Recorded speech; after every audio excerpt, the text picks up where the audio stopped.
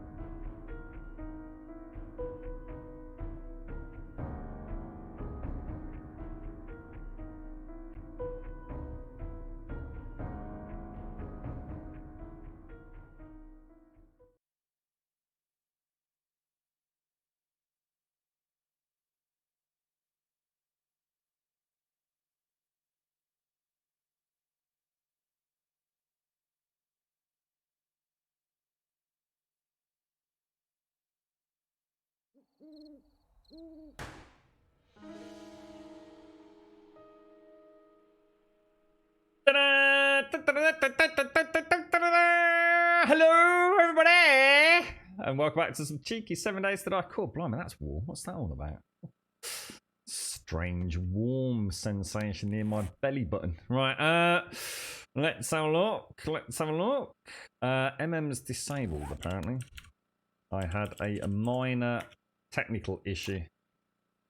Yeah, okay, right. Oh gosh, it looks very dark down here. What time is it? 3 o'clock in the morning. Let me move this out of the way. Alright, let's put everything away and let's go on our jolly hollies for the rest of today. Good morning all! How are we all doing?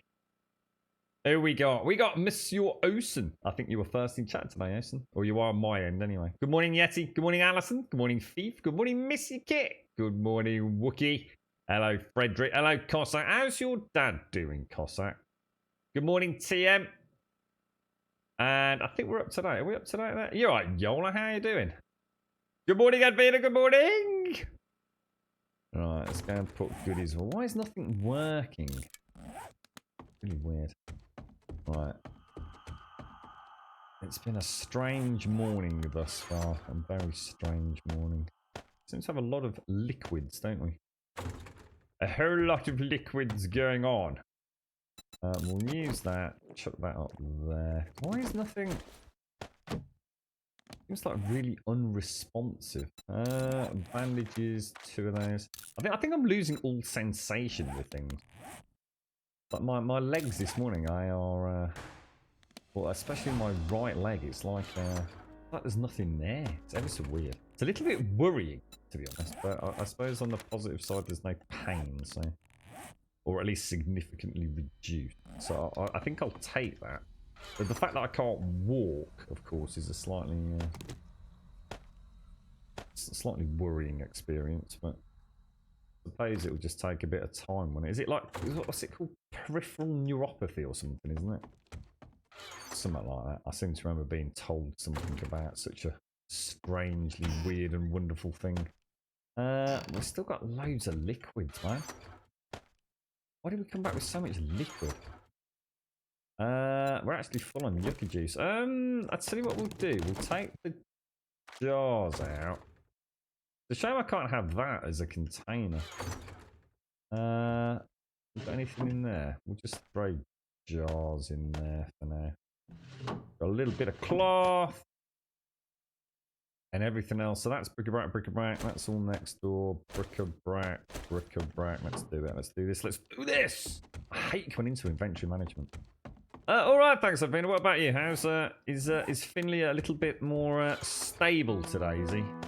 Or is he being a little rapscallion again?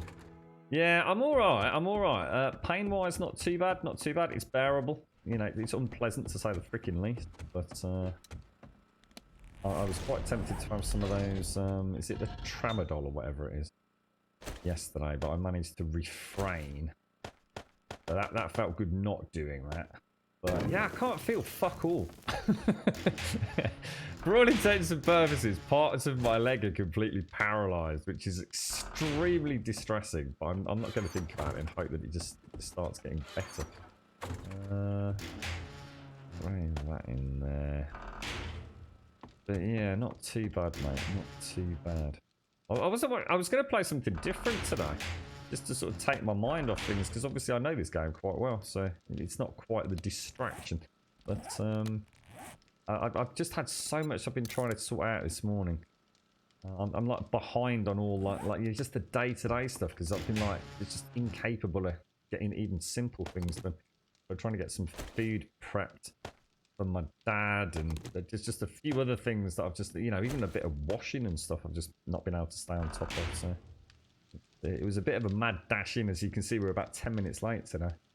Yeah, not too bad, thanks, Yola. How about you? I hear you're looking forward to, I was going to say genetics. It's not genetics, is it? It's Genesis is on its way, right? The is it the 25th? Yeti was telling me yesterday, mate. The new Ark map. How's things with everything else, Yola? How's the family, the sort of continuing saga going? It looked like a container. Why can't you use it? What do you mean, Shades? The barrels? Oh no, it wasn't disconnects, Missy Kit. No, it's the way I capture, because I capture through a PCIe Ava Media capture card. Yeah, this isn't, and that isn't. Oh, that's a pill case. Oh, that is a pill case. Oh, is that what you meant, Shades? Oh, spied, mate. So hang on, how come this one isn't then? So I know I checked that one yesterday, which is why I assumed this one wasn't. Oh, quite, mate. Cheers, Shades. Yeah, it's if I don't boot up in a particular sequence, it doesn't capture, and I end up with a black capture screen. There is a way to do it without rebooting the gaming computer, but I'm going to be honest, because of like how fast things are with SSDs and stuff these days and M.2s, it's actually quicker for me to just reboot the gaming PC, and then the capture card picks up the signal correctly. It goes to show that I wasn't quite in the right frame of mind. It's very rare it happens these days, because it's a little bit like the boot up sequence for like a car. You know what I mean? You don't try and put your key in without opening the front door first, do you? You know what I mean? My boot up sequence for the stream and the gaming rig, it's fairly simplistic, but every now and again I get a bit carried away and get a bit over eager, I think. Yes, a very quick reboot on the gaming rig. You're right, Skull, how you doing? Welcome, welcome, welcome. How's Brazil today? It's very wet and windy and drizzly in the UK where I am. Cheers, Shades. Good morning, Bob. Hey, Bob. Fair play to you, mate. What was that thing I saw in Discord? You're going to have to, excuse me, guys. I didn't get on Discord at all yesterday. I had the best intentions of getting on there. But, yesterday after the stream, it was not quite as comfortable as I had hoped it would be, so I decided to not continue sitting in this chair for any longer. So I'll try and catch up with that later, so I do apologise sincerely. But I did see just before I started the stream up today, Bob, something called Vintage. Is it Vintage something? And I think you described it as something like, I don't know, like a Minecraft style game. And I thought, well, it can't. I did a quick YouTube video. Looked at someone that was playing it just a few days ago. Interesting, Bob. Interesting. It's it looks good. It looks like Minecraft with things to do. Is it any good? I couldn't tell you, mate, because I've only watched it like literally about 4.5 minutes. I think the video was did. But yeah, it looks like it's everything Hytale's trying to be, but Hytale's just got a bigger budget and a more experienced, possibly, development team. So yeah, who knows, mate? Who knows? Does anyone here, is it called Vintage Story? Yeah. Does anyone here have it or know anything of it? Or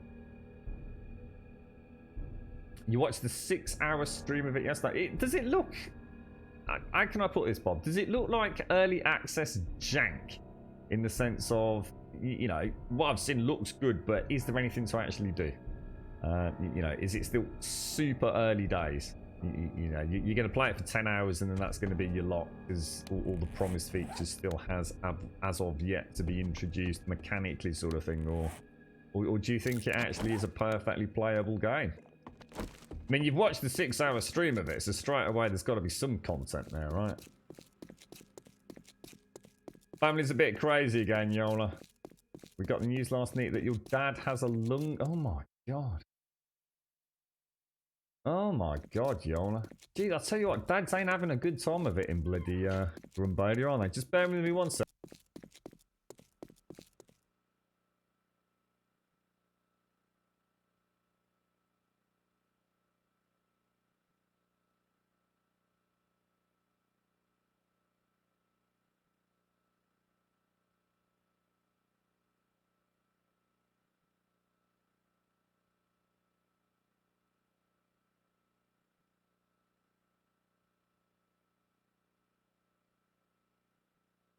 I'm back. Sorry about that. It's alright. Sorting out a couple of things. The next forward is 546, is it? What, really? Oh no, that's too soon. Ah, oh, bloody hell, mate. I want a bit of time off. I just need to readjust my sitting position. I'm not too comfortable. Are you alright, Alison? How's it all going your end, mate? Tell you what, let's. I really do need to sort this damn block out. Every time I come back here, I keep thinking that's just like a glaring hole in my build. So it's basically in beta, is it, Bob? It did look really good, mate. To be honest, Bob, if Hytale wasn't sort of something we're aware of, I think I'd be even more inclined to give it a whirl now. But I'll wait. I think I'll wait a little bit. I have a horrible feeling, Bob. I might have missed the deadline for our shattered journey. You know, I'm sure I had to confirm prior to the 20th of Feb. Now that means, in theory, I can still do it, but we'll see, dude. If I'd had time, I would have downloaded it today and then done like an hour at the end of the stream. I'll see what happens, bro. Keep forgetting this damn gyrocopter gets turned around because of this bloody server. Server play on this game is freaking dog shit, man. Let's get out of there. Oh, hang on one sec.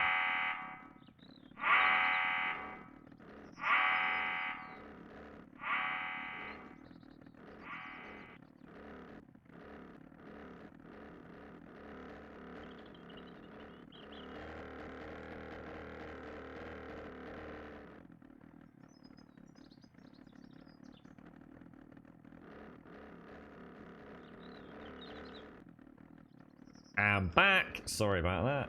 Constant interruptions this morning. It's unlike us, isn't it? You did have some good times. Fell in love. Only to find out he still can't let go of his ex. Oh no. It sounds you don't have a lot of luck, do you, Yola, mate? Well, I'm terribly sorry to hear about your dad, mate. I know Cossack's dad's really, really poorly as well. It's poop times, Yola. Poop times, mate. When are you getting it, Bob? There was a couple you were thinking about getting, weren't you? Yeah, well, I think the thing is with Hightail, Bob, is we don't actually know, do we? I think the problem with Hightail is everybody's got their own impression of what's going on. To be very resourceful. Did he just go into some sort of weird loop? No. You know, there's so much misinformation, honestly, about Hightail, Bob, and it's like, what, really? They're doing that? And then you go digging into it, it's like, they never fucking said they were doing that. You know, it really is a complete mishmash of sort of lies, rumours, and just general bullshittery with Hightail. I think it's going to be a really good game. Don't get me wrong. I'm not suggesting for a minute that I'm not impressed with what I've seen, but actually, I think people are reading into Hightail way more than they should be right now. I think when it comes out, we are going to get a cracking game out of it. But I think it will very much be a huge work in progress. I mean, one of the things that I really liked about that vintage story was it looks like it's that they've embraced modding from the ground up, haven't they? It looks like the mods for it will sustain it long into the future. There's just something a little drab about it. Is the only thing that put me off a bit, Bob. I know it's called Vintage Story, so I guess I know what they're sort of going for. But it reminds me of Minecraft with one of those really drab texture packs. But I've only seen 4.5 minutes, dude, so I can hardly judge it on that. Whether or not you can get texture packs for that as well. I did watch a man hitting grass for a good minute or so of my 4.5 minutes as well. Not the best introduction to a survival game, but it looks good. It looks good. How much is it, Bob? Do you know? Did you actually manage to catch out? Because you can buy it on Humble Bundle, can't you? Or through their own website, I think it is. I'm not sure if it's on Steam or not. But don't know if, you know, is it 10, 20, 30, $40?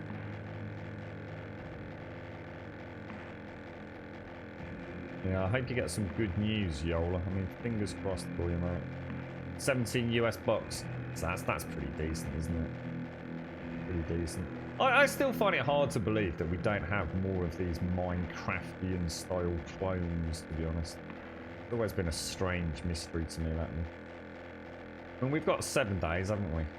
What else is like an actual fully realised voxel-based world? I mean, the thing is, you've got stuff like islands, haven't you? Or wylands, depending on how you want to ascribe to the theory crafting of how that's pronounced. But it's there it is. You know that I mean, yes, you can argue it is of course voxel-based, but you know, there's something about the simplicity of Minecraft that I've just never... Are they really difficult games to get up and running or something? I just don't know. I mean, you wouldn't have thought so. No, not if you're keeping it relatively simple. But yeah, they... Oh, I didn't sell the hammer. God damn it. You know, when you've got a game as successful as Minecraft, you think there'd be so many more clones, wouldn't you? Like straight up literal copy, rinse, repeat clones that just do a few things. Maybe there are. Maybe that's the point. Maybe there are loads of them. I just, because they are just shit clones, I'm just never bothered. I suppose that's why people are so interested in... What the hell hit me then?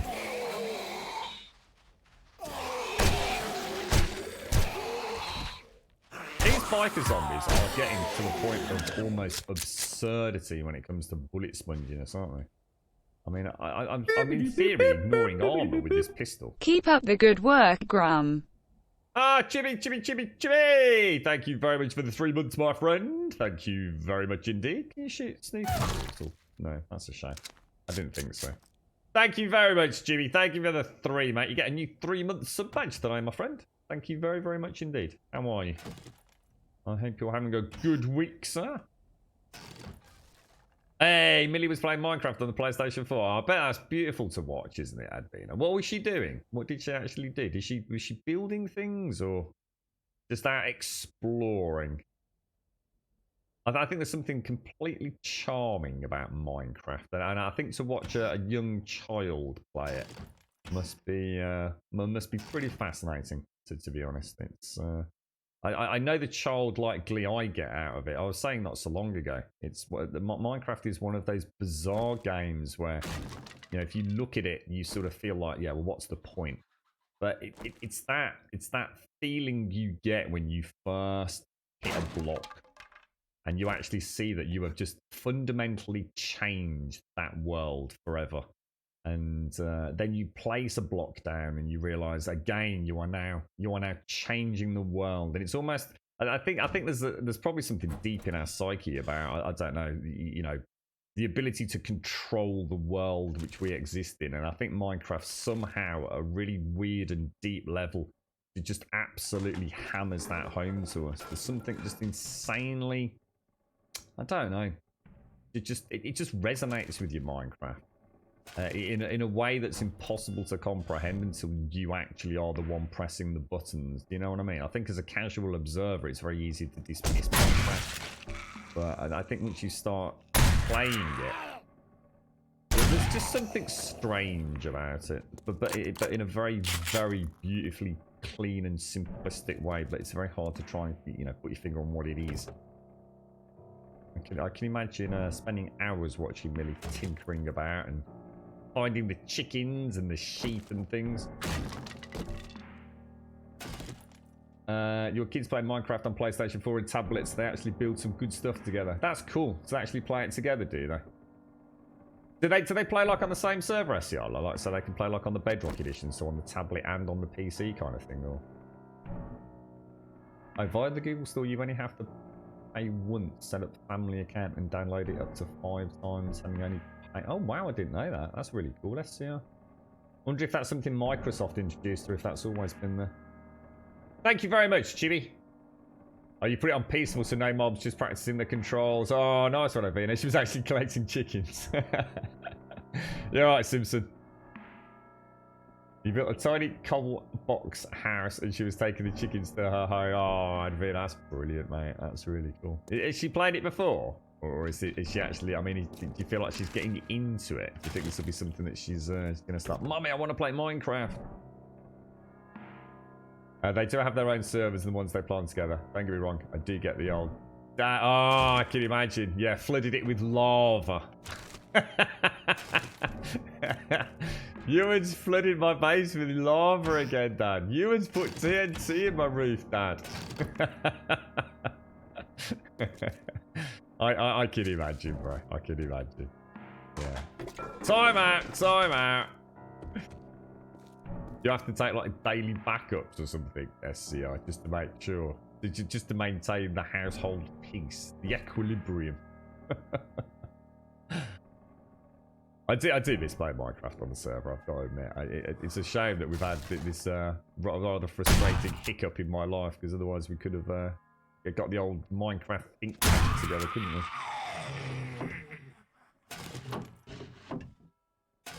Your boy watches a lot of TNT Minecraft vids on YouTube, so he's a bit of a git. Yeah, well, I suppose lads will.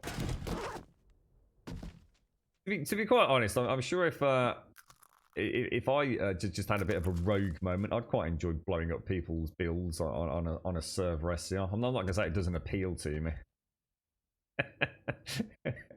Vent a little bit of anger, get a bit of TNT, start nuking everyone. Why not, right? It's the dark side calling, mate. You're right, Des. Good morning, sir. Good morning. How are you, bro? How's Valkyrie and Thor? Do you know why your Prime doesn't come up? What do you mean, Simpson? Sorry, I'm not sure what you mean. I remember the first time playing Minecraft, you decided to build yourself a house on top of a mountain. Sounds nice. Needed stone and started clearing a huge cave, and you never came... What? You never came out? What, really? What, as in you got lost, or you just love living underground? I must admit, Minecraft 7 days, I know a lot of the fun is building those big, huge palatial mansions and castles and things, but at the same time, there is something, you just have to build underground. I just can't not, yeah, because I can't do that in so many other games, you know. It feels like, what's the point in playing 7 days in Minecraft if I'm not going to build underground? I tend to end up with a bit of a mix. You know, I have my main... The thing is, I love all the... the carriage rides. What are they called? The mine carts and things. We don't need coffee beans. We don't need aloe vera. We can drink that, scrap that, use that, ditch that. Don't need any bandages. Scrap that. Put that into turret ammo. There we go. Nicely cleaned up the old bucket. Nicely cleaned up. Right, is that it? Have we done it? Is there it's got to be a treasure room, surely, right? Have a quick look round. Am I still playing Ramnust? Not at the minute, no. We need to have a think. I mean, obviously, everything was going really well last week. We took a bit of time out to come and play with Mischief, mate. And I'd had a busy week, and then sort of Saturday rolled and Sunday rolled, and before we knew it, I was out of action, unfortunately. So I think it's time to get back to what we were. I can't remember what we got planned, to be honest. We'd originally got some Journey to the Shattered Planet, I think it's called, or something like that. We were going to play this week. We were going to play a little bit of Division and or Borderlands this week. Yeah, for the evening streams and stuff. And to be honest, mate, it's like taking it day by day at the minute. But yeah, we need to have a think about what we're up to be honest. No, there's no denying that, mate. It's we're already into February, and shit has not got any better, has it? Really? Let's be honest. Let's get rid of that. Take that. Got it all sorted, Simpson. Yeah, I'm sorry, mate. I wasn't totally sure I understood what the problem was, to be honest, mate. There's a lot of books to be taken back. Do I really need them? Go on, we'll take the books instead. A lot of books, and not a single one that I actually need. Look.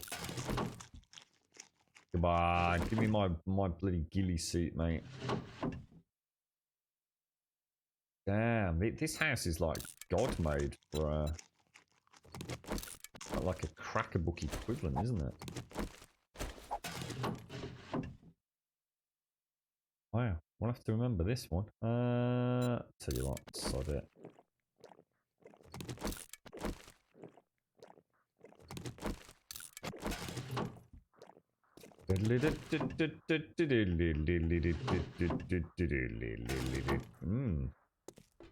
Big house. This is what I call Mad Mole's house, isn't it?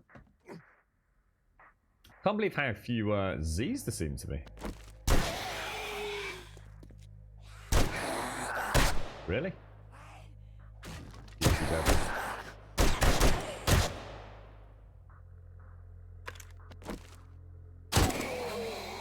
Things just don't care, do they?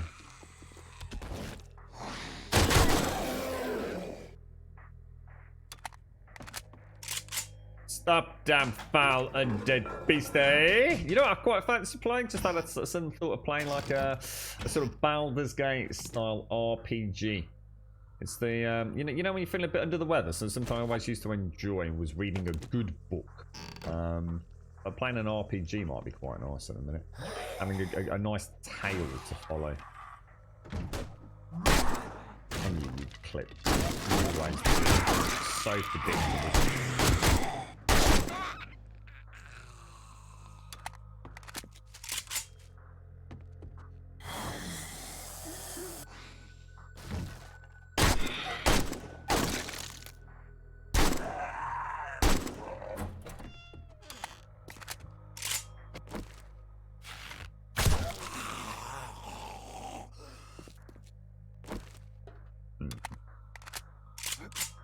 A lot bigger than it looks, this place, isn't it? I can't. Oh.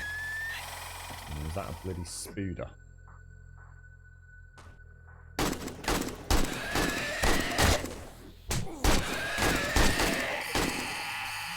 Terrible shooting, mate. Terrible shooting. Oh, that is just fucking annoying. Like you can't get over the back of the chair. Who else we got?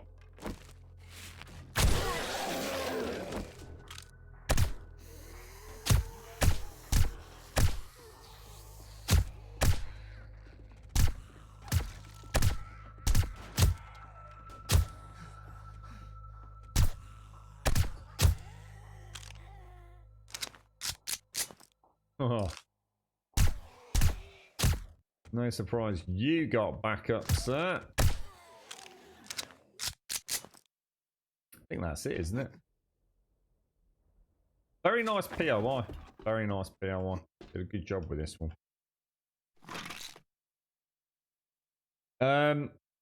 So yeah, sorry Chibi. So to answer your question, not at the minute, mate. Just not at the minute. She watched me play. She said, "What do the zombies do?" I'm a bit fearful. I told her there are none. I'd turn them all off. Oh, did she not like the Z's then?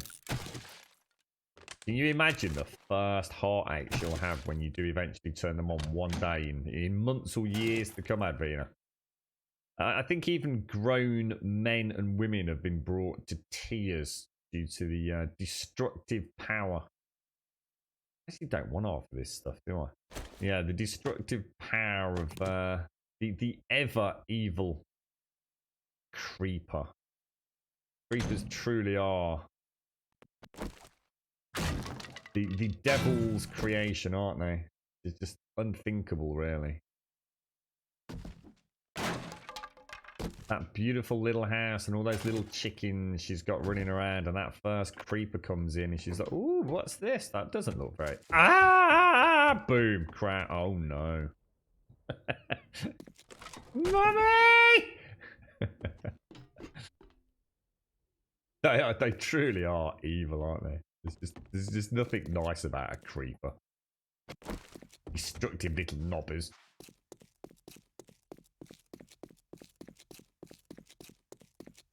You like this one, do you, Simpson? Yeah, I like 7 Days. Yeah, so sometimes I just take a bit of a break from it here and there. Sometimes it's nice to reflect on it. It always makes the heart grow fonder, I find, this game. So sometimes you'll be playing and you'll think, you know what? Not entirely sure.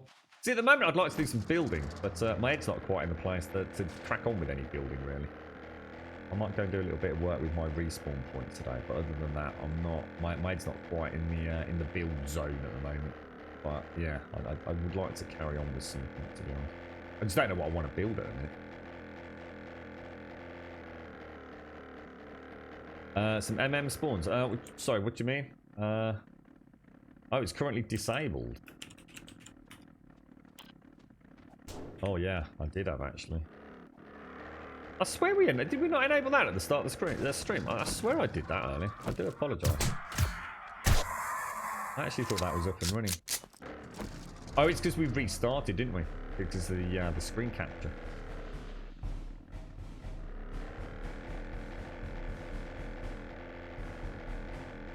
No, Bob, because I've got this. Look, this is the water purifying filter.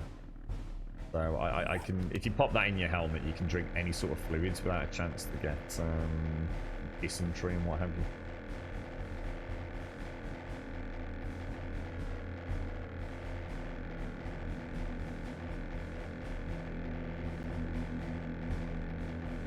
What's that? Sorry. What's that about missing? You better notice that one for your books. What's that? What's that? Vintage 3 has crop rotation. Oh, yeah, did it say crop rotation? Yeah, when I was watching the little video on the page that you linked, Bob. I saw the chainsaw with the modding as well. That looks interesting. Yeah, food preservation, yeah, and all the minerals and the ores and biome-specific minerals and ores look quite interesting. You alright, oi, Savaloy, Captain G-Beard, how you doing, sir? How you doing? Yeah, it's amazing how fast she'll pick that up, I reckon, as well, Advina. You know, that idea of the dual analog sticks. It seems, it's almost like, you know, mouse and keyboard. It just seems like so counterintuitive to start with, but if there's one thing kids will never cease to amaze their parents with, it's the ability to pick things up. I mean, look at kids these days. You know, you can see like 3-year-olds in a pub logging into the pub Wi-Fi. You know what I mean? It's bonkers, isn't it? It's bloody crazy, mate. I typed disable. You are kidding me. I actually. Did I really? I'll tell you what. I'm seriously starting to think that I'm going mad, Shades. So I logged into the game today and actually typed MM disable. Oh my god. There is some. I think there's more than just like wonky legs at the minute.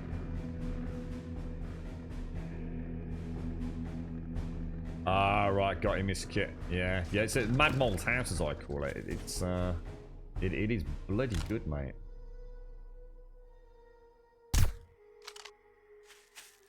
It's a very nice book house. In fact, one of the best, because I don't think I've actually found a cracker book. In fact, I don't even know if they existed in A18. I suppose they must do, but... I've not had sleep like you fine folks would call sleep, but I have had rest. Yeah, I have. I watched, in fact, I watched about 3 episodes of Narcos, and I was kind of intermingling that with a little bit of beginner's yoga. And just generally sort of closing my eyes. I actually watched one of the episodes, like probably twice in the early hours. Just with my eyes closed and chilling and just focusing on sort of breathing. And... So yeah, I've had a good bit of rest, to be honest. I think I must have nodded at one point. I'm pretty sure I've probably had a couple of hours of very light sleep, but it's the pains, especially at night, is too achy. It's a very achy pain. And I know for a fact that the painkillers don't touch it when it's like that, so there's no point trying it. But yeah, I feel alright. You know, breast-wise, I'm alright. The thing is, you got to bear in mind, for me, I don't have a lot of sleep anyway, and not because I can't sleep. I'm not an insomniac or anything. I just just don't fucking need it. But I can't do anything.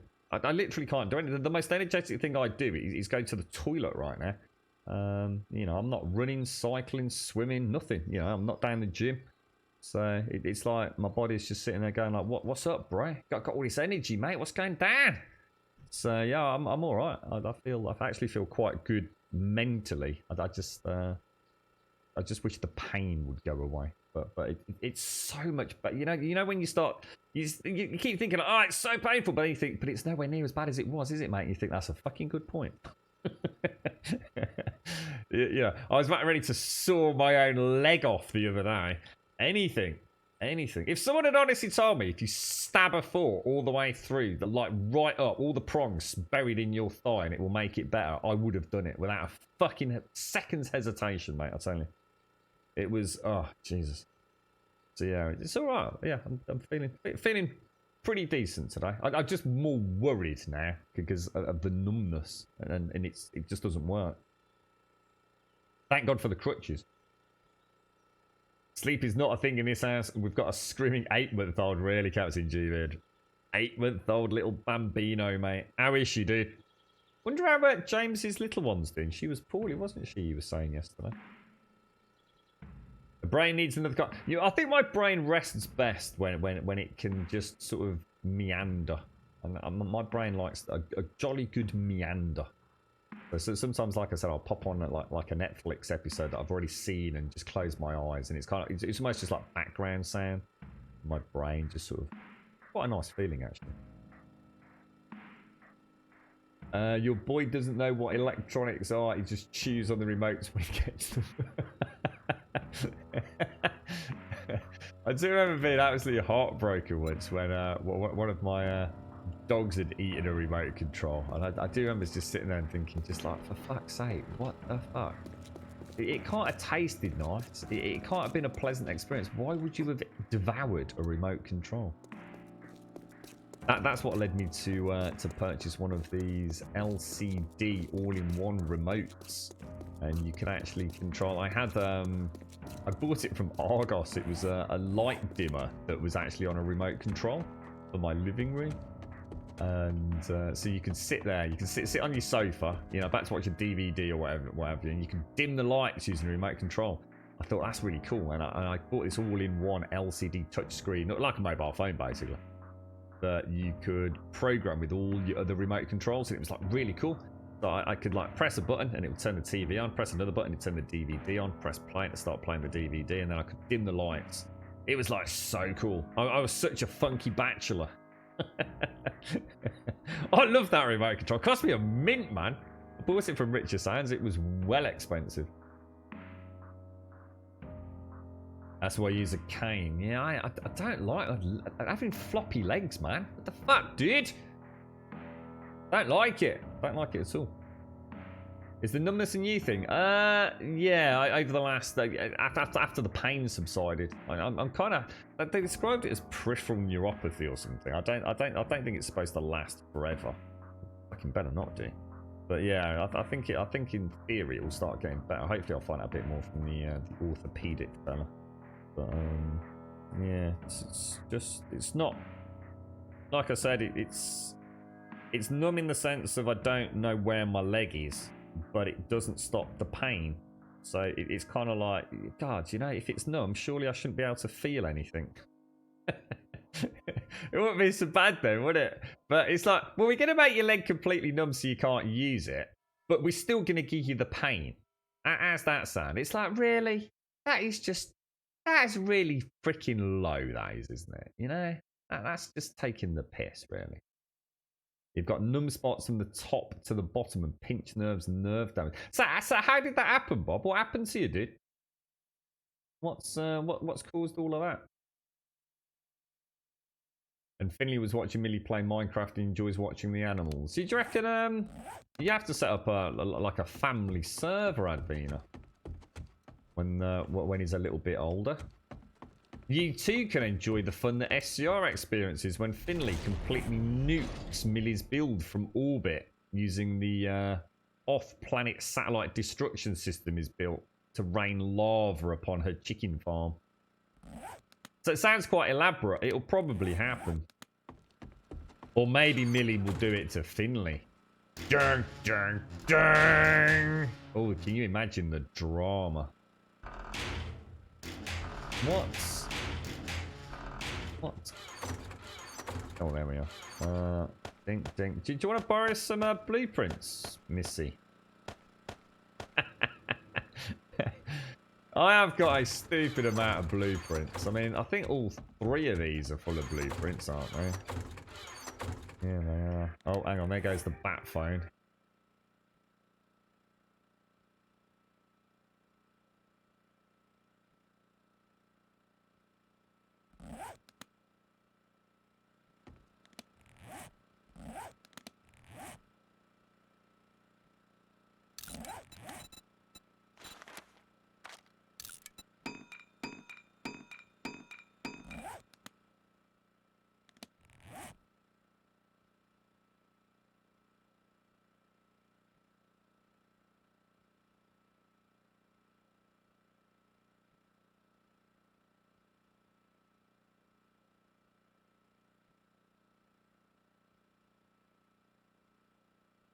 And back. Right, over there. Right, so let's throw those back in there. So, paper. I think I'm just going to go and do I might just do a little bit of mining today. Not too much though. So that's all next door, that's next door, that's next door, that's next door, that's next. Oh, it's all bric-a-brac. Holy balls. Holy balls. Nerve pain is a whole new level of hell. Yeah, they were trying to be honest, mate, I was going to try and look it up, but I've just had enough.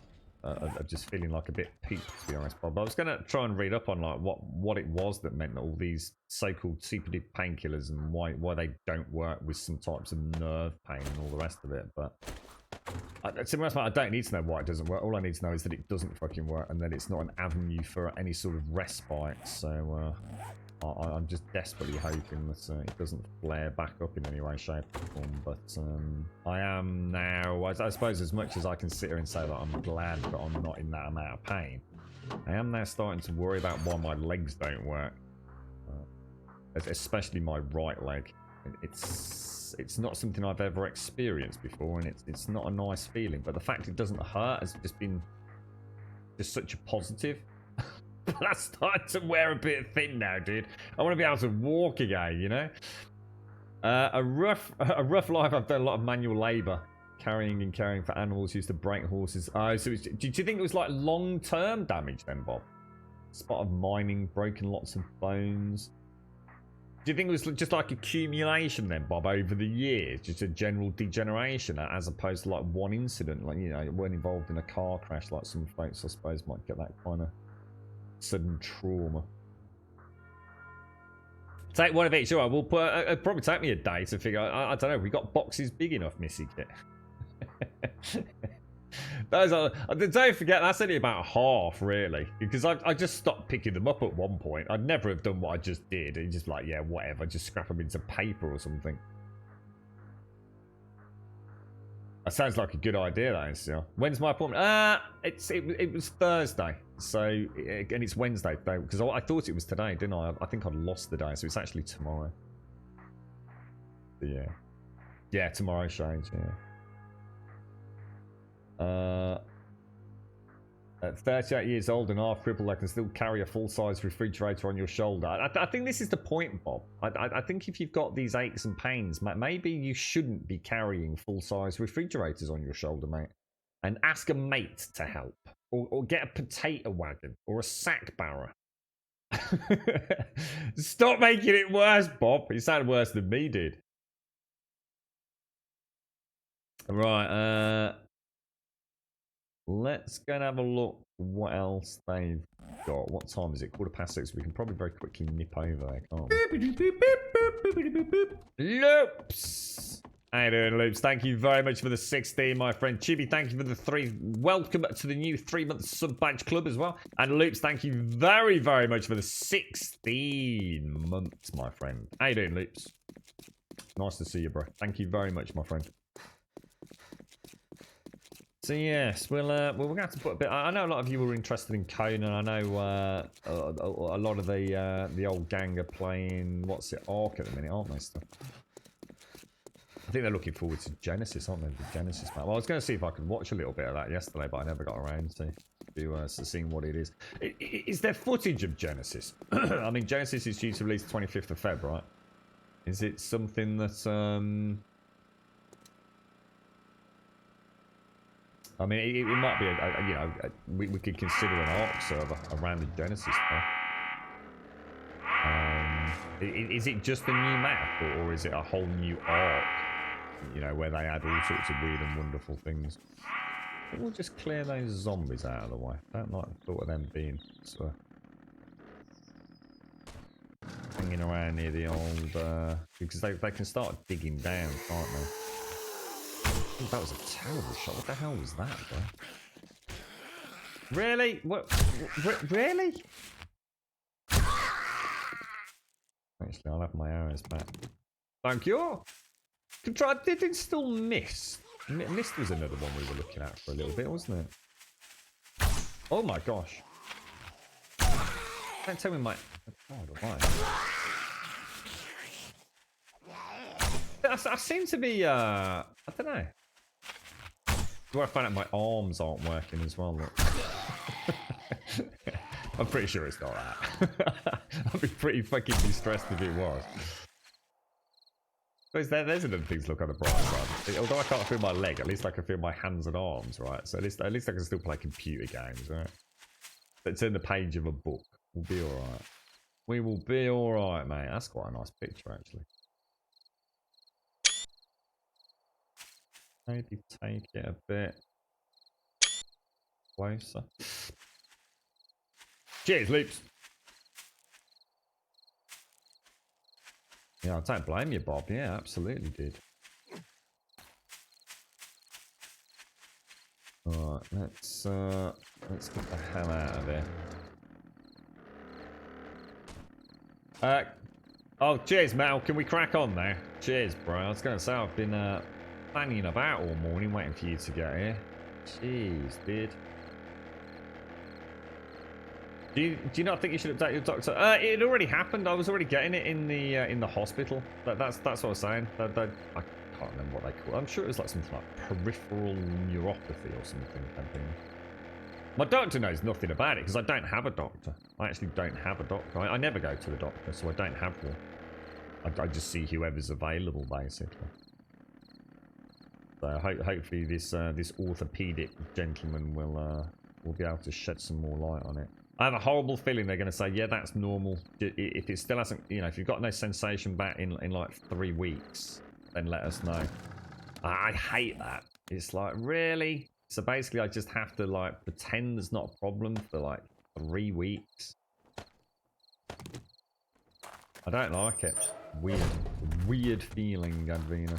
And it's a scary one as well. I have to keep checking my Hello, penis, make sure I traveler. can feel that and it's not You've spreading made my up. day, and here is your payment. It's really just an excuse to keep playing with my balls, mate. Just gonna have a quick rummage down here.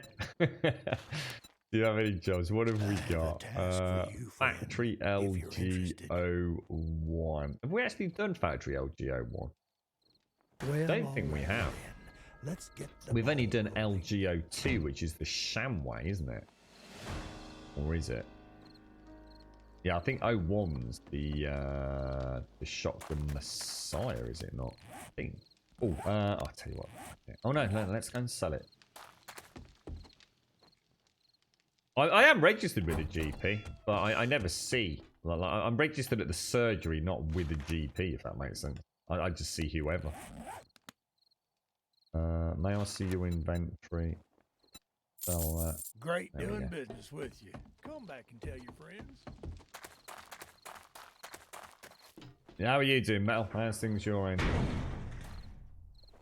He's pulling the cord of protectors off the tables. Those like little rubber things you put on the edge so they don't crack the lid on it. Oh yeah, it is, yeah. Of course, I forgot about that. Yeah, Fortnite, isn't it? You're right, Chris out.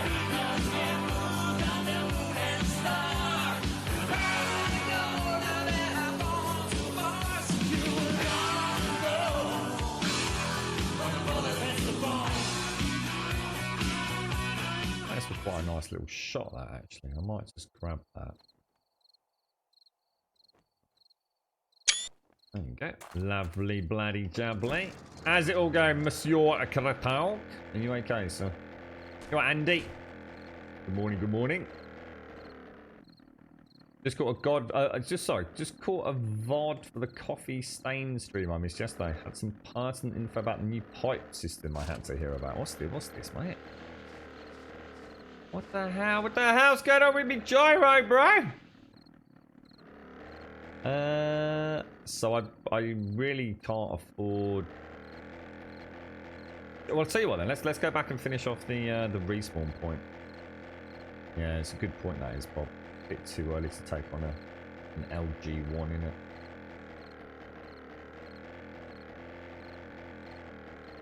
Not a lot of use that SCR. Nothing freaking works, mate.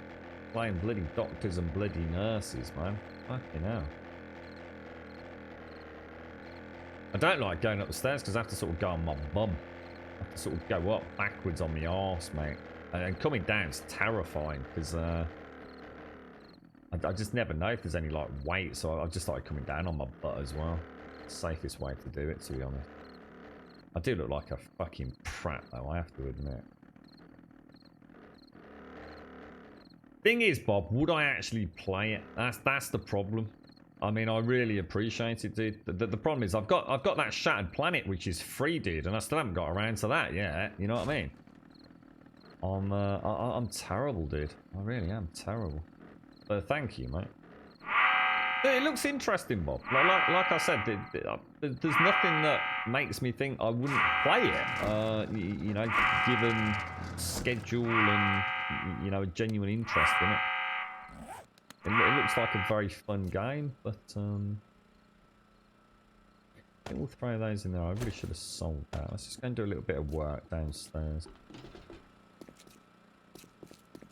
Yeah, but therein lies the problem, Bob. I mean, that is almost the only thing that would stop me playing it, see? If I'm going to go and play something like that, why not just play a Mega Minecraft mod pack? I bet there's very little that a Mega Minecraft mod pack... And maybe that's in answer to my question earlier, Bob, as well. How come if Minecraft is so phenomenally successful and sort of bridges gaps, you know, culturally and ages and 1001 other factors that, you know, quite often segment and compartmentalize gaming sort of audiences. How come something like Minecraft is so universally sort of just like, I guess, accessible? How come there haven't been more copies of it? And maybe the simple answer to that question is because there's never been a need to. Because as soon as you create a clone of Minecraft, it already exists in the modding world. And maybe that's the point. Maybe that is, you know, partially an answer. But because some of those mods are incredibly lucrative as well, aren't they? You know, so some of those mod packs get such huge Patreon support, etc. That maybe that is the de facto answer. Why is that still saying screenshot taken down there?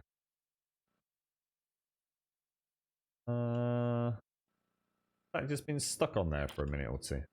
Let's just exit out. I think that did that once a long time ago, didn't it? I think that's just Steam Overlay being a knob, basically. Hello? Yeah, Exanima. Yeah, bloody hell. What's that other game? What's that one, Osen? What's the one that was Exanima, and then you've got the sort of more fully fledged RPG? Any news on that front? It's something that I occasionally remember and never get a chance to actually investigate, Osen.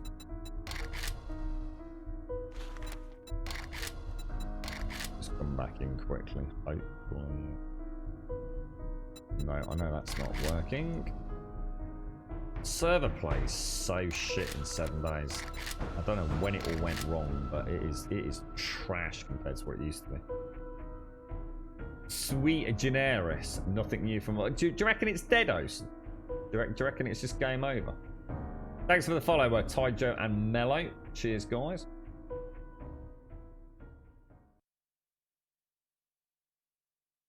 Oh, got you, metal. Oh wow, so that's quite a big update then. You just finished season 2 of a show called Diableros. I was speaking to who was it? Who was talking about this, Critat? Do you remember who they were in chat? They actually highly recommended it, didn't they?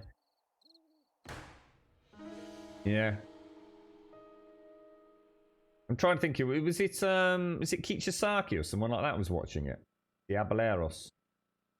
I just watched, or I'm watching Narcos Mexico, Critat. I don't know if you've seen the first Narcos with Pablo Escobar and all the Colombian shenanigans. So let me see if do I actually come in here and do this? Do I? Already enabled. It's not dead. Devs are constantly talking on their Discord. They're just slow. Oh right. See, that starts to worry me now because I mean, how many years is slow? I mean, 7 days has been slow, but to be fair, at least it's been out in the open and playable for 6 nigh on 7 years. Sweet Generis, you know, Survive the Nights devs talk a lot on their Discord as well. It's taken them a long time to get anything even remotely playable. Narcos, I really like Narcos, Critout. Really, really nice. Huge amount of subtitled content, but also not 100%. And I think it works really well. Like, really well, dude. Guess what I'm drinking today in place of coffee? Just hazard a guess. What do you think? It's a hot drink, so I won't make it impossible. So I'm not drinking coffee because I'm out. So have a guess what I'm drinking. I'm actually quite liking it as well. Which I never thought I'd say, but to be honest, my taste buds have changed dramatically since my change in diet. So maybe this is why. Maybe this is why. Nope, not chocolate. Not hot chocolate. Nope, not bovril. Tea, sort of. You have to be more specific. You'll get it from that. Right, where's my chopper gone? And we'll drop that down there. So how many we got? We got 1, 2, 3, 4, 5, 6 ones. The old triangle. 2, 3, 4. So we need to go back at least another 2. I don't know. Green tea. That's the one I've been. Yes, I found some. How long do green tea bags last for? Does anyone know? I think I did my 1 month green tea test, possibly 2 years ago, and the pack was still in the back of the cupboard, so I'd run out of coffee. So I thought, well, fuck it, I'll have to have a green tea then. It tastes alright, actually. It's not as bad as I remember, but it might be because it's a mouldy tea bag, and therefore maybe I don't know. I'm probably inhaling some sort of fungal spore that is giving me some kind of opiate high, maybe. So yeah, green tea, mate. Green fucking tea. Who'd have thought it? Yeah, I highly recommend Narcos, good time. Highly recommend it. We just finished that other Corbin one as well. So sorry, not the other. There is another one called Safe. We finished what's it called? Strangers, which I thought was pretty good. Started watching Safe as well. I think we spoke about it yesterday. So that actually, I think this actually already looks like a better one actually. Yeah, I'd like to think so, Osen. Yeah, exactly. I just, yeah, it always just it seems a shame that these games don't get more, I guess, support and backing, and I suppose they're spotting in the limelight to blossom. I bet we're probably the only two people on the internet, Osen, that talk about it. You know, outside of their own Discord. It is. I think it's brilliant, Osen. I think it's just captivating. It's such a clever and well thought through system, and you know, like a lot of things, you can put down on paper some great ideas. Look at Project Zomboid, but actually getting it, you know, into a game as a fun mechanic is a whole different kettle of fish, isn't it? But Exanimo, I think that's got real potential, mate. I can see a whole new genre of games around that, to be honest. I just wish we had one to get the ball rolling.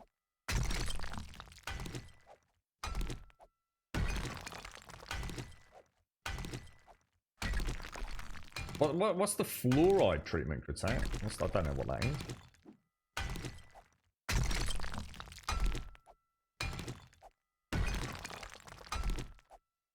Do they have that? They put fluoride in your water over there anyway, do they? I'm not. Do they still do that? Is that still a thing? You're right, Doofy.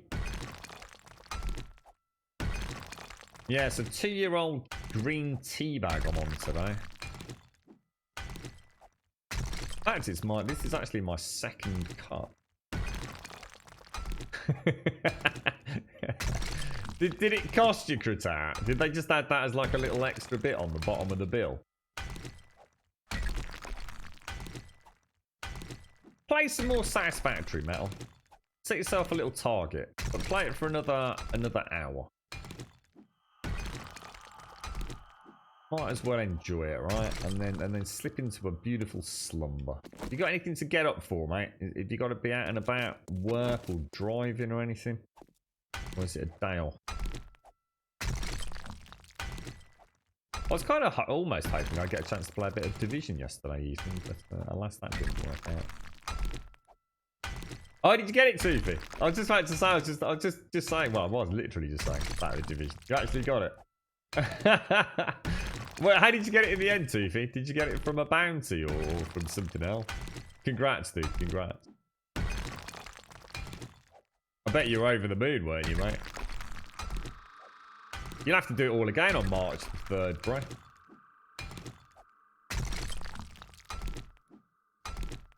It was a challenging mission on an allocated loot area.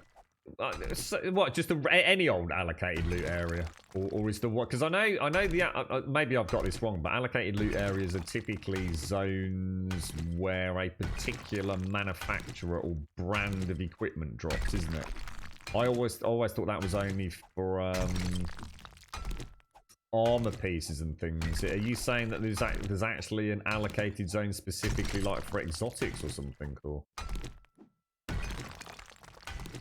even one specifically for that AR? Or was it just a case of just keep farming any allocated gear drop zone?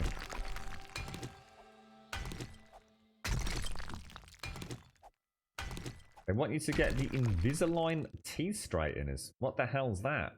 Invisalign teeth? What is that a fancy way of saying a brace? What's that mean, Critter?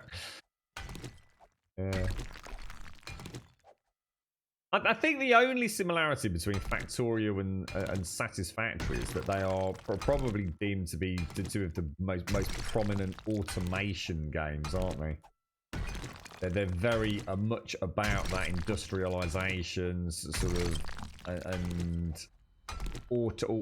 yeah, I guess, yeah. I mean, what I said, automation really of systems, and you know, what one's that kind of older style, over the top viewpoint. Another one's, you know, a full 3D rendered sort of world, isn't it? I mean, But I think at their beating heart, they've both got some similarities, haven't they? But two very different games in terms of execution. So I've heard that a lot of Factorio players do also play Satisfactory, but also a lot of people that were put off by Factorio's kind of, without being horrible, or almost blandness, have picked up Satisfactory. I mean, it really is, you know, that industrial automation.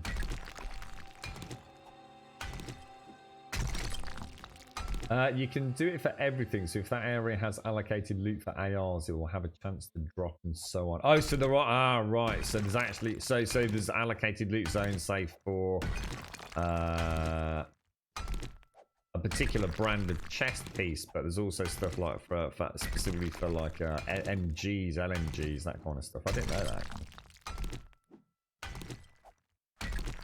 Yeah, I see what you're saying now too. That sounds really cool.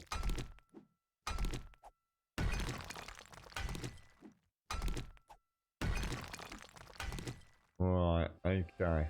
So actually, I really like the idea. I know where Des mentioned the changes a while back, and I was quite gobsmacked by what he was explaining. It made me think, you know, they've really changed a lot with. Actually, were we going to do? Just sort of thought I can't actually do a pyramid, can I? I just suddenly realised because. Well, we could. We could.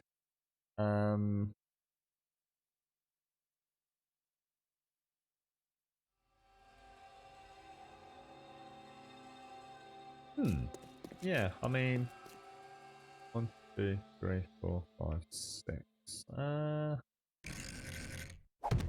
Humdinger, sir. Humdinger. Yeah, this is only supposed to be a little. I think Shades told me off for this the other day. It was a little respawn spot. Yeah, it's not so little, really, is it, Grum? All right, valid point. Can't really wriggle my way out of that one. It's a fair comment.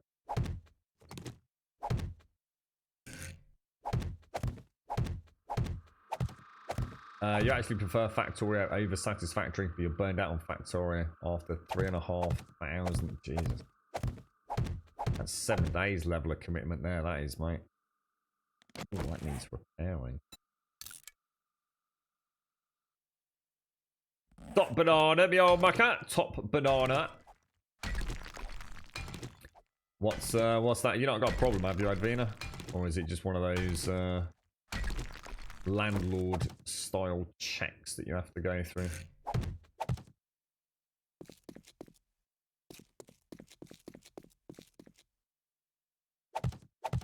There we go. Right, so yeah.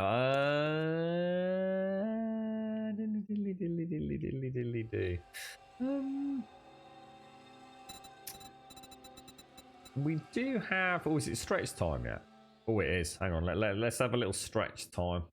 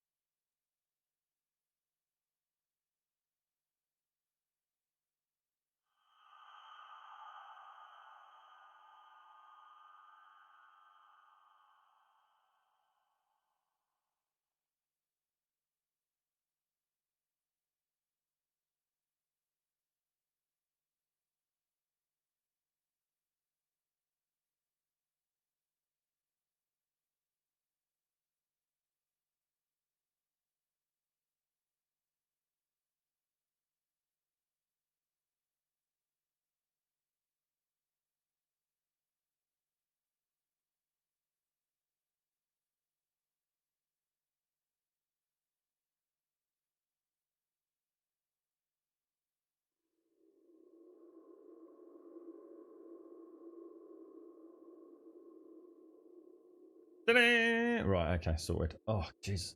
Yeah, it's a shame we haven't got like a little corner piece for that one. Or at least I don't think we have. I'm not sure how small is that. Let's just try. Quite an interesting little piece, that. I mean, there's that one, which would.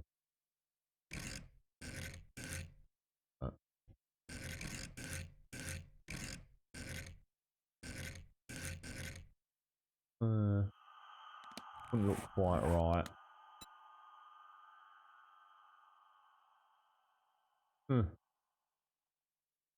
Not all the blocks are here, though, are they? I mean, there's that sort of thing as well, which, no, I'm not going to worry about it, to be honest. What time is it? 2:35. Let's go in. Let's pop these back.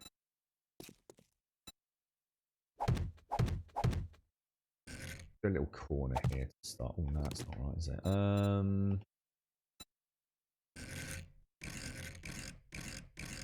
Where are you, my little puppet? There you go. Gas safety. We missed them before, so you have to be here this time, or they'll bust the locks. Oh my god! What, for real? You didn't send Millie to nursery for fear of them coming when I was on the nursery. Jesus Christ! What? Whoa! Is this the landlord certification they have to have legally? So they have the annual gas safety inspection. But not actually fucking break the lock. Jesus Christ. I suppose it's better for them to do that than obviously put someone's life at risk due to a faulty boiler, and then obviously, I suppose ultimately be blamed for it. But yeah, that's not mucking about, is it, Avina? Jesus.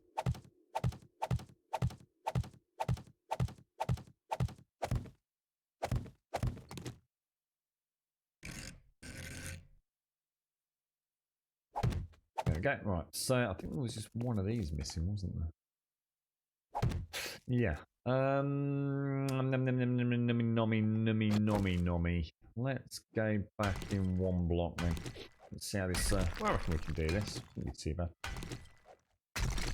Yeah, the council, yeah. I forgot what they used to call it. It was the landlord safety certificate, wasn't it? They had to do an annual, they have to have an annual inspection every year. As part of their duty to care to the current occupants. Can't remember what it used to be called. Had a fancy little sequence of letters and numbers, didn't it?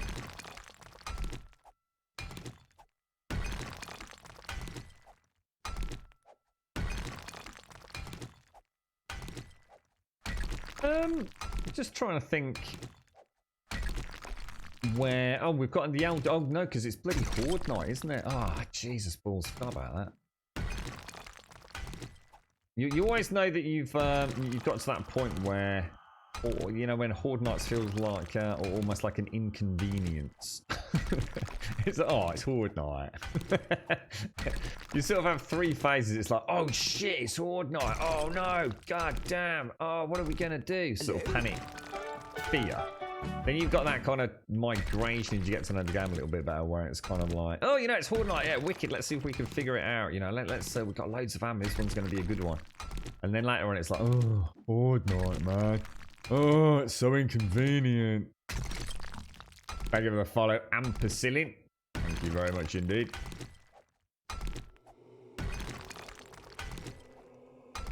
I'm looking forward to the new zombies more than anything, to be honest, with Alpha 19. I really am. If we finally get to that point where they get rid of these irradiated zombies and start I'd love to see the police and something done with the police. They've always niggled the hell out of me. They're just like, it's so odd. You know, the fun pimps themselves have grown up a lot, I think, over the years. But having a big, fat sort of policeman that vomits acid everywhere is just, oh, it's so cheesy.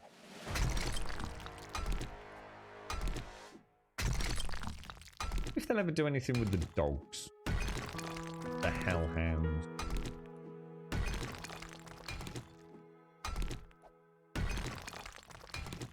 Right, well, I think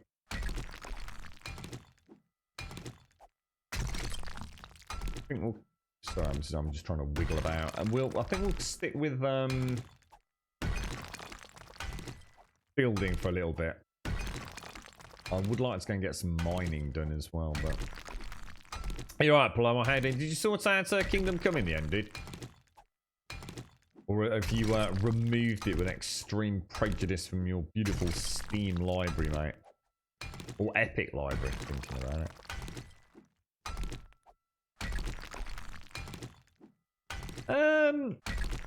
It was suggested in one single solitary post, Ocean, that the Alpha 19 may happen sort of back end of April. But it was a very, very tongue-in-cheek comment by Mad Mole on their official forums. It was kind of like, you know, we've got plans. It will release soon. Developer equivalent of soon. You might even be looking at April. Yeah, whatever, dude. You're right, some great. Just open the front door, Advina. Literally just open the front door. Or put a note on the front door.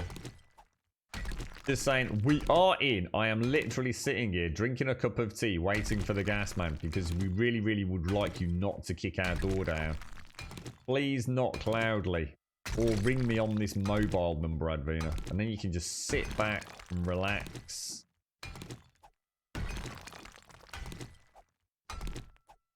As things of crap. You're right. You sorted it out all right. You uninstalled that piece of crap. Welcome to PC gaming, mate. Welcome to PC gaming. There'll always be one. Just wait until it's a game you really want to play, though, Paloma. See, at the minute it's a free game. It's not cost you anything. You know, well, whatever. You know, fuck it. I'll go back to it in 6 years' time when I've got a new GPU or something. But imagine it's the game you really want to play. Like for me, Ghost Recon Wildland, a MicroStar. Oh! You alright, Jagsy? How you doing, fella?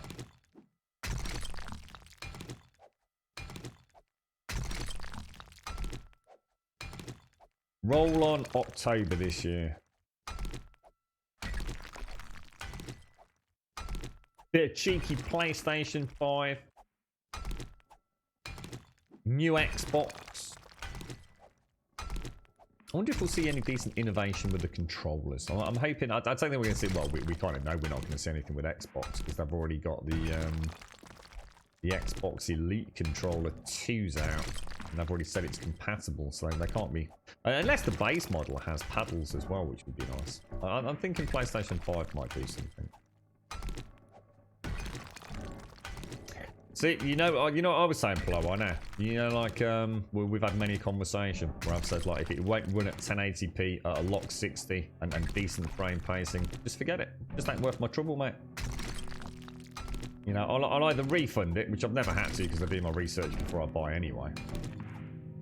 You know, if it can't, if a PC game on this hardware can't run at 1080 60, you know, I don't mind turning some graphical settings down. I'm not expecting to play on ultra. You know, 9 times out of 10, I can play at that as well as anybody else. You know, 1080p 60. It's not a lot to ask, is it, dude?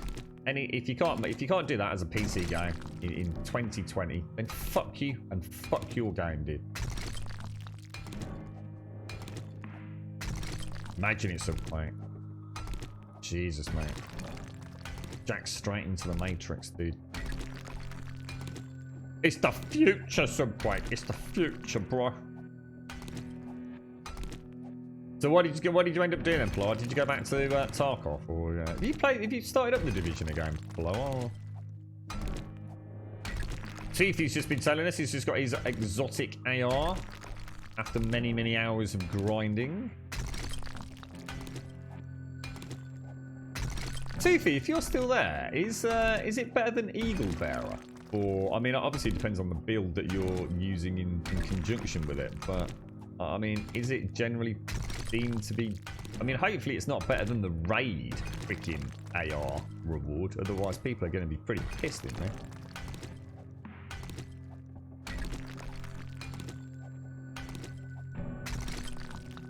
I mean, I'd be pretty pissed if someone playing solo could just go and do some challenging missions with some pickup groups and get a super duper exotic AR that actually shits all over an 8-man dedicated voice comms communication raid setup. Because that's the kind of thing, you know, it doesn't bother me because I haven't got either, but it's the kind of thing that worries me about how Massive just don't get their own game and they just don't get their own player base. So it's the kind of thing that actually puts me off ever going back, even though I know I will be going back. So it's almost on par. See, that's bullshit, that is, dude. That's fucking bullshit. It should be there as a, you know, as an alternative, but most definite downgraded alternative to the raid. Unless there's something else about the raid I don't know about.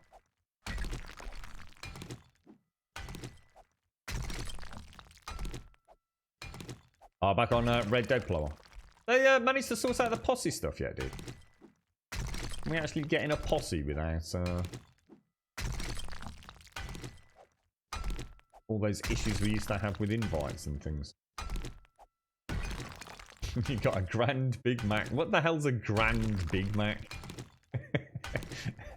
Not heard of that one. That's not just a supersize then, where you get a bigger fries and a bigger drink, no? It's like 2 Big Macs. Oh, that sounds nice. Oh, so it is actually called that. It's a Grande Big Mac. So it's basically 2 Big Macs. I like the sound of that a lot. Sticking 6 chicken nuggets, I'll be a happy man, Jags. God blimey, fella. Winner chicken dinner. How much is one of them bad boys? That's about 8 quid, isn't it? I think even like a normal meal's like 5.5, 6 quid these days, right? Which is a lot of money to pay for a burger, really, when you think about it. I mean, the soft drink is like pence. The chips, pence. The burger, I mean, come on. A mini mega burger. I'd take a mini mega burger. Maybe it's space age. Maybe it's like a huge burger, but they just like crush it down using some sort of special microwave, dude. So you get all the nutrients and all the fullness of a full burger, but in a mini package. Like Honey, I Shrunk Your Burger, mate. It's because the game's so pretty, Paloa. People have looked at, honestly, I've ended up having almost rows with people in chat over this blower. It'll be like, oh yeah, you know, that game. And I was like, yeah, I've never really played it. And then someone in chat will say, yeah, you have, you liar. And I was like, what are you on about? No, I haven't. I've never really played it, dude. It says, yeah, it says on your Steam library you played it for 40 hours. And it's like, oh, dude, come on, mate. You know, I spent all that 40 hours setting up a Steam controller, setting up my reshade, and generally wandering around the starting area, looking at how wonderful the ambient occlusion was. Trust me, just because it says I've got 40 hours played, don't mean it's like playtime like you'd think it is, you know what I mean? I dread to think how many hours I've meandered around GTA 5 on the PlayStation 3, the PlayStation 4, and the freaking PC. Just, you know, oh, I didn't know that was there. Cool, blimey, check this out. It's a hidden little area. Yeah. Why don't you just call it a medium burger? You're missing the point, because it's a mini mega burger, isn't it? If it's a medium burger, it would be a medium size. This is a mega burger, which is giant, but they've shrunk it down. I've just literally explained this. Jesus. Unbelievable. The Big Mac's huge. You can barely squish it to get in. How the heck would you eat a grande one? I just told you. They shrink it. Using lasers. Very clever, mate. Miniaturization.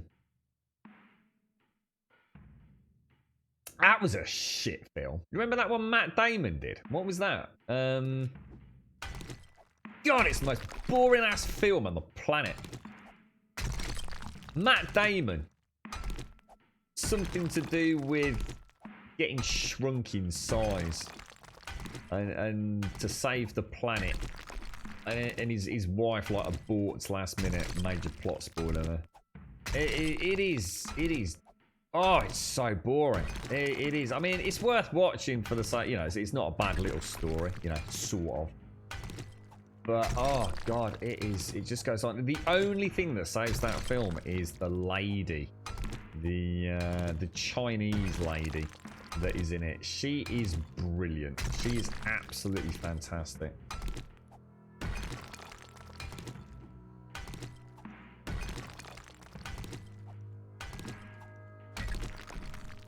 Do you know how much it cost you, Jags? Downs, is that what it's called? Downsizing. Cheers, Andy. Oh, man. It starts out with such a wonderful idea, and it, oh, God, it's just Matt Damon moping around being a miserable git.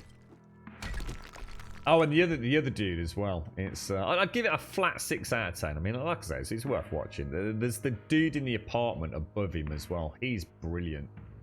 Him and the Chinese lass. They are absolutely freaking just. They just make the film.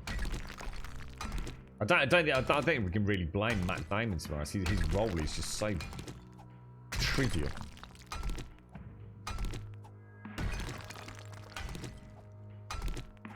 I would watch it though, Andy. If you've not seen it, I mean, it is worth a watch just to say you've seen it and then never ever ever. I will never watch that film again, like ever. It's just not worth the effort, mate. It's got a nice ending to it.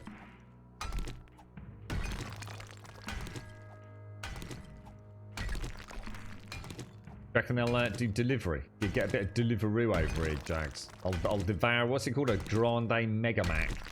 Fucking live on stream. Crap, blimey, governor. £5.10. That's really cheap, dude. That's really, really cheap, bro. I thought it'd be loads more than that. I swear it's like that for a normal Big Mac meal, isn't it? Well, actually, I thought it was about £7 these days, dude. What sort of cheap-ass knockoff McDonald's do you go to, Jags? Outer Worlds is already on 50%. Doesn't surprise me, to be honest, mate. It's a single-player game, and it's Subquake. So it's not really got any legs, so they might as well grab the cash while they can. You gotta remember, it was one of those rare games, they don't come along very often, where it was actually overhyped even post-release by a lot of reviewers, just because it wasn't being judged on its own merits. It was being used as a nail in the coffin of Bethesda. And that it was amazing how many people that are honest and will, you know, say, yeah, look, you know, in all honesty, you know, my original review about this game, you know, maybe I gave it a little bit more positivity than I probably should have done. You know, it was a way to say F you Bethesda, you know, there are alternatives out there, but there's a lot of problems with Outer World. A lot of problems from the players that have played it, you know, oversimplification of a lot of systems, a very boring and dreary skill point system. Very repetitive and dull combat. I think I'd enjoy it. It's just that it's not the 10 out of 10 everyone was talking about, was it? You know, a lot of people were, you know, claiming it was like the coming of fucking Fallout 5 done properly, weren't they? And which was annoying because even Obsidian had said all along, you know, in every freaking press release, in every interview, they tried to get that little comment in, didn't they? Look, you know, they don't think this is like, you know, trying to go toe-to-toe with Fallout. You know, yes, obviously marketing-wise, you know, we're talking about comparisons to Fallout and all the rest of it. Of course we are, but, you know, budget-wise and time-wise and studio size-wise, you know, this is just a project we wanted to make come to life, you know. This was not about creating an all-singing, all-dancing AAA title, and they really, really tried to get people to rein in their expectations, but I don't think when people actually took it and reviewed it in isolation, away from trying to, yeah, let's hate on Bethesda and yes, let's use the Outer Worlds as the battering ram to smash the Bethesda gates open with. I think people were a bit more honest. And it's a good game. You know, it's a good 7, 8 out of 10 game for the most of people that subscribe to that, you know, 1 through 10 scaling. But yeah, you know, I think most single player games like that, especially when they're PC release, you know, full multi-platform, they tend to drop in price pretty quick, don't they? But you got to remember, you see, you can get it on the Game Pass, Subquake, so no one's spending that amount of money anyway. You'd be batshit crazy. Just go and buy the Game Pass, dude. It's a game you'll probably only play, you know, a couple of 3 times at most, and most people would probably only play it once anyway. So why even buy it? You finished the series Ragnarok. I've actually watched the first episode of that. Yeah, I've watched the first episode after you mentioned it, Paloa. Last week, wasn't it? Can't really say much. Other than, can I just say, the incident with the paragliding. I did not see that coming, dude. I really did not see that coming. I sat there like, well, obviously that's not, oh my god, that is the end of, oh, wow. In fact, I don't think that's even the first episode now that I think about it. It might have been in the second or even the third episode. So I might actually have watched more than that I'm giving myself credit for. I'm a bit vague at the minute about what I've seen and what I haven't seen. But yes, I don't know. Do you know which episode that happened in Paloa? I can't imagine it's the first one. Can't be the first episode. It's got to be the second or third episode, surely to God. But yeah, the old dude running around in the mountains, mate. God, blimey, what was that all about? Flipping it. McDonald's prices vary. What do they really? What? So like a McDonald's like in one location is different. I thought it was a set price. I mean, I didn't realise that. It's like a McDonald's like in a city centre like might charge more than a McDonald's like out in the sticks a little bit. I didn't know that, Adrena. Huh. Oh, look at that! A Big Mac and fries for $1.99. That's fantastic, isn't it, dude? Jesus, that's really good. $1.99. Flipping hell, mate. You need to love the buns as much as the meaty part. You're terrible, TM. You are terrible, mate. A large chicken meal is £4.10, so it's a quid dearer. Jesus, that is cheap where you are, mate. That is proper cheap, dude.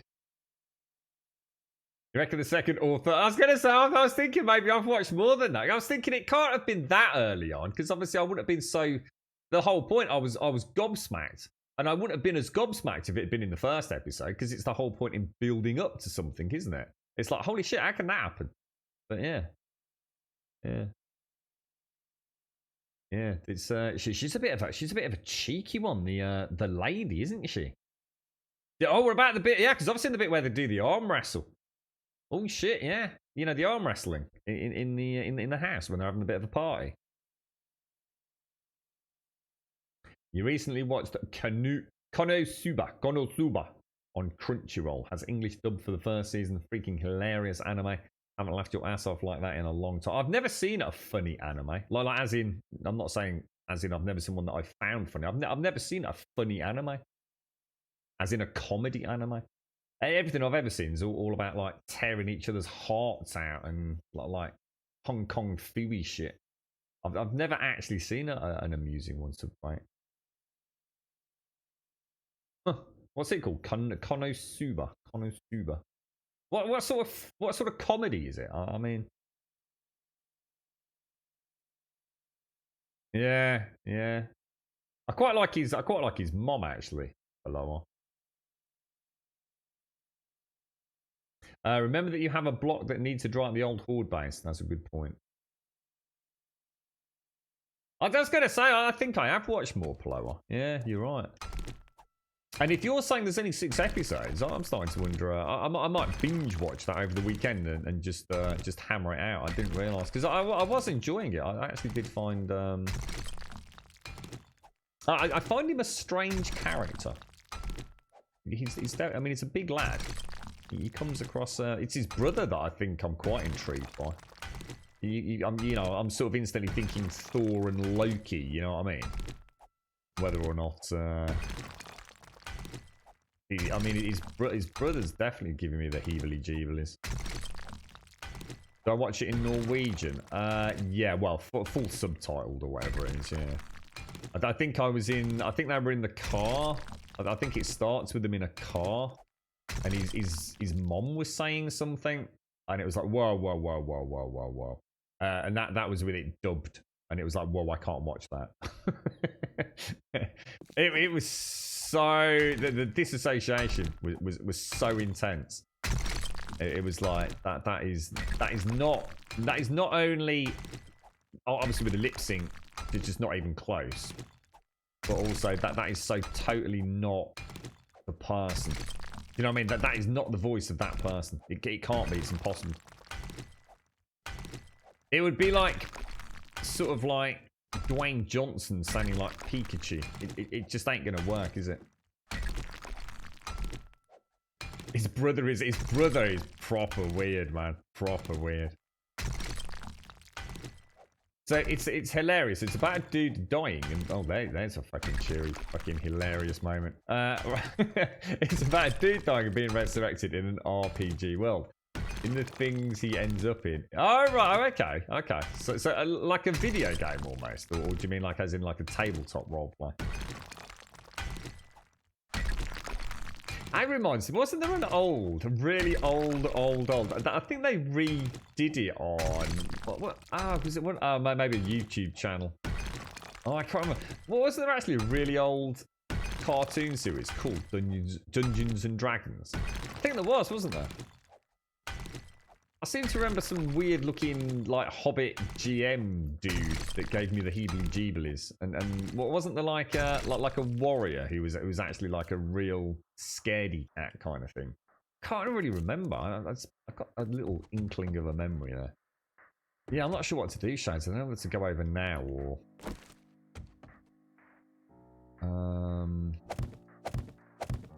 see if this will collapse.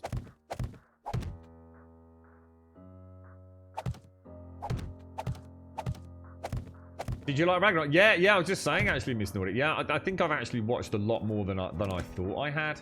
Yeah, I was just saying to Plora, I was quite surprised by the... I'm just trying to keep it obviously spoiler free, by the hand gliding, or was it hand gliding? Yeah, hand gliding scene, and the arm wrestling scene where let's just say he sees something. So well, I reckon I'm a lot further in. I thought I'd only watched one episode, but I can't have done. Obviously. Yeah, so say if I've watched that amount of something, I must have I must have been enjoying it, Miss Nordic. So yeah, there's some very strange characters that give you the proper heebly-jeeblies, mate. Proper heebly-jeeblies.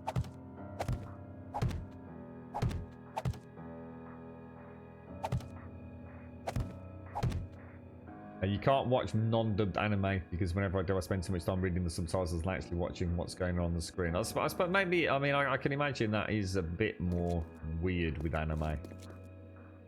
But I don't really watch anime. No, not because I don't like it. I've never spent the time to try and find anything. I've watched a few. I've watched a little bit of Full Metal Alchemist, is it called? Titan or whatever it's called.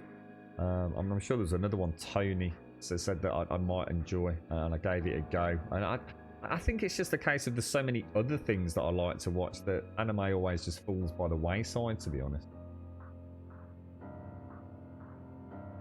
It's the Barbarian. I can't remember the Barbarian. The scared one with the nerd. Yeah, I can sort of just. It's just outside the old memory banks, Lantros. A lot of Norwegian papers rated it 2 of 6, really. And for what reason? I mean, was it like because of bad acting, or I mean, you know, to me, it's just like this weird. It's just it's almost like a sublime. I don't know. I don't know what it is. It's just weird. The Ragnarok is just really weird. But it pulls you in. It's weird to the point of you just have to know what's going on. Who knows?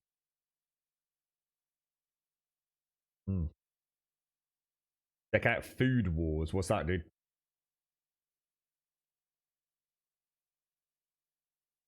There's quite a lot of that. The non-American, if you like, stuff on Netflix these days, isn't there? I think Kratak was just talking about Diableros.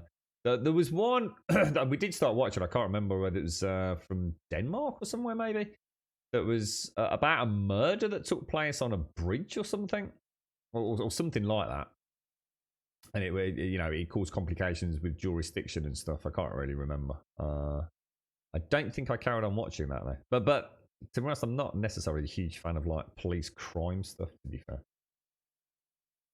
have you seen the new Harley Quinn movie? God, I love Harley Quinn. She is such a banner. I think anything and everything I've ever seen to do with Harley Quinn over the years, from actual, you know, figurines, the comic sort of realization of her role in the Batman games. Harley Quinn is just freaking awesome, man. Ah, The Bridge, Danish or Swedish. It's a good... Yeah, do you reckon I should give it a go? Yeah, I mean, we started watching it. I'm going to be honest, it was at a time of day where I think we just finished something else. We got another half an hour or so. And I think we started watching it and just you know, it was like, yeah, whatever. We'll carry on with it tomorrow, and we just never did. I know some of you highly recommended it back in the day. I mean, would you still recommend it? Darker Watch. Don't think I've heard that. Lock and Key is the one that keeps showing up. Lock and Key, Lock and Key. Come and watch Lock and Key. I think Missy Kit, you've been watching that. Anybody else been watching that one?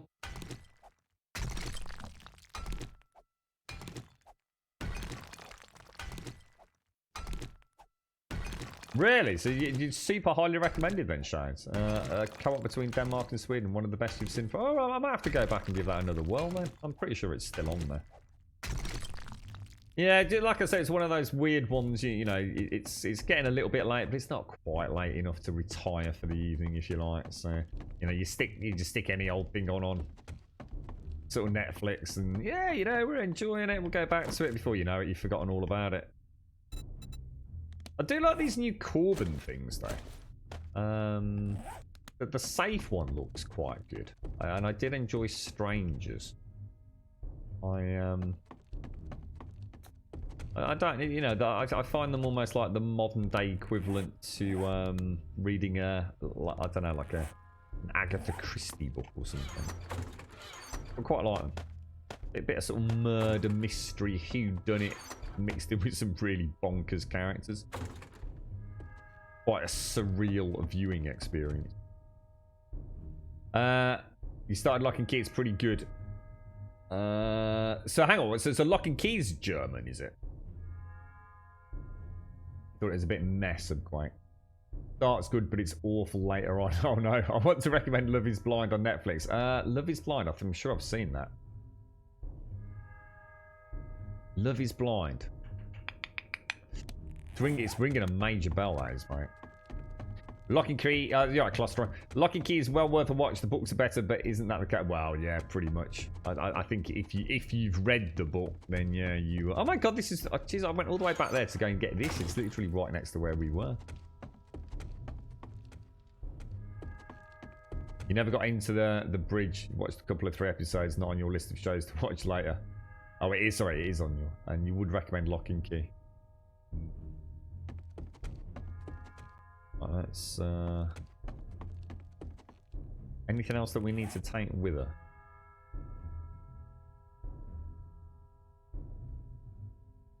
I don't have a huge amount of. Let's drop those in there. So these are not actually instant heals, are they? These are only heals over time. So it's actually the painkillers which are the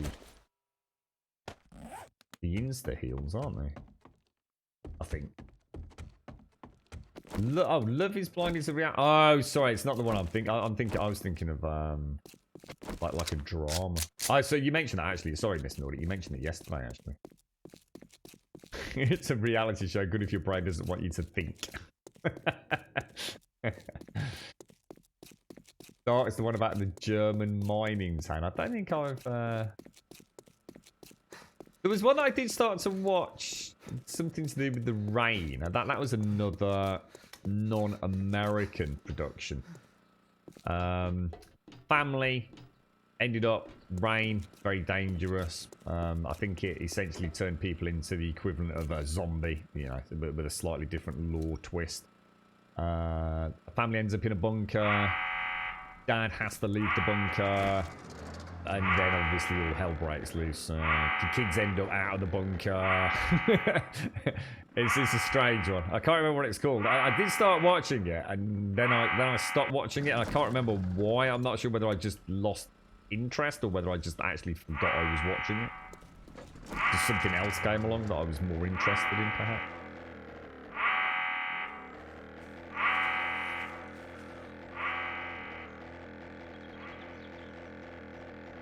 Nearly started watching Dark, but probably got onto something else. Yeah, that's my problem, you see, Plower. Unless something really tickles my pickle. It's like Sabrina. I really did enjoy Sabrina. I didn't realise just how dark that show actually was. You know, I'd only ever heard of Sabrina the Teenage Witch, you know. But the Sabrina Netflix show has actually just got some pretty hardcore stuff going on in it. I've still got Vikings. We're still not finished Vikings, and that's like my favourite show of like forever at the minute these days. I've enjoyed that Corbin Strangers. Probably watched Safe.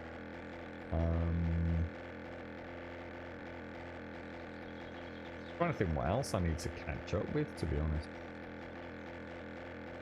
Stranger Things is awesome. Really like Stranger Things. I just thought the kids were amazing.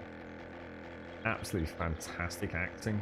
You know, I still argue that the first one won't be beaten. I think it was the whole uncertainty of it, and the story of finding. Well, be careful what I say. I didn't enjoy the second season anywhere near as much, but I still enjoyed it. Good morning, Sadie. Good morning, sir. How are you doing? I'm watching Narcos Season 2, Plower. That's literally what I'm watching. Obviously not right this second, but that is my new current go-to. Absolutely brilliant, dude. And it's even got Pablo Escobar actually in it. It's awesome, dude. The way it ties in with obviously the Colombian cocaine drug running. It is brilliant. I've actually been following it alongside Wikipedia and links from Wikipedia as well, Plower. So I can actually follow what happened to those DEA agents, and you know what actually did happen to some of these plaza overlords. It's very interesting, dude. Very interesting. And of course, seeing the Mexican side of it and how it tied in with the Colombian sort of coke trade as well is fascinating, mate. Absolutely fascinating. But obviously, it's quite heavily dramatized. So it's nice to sort of watch, you know, their interpretation of events, you know, for dramatic, and you know, with a bit of dramatic license and artistic license thrown in there, and then actually go and read, you know, what really happened, you know, dates, times, you know, there's some pretty gruesome pictures out there, if you know, photos taken from the evidence locker and things. It's a nice way to watch and learn about something that did happen in a kind of arty-farty Hollywood way, but also actually, you know, follow the reality of it in cold black and white text. Highly recommended, Plower. Narcos and Narcos Mexico. You right, Advina? How you doing, Sadie? How's things, mate? How are you doing today? Good Omens. Still haven't watched that, Advina. Still haven't actually watched that. I've seen some of it, but I haven't actually finished it. Oh, that was it. The Rain. That was the one. Yeah, hey, Missy Kit, you're absolutely bang on. That's why I stopped watching it. You know, I was just saying to Plower about how I felt really disconnected from the characters, and it was like, but with that, I could put my finger on it. It was because of the lip sync and because the voices didn't tally up. Like I said, there was such a disassociation between the, you know, the tone, inflection, and everything else around the person speaking and the actual character on the screen. The Rain, I couldn't watch it. I actually could. I think it was the mom in particular, and possibly the daughter.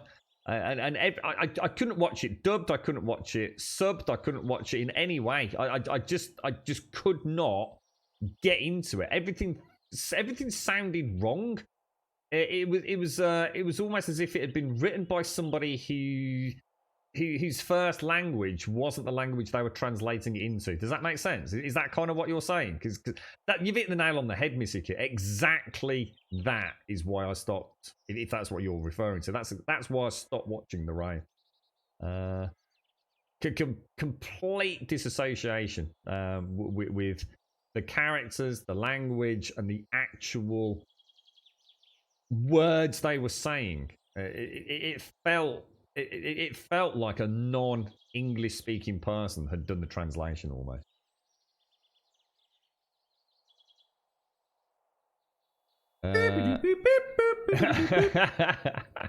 Stick it on SCR. It's got to be better than this. You've only read the book. Yeah, I've read the book. Yeah, I've not watched the TV show. Yeah. Gold Rush, Curse of Oak Island. I've not heard of that one. Not heard of that. What's this Curse of Oak Island? That's straight away, that's the thing that like instantly attracts me. So it sounds like one of the old Hardy Boys adventures. Scooby-Doo or something. Alright. Vikings. Supernatural I just can't get into. I don't know whether I need to give that another go or not. A lot of you have said it's absolutely brilliant, but there's something about one of those brothers that just rubs me up the wrong way.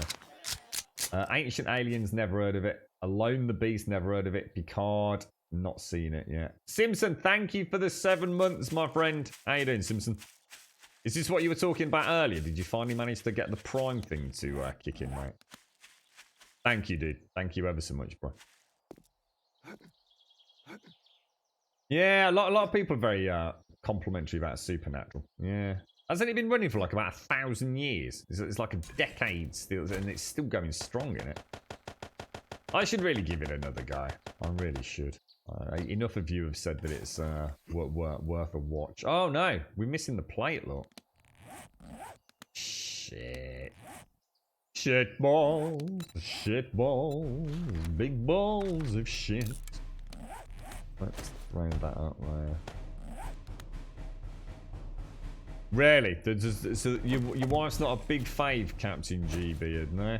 I've watched about 6 or 7 episodes. You know what I did like about it? I actually liked the fact that it gave me quite an X-Files vibe. It felt very... I always call them like compartmentalized seasonal shows. So it's like, you know, you watch... They always have this overarching theme. And that might vary from season to season. You know, it might be, you know, X-Files has, you know, the constant abduction of, you know, Mulder's sister back in the day, and you know what's going on with Scully and all the rest of it. But a lot of the time, it's an individual show almost. You know, like this week it'll be about the werewolf, and next week it'll be about, you know, the cordyceps fungal, and the week after that it'll be about, you know, aliens, but actually it's not aliens. It sort of felt like bite-sized chunks of like little old Twilight Zone. I mean, obviously I've not watched Twilight Zone, but my mom and lots of people that I've seen around Twilight Zone, it was like a different story each week. I used to watch things like Tales from the Crypt, which I think was like the kids' version of Twilight Zone, wasn't it? I kind of like that, and then Supernatural kind of gave me that kind of vibe. That, you know, this week they're hunting, you know, the ghost, and the week after that they're hunting this or blah blah blah. But there was just something about the one brother that just annoyed the shit out of me every time he was on camera, man. Maybe I'll give it another go. Maybe I'll just watch a couple of episodes. I suppose it's something I could watch when everything else has failed. I need to watch Vikings. I ain't doing nothing until I've watched Vikings. They're making a John Wick's... What on Netflix? What, really? Jesus. Huh. As long as they do a better job than that piece of shit, the fucking Witcher. You're right, Gaza. Good morning, Mario. What do you have when you have 2 balls in your hand? A man's undivided attention. Yeah, it's not really even a joke, is it? 4. Nah, I'm feeling generous. I'll give you a 4 today, mate. I think, to be honest, technically it's a 3. But I'll give you a 4. It's probably drugs, mate. But I'll give you a 4. I feel bad giving you a 4. And in fact, I'm gonna retract the 4. Otherwise, we've got a lack of consistency. I'm gonna give you a 2. You got a 2. A flat 2. Yeah. There you go. 2, mate. Bish bash bosh. Job's a good one. So if I take the marksman rifle, put that down there like that. A lovely jubilee. A lovely a jubilee. There we go. Have I seen the Dome? No, I've never even heard of the Dome. The only thing I can think of is Thunderdome, some Mad Max film or something. Captain G, she says until season 13, then she couldn't stand the shit writing anymore. Oh, well hang on. So she's saying don't watch it, but actually she has watched it all the way to season 13 and it was quite good, or? Smallville. I don't know what that is. Is that like a Superman thing? Curse of Oak Island is an island in Nova Scotia. Kids found a shaft in the ground. Ooh. Every 10 feet down, planks of oak covered in coconut fibre. The shaft was booby-trapped and links back to the 1800s and the Knight Templars hiding treasures on the island. 7 people have... Is this a true story? Have you got a link to this, Jax? Is this something I can find on Netflix or something? That sounds really intriguing, dude. Yeah, a lot of people like The Witcher, Brandylin, but that's because they're delusional. But hey. How you doing, Brandylin? How's things? Rumours have it could be anything from Spanish galleon gold to the Ark of the Covenant. Oh, dude, that make your jelly in your eyes melt. That will, mate.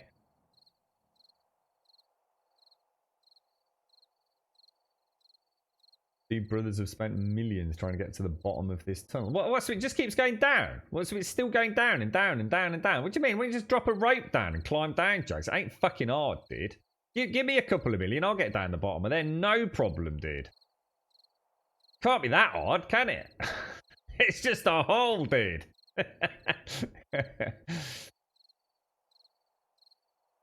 Jack, sort it out, mate. Get in touch with them. Yeah, say drop. You know, we'll take $1 million each. Yeah, I'll tell you what. All right, I'm not greedy, man. You take 1.5 mil. I'll take 500 grand, finder's fee and all that. Yeah. So give me $500,000. You can take 1.5.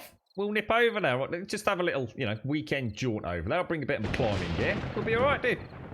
I've got loads of rope. Loads of it. It's for climbing, folks. All right? For climbing. Not for anything else. Got quite a lot of duct tape now I think about it. The more they dig down, floods with... scuba gear, mate. Scuba gear. 100 feet. Yes! 100 feet! That's nothing, dude! 100 feet? Christ almighty, part of the Grumbodian Special Forces training is to drop 100 foot. Dude. You just do a gambole at the bottom, mate. Just don't tense up. Stay floppy. Gambole at the bottom, 100 foot. Bish bash bosh. No problem, mate. Not a problem. Booby trap? When you say it's booby trap, with what, dude? What sort of booby traps? Are we talking like freaking the Goonies, mate? It sounds awesome. It's like grown-up Goonies, man. I'd love to watch this. This sounds incredible. You're reading Twitter. I'm reading Twitter until I'm awake. Reads this tweet. The player at soccer needed 10 stitches for biting a man's penis. The offending player got a 5-year ban. I'm awake now. Oh, what? Someone bit someone's knobbler. What, playing football? That's terrible, mate. I don't know where that soccer word came from. I don't know about this under the dome. The dome is good.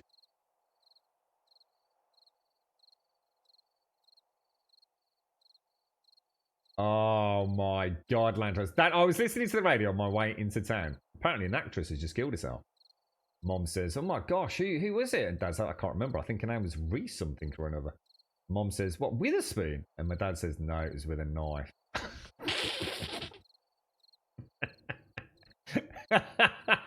That's just, I read it. I thought, I've got to say that out loud. I'm going to give you a... I'll give you a 7, mate. I'll give you a 7. Fair play. I'm sure we've heard that a million times over in different formats. But I'll give you a 7, mate. I'll give you a 7. Points. At least it's a joke. You know it's Gaz. At least it's actually a joke, yeah? God damn it, Gaza.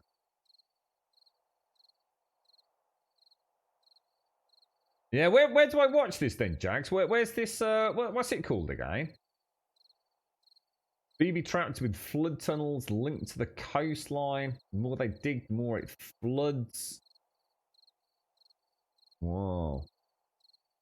Yeah, can you imagine SCR? We'll sort it out. What would you do if you found the Ark of the Covenant, though? I think we'd just have to leave that alone, mate. I don't think we should be fucking with that. I've watched my Indiana Jones. I know how that shit turns out, mate, alright? Fucking no chance, fella. I ain't having my eyeballs melting out of my face, mate. I got enough going on without jelly eyeballs. The Curse of Oak Island. You'd think with all the modern day, you know, you would have to think though, wouldn't you? I mean, could they not just like do a bit of like fancy radar scanning, a bit of X-raying through the old? Yeah, there's got to be a couple of geologists with some magnetic things. You know, magnetic surveillance equipment that could just like map it out.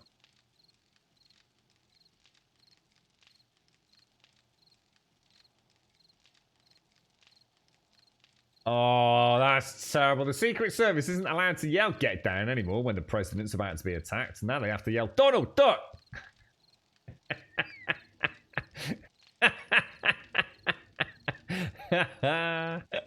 Oh, I'll give you a 7. God, why not? I'm feeling generous. Everything seems funny after Gaz's entrance today. So they have done ground penetrating radar. And what happened, Jags? What was the result of this then? I bet Lara Croft's already been down there and nicked it all, Jags. That's the problem, mate. A Curse of Oak Island. I love all that kind of stuff. I remember I got into... anyone remember a series? Well, it was Alfred Hitchcock, wasn't it? Alfred Hitchcock's The Three Investigators and the Hardy Boys. Does anyone remember all that kind of stuff? Used to get them from the library. Like freaking ancient, tattered, falling apart books. But I used to love them. Nah, it wouldn't be Nathan Drake. If it was Nathan Drake, there'd be billions of bodies all around like the entrance, Mario. So it'd be a dead giveaway. Like every security guard in a 3,000-kilometer radius would have been lobbed off a cliff or shot in the head if it was Nathan Drake. I'm going to assume this is quite a covert operation, so more likely Lara Croft.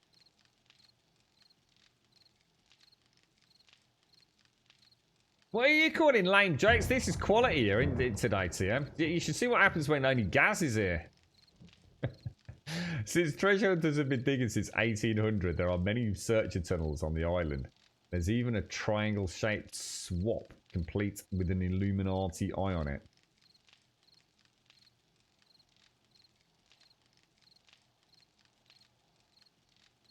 What's that? Maybe Grum doesn't have it on. Have what on? What's that? I can't see it. Hang on. Have what on? What are you on about?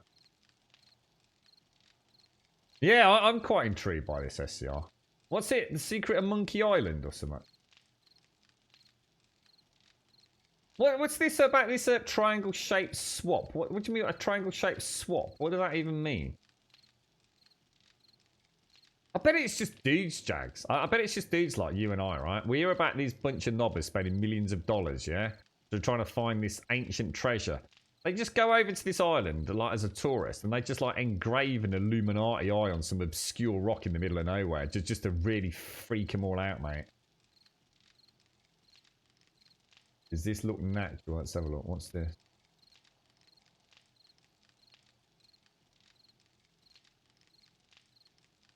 What am I even looking at? It just looks like a big fucking puddle. What am I looking at? There's not even anything to see. It's just a fucking puddle.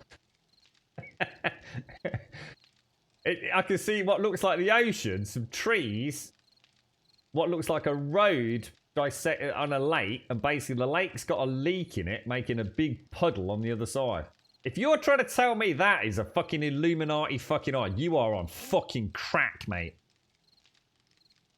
You need to lay off the fucking drugs, bro.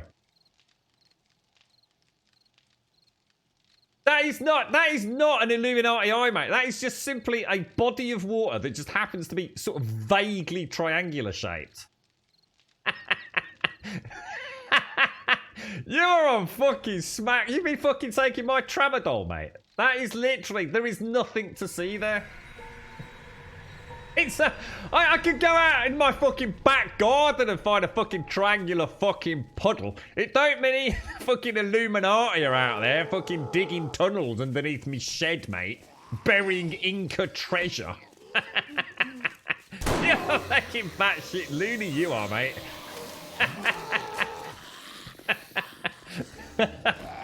God damn.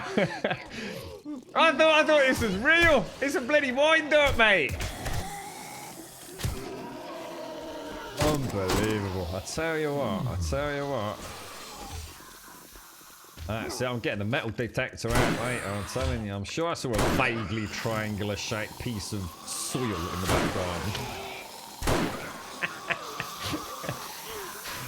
Bloody hell, Jags. I was going to get me shovel and come and join you. Oh, look at that. Look how much damage that. What the fuck? Why is that got so damaged down there? Sir, you're having a bloody laugh, mate. A right bloody chortle at my bloody expense, mate. How we can make sandcastles? Ooh, can't beat a good sandcastle, Jags. Ooh, can we get candy floss? Who's making that noise? Is he about to pop? That was strange. As long as we can have candy floss, Jags. Oh, that'd be great. Oh, can I have a hot dog as well, Jags? That would be a budget for 2 million, wouldn't it? And I want a blue bucket. I don't like red buckets. I only like blue buckets. What the fuck? Whoa!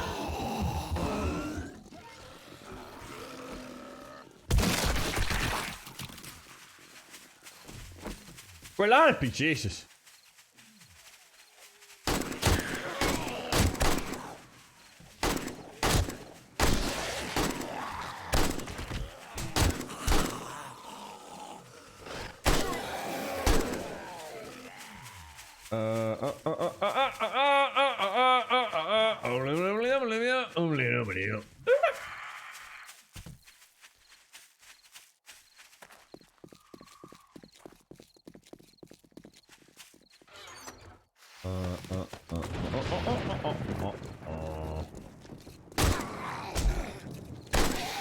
How just hit me then?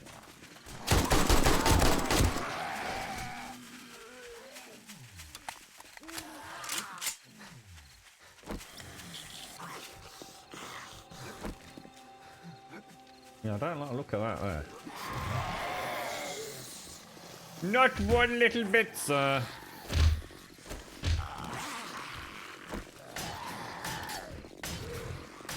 Almost like we've had a bit of a structural breach somewhere, but let me turn the light off. Let's not do that, actually. Something's really whacking the sides that it wouldn't normally be, and I can't figure out who's doing it, to be honest. Why am I bouncing up and down? Whoa, what the fuck, dude?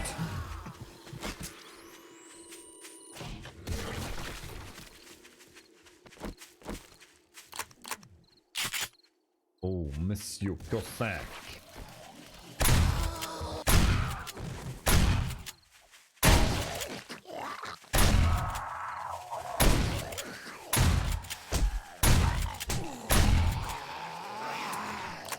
Oh, shit.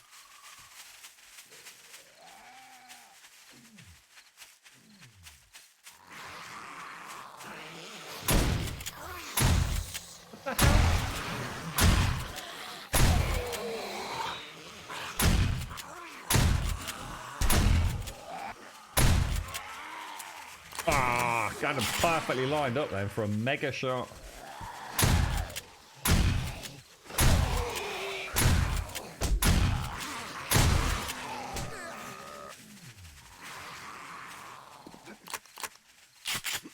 Come on, great!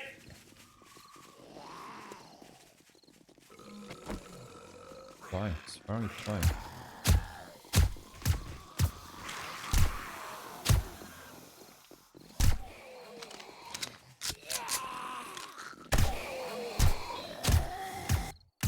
Oh, you bastard!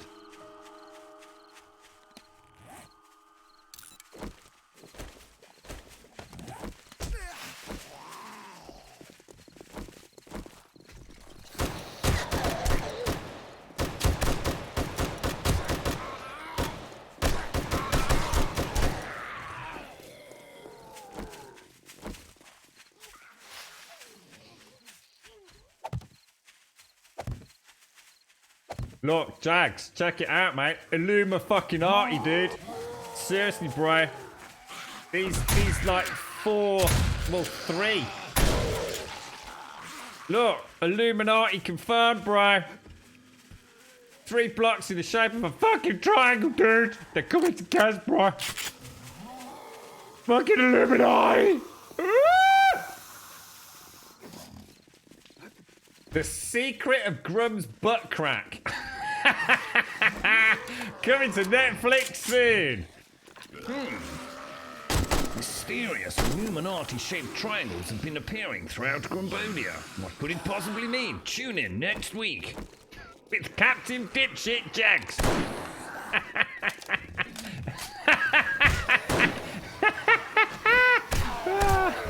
I might take some painkillers. This could get fun today.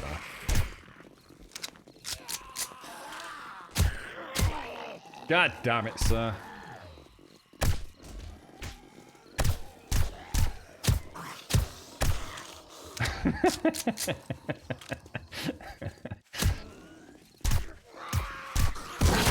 Whoa! What was that all about? What caused that? Oh, hello, mate. Ooh. Ooh, you cheeky monkey.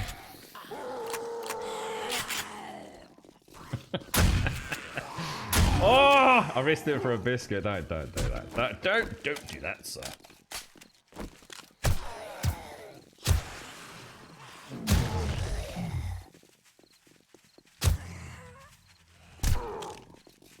I'm quite impressed with my little triangle out there in the middle of Forward Night. That was quite a challenge, that was. I like to keep myself, you know, limbered up on a wood night.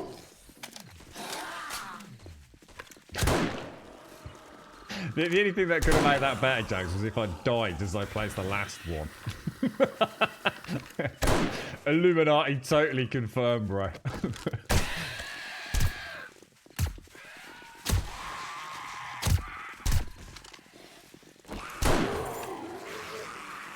Won't be having none of your sort down here, Mr. Demolisher. He's stuck in it.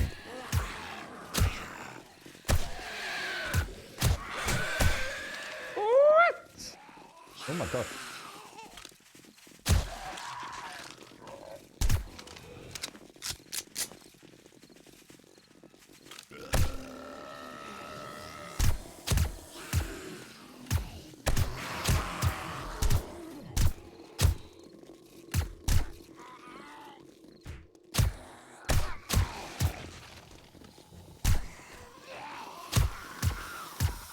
Oh, so close. Come on, son! Come on!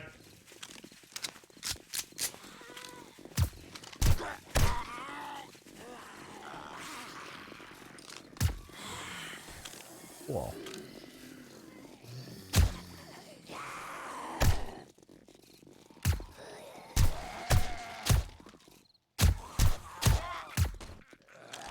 That should so have hit the radio behind me.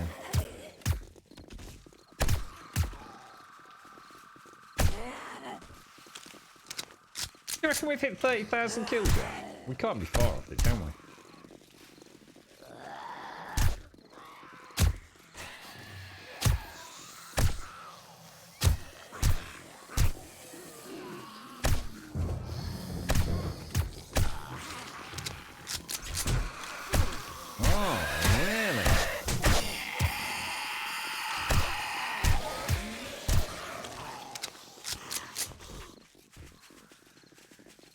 1:30. My God, it's still early.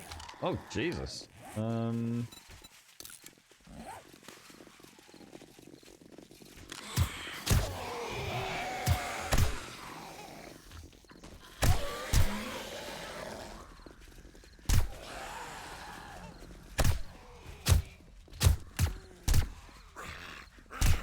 You still playing a Tarkov, by the way, Paloma?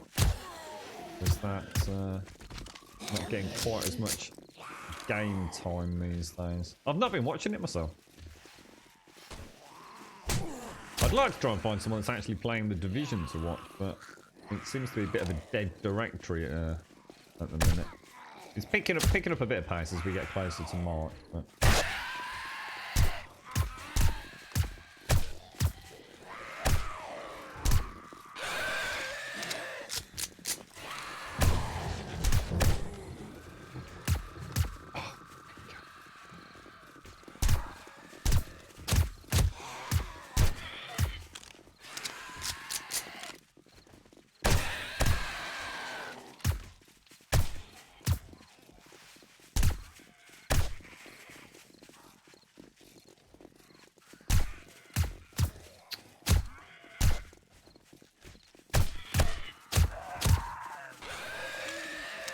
Put me on 1:04, 2 o'clock. We might just make it.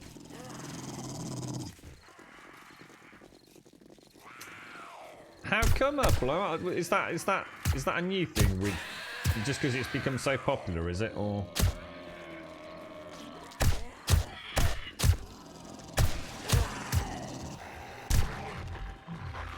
I suppose that's one thing you can't really have in a game like that is bad servers. It's I can imagine that can only lead to frustration, right?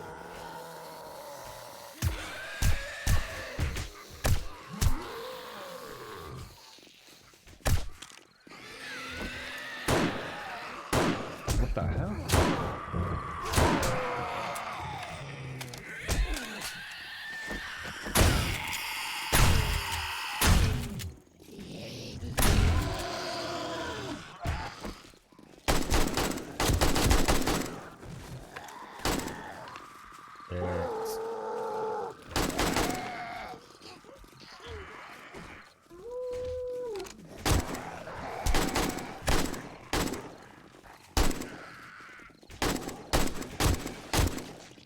Oh, dude.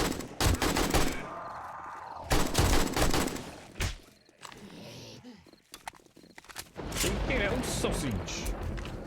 Ah, not loaded, dude.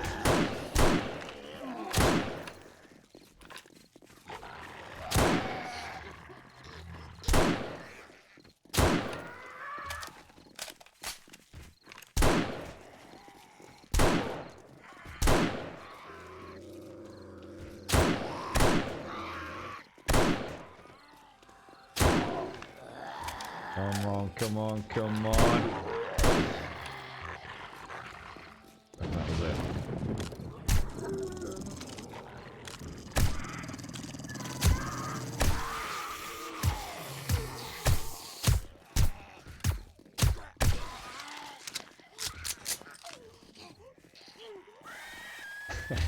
Concentration is so insane right now.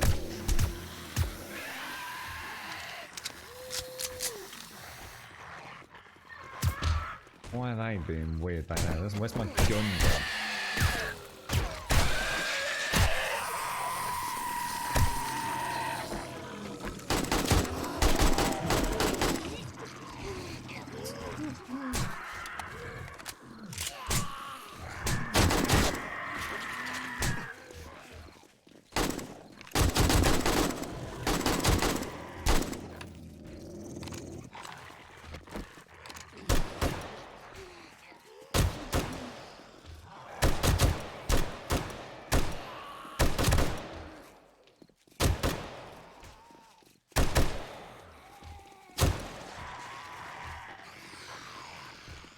$95 rounds left.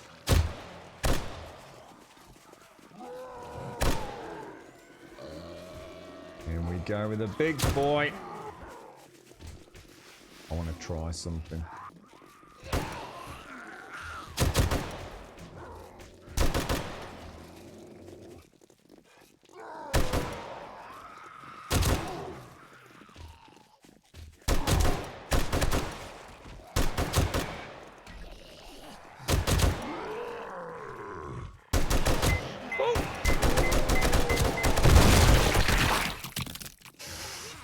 won't be trying that again then. I still don't think that's right. You can't kill them once they're down with one of these, man. The amount of rounds you'd have to put into him, it's just not worth it, is it?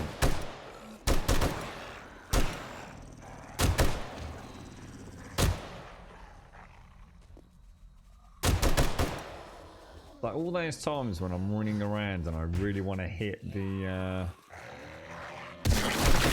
weak spot, the detonation charge. It can be so hard, but like I say, there, you know, you're just going for the heads, you're rat-a-tat-tatting. Yeah, just 99% of the time I seem to hit it. I just don't get it. Like the game knows.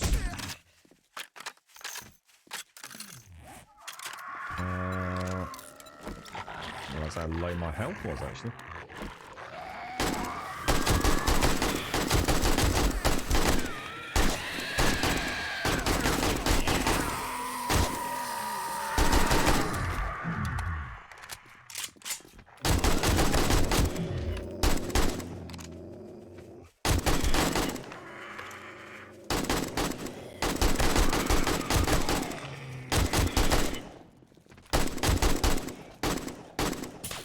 Getting so lazy with this. I should be using 9 mils, but I just can't be arsed. Why can't I switch out of anything? Shit, the phone's going.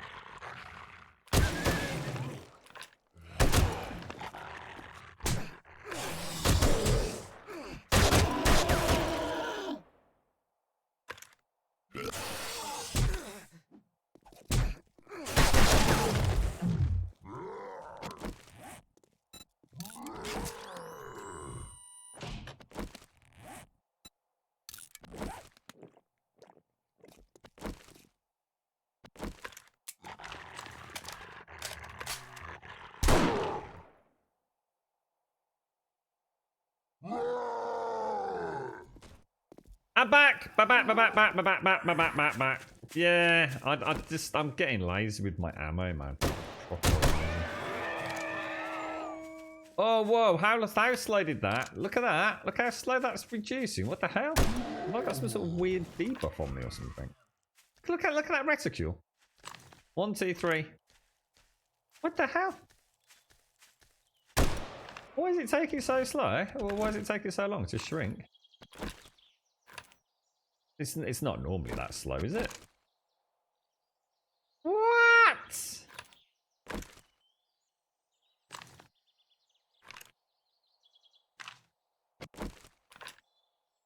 That's not right. That can't be right, guys. Something seems really off with that, doesn't it? Like hellishly off with that. I nearly died then. I would not have been happy, mates. No, sirree. How'd you get so far? You're an agent. How'd you get so far without cheats? I can't get any weapons. You get wrecked in the first 3 days. You shouldn't be getting wrecked, dude. How are you getting wrecked, dude? What are you doing? I mean, if you're getting wrecked in the first 3 days, you're probably going into towns and things, which you definitely wouldn't want to be doing early on. Early on, you want to stay on the outskirts of the towns, especially for the first week or so. There's really no reason to be going into a town. Or at least not deep into a town. Or the only reason to really scavenge in the first few days is you're probably trying to find something like a cooking pot or something like that. So I don't know if you're biting off more than you can chew. The early game's very, very survival-esque. You know, you really don't want to be going toe-to-toe with zombies. In fact, you could even argue trying to get the zombies out of a house and take them out the back while you dash in through the front door, rummage through the kitchen cupboards and make your escape. You know, that can be a sound strategy. But if you've got zombies in the house on the first night, then you're not staying quiet. So what you want to do, you want to find a house, you want to clear the zombies out using a bow and arrow or a club if you prefer a bit of melee. Clear the surrounding area of any zombies, and then at night you just go in and just stay upstairs, you know, to turn the lights out, or at least make it so that there's no windows the zombies can see through, and just stay quiet, dude.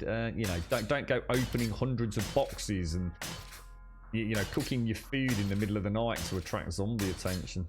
You know, it's you know, nighttime is scary time. It's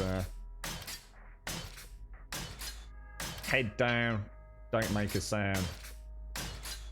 Yeah, I hit a what's it, Gaz? I hit a demolisher. I thought I'd have a go with the rat-a-tat-tat of the M60, and I've now come to the conclusion that you have built in a highly advanced artificial intelligence, which essentially tells you whether or not you're trying to hit the demo pack, or if you're simply trying to hit the demo's head, and whatever you're trying to do, you can guarantee the bullets will magically go where you don't want them to. So clearly the Fun Pimps have created the world's first organic learning, self-learning AI. Amazing, Gaz. No, all the guns are vanilla card. Yeah, no, everything you see here is 100% vanilla game, dude. There's nothing here that isn't available in your own version of Alpha 18.3 or 18.4 if you're on experimental.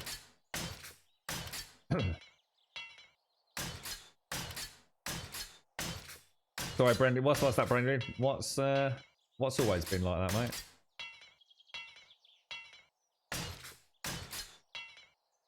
Not sure what you mean, Brandy. I know. It's very clever. Somehow the game is predicting my own thought patterns. So if I've got a demolisher who I'm trying not to hit the demo pack, we have some kind of, I don't know. Maybe it's some sort of telekinetic bullet system, Gaz. It's very advanced, whatever it is, mate.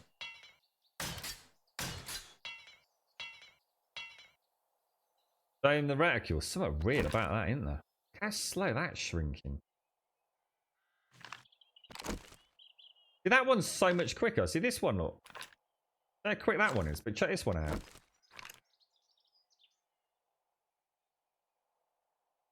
No, it's not, Brandilin. No, I massively and vehemently disagree with you. Look at this one. Zzz. Look at this one. Zzz. Oh. Zzz. No. Sorry, Brandy, but that is not right. There is something horribly wrong with my vein down sights on that. Wonder if it's have I got like a weird mod on it or something that affects the. I thought they've both got the same or very similar, aren't they? The only difference is one's got the extended barrel and one's got the springy majingly. We'll have a look when we get back to base. I just suddenly noticed how slow it reduced. How's things, Gaz? How you doing? I need to go and get some rebar.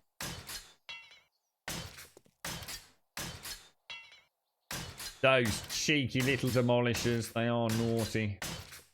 The extended barrel, is it, Hyde? There we go. Cheers, mate. So what does the extended barrel actually do then? Well, what's the point of the extended barrel? Increases damage range and accuracy, but makes the weapon more unwieldy. Oh, there you go. Oh, yeah, but it says when fired from the hip only. It doesn't say You need to sort these bullshit fucking fun pimps, knobber, fucking tooltip descriptions out. Still fucking not actually telling us what anything does.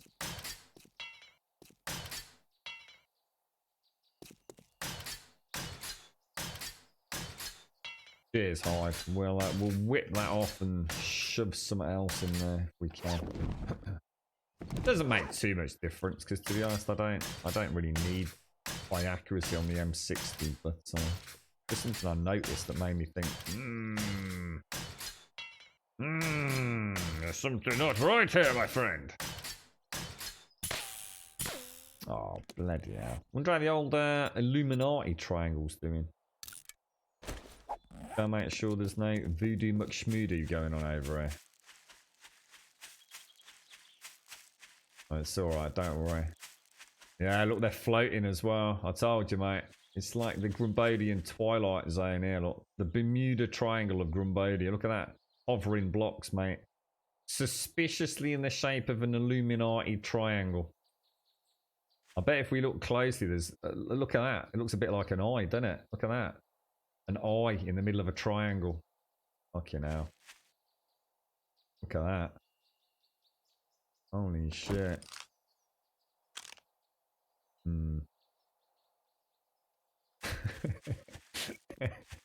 I'll have a look at it a bit, Doug. I know. There's things afoot on pre-Gen 2, guys. There's things afoot, mate.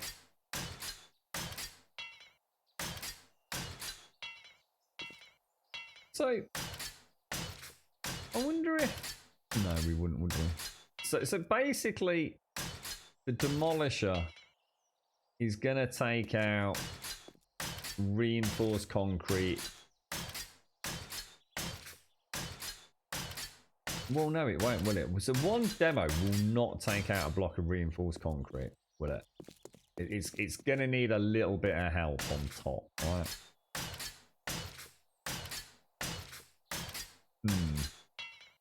Makes me wonder.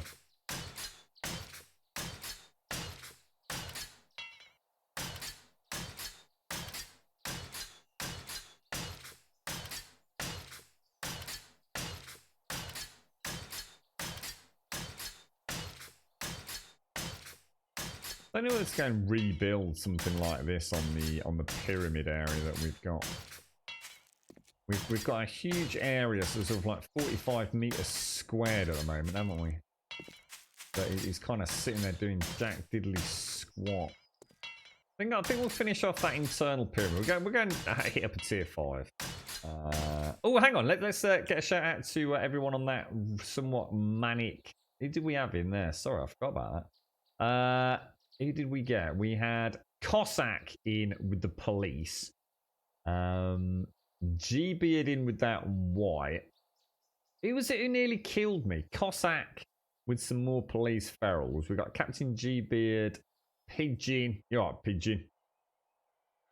It's weird because I actually was dangerously low on health when I was actually back inside the main chamber up here. I can't remember what had hit me.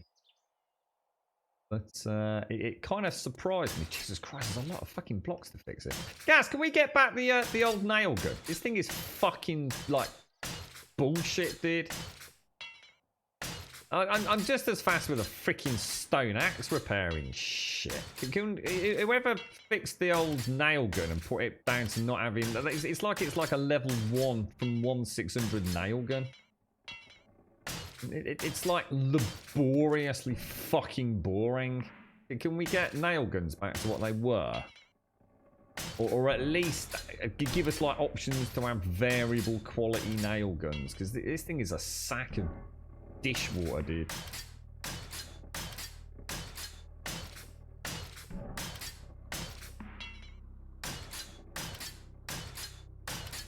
Remember the old nail guns?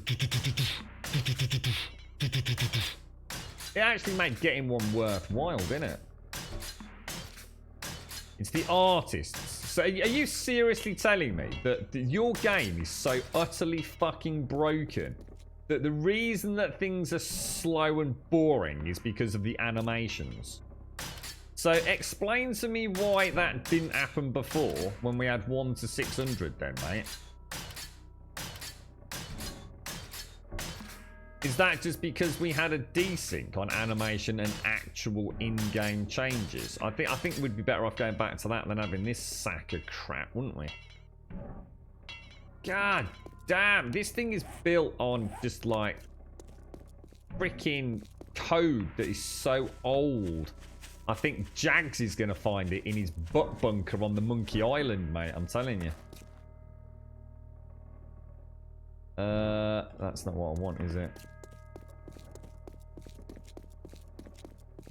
Yeah, so I do remember that actually, guys. What did I just say, by the way? What were you finding up your butt crack, Jags?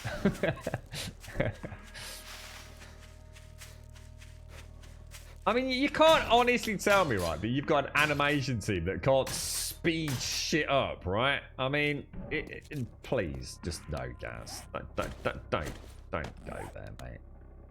Let's talk about something else. Let's talk about Division 2.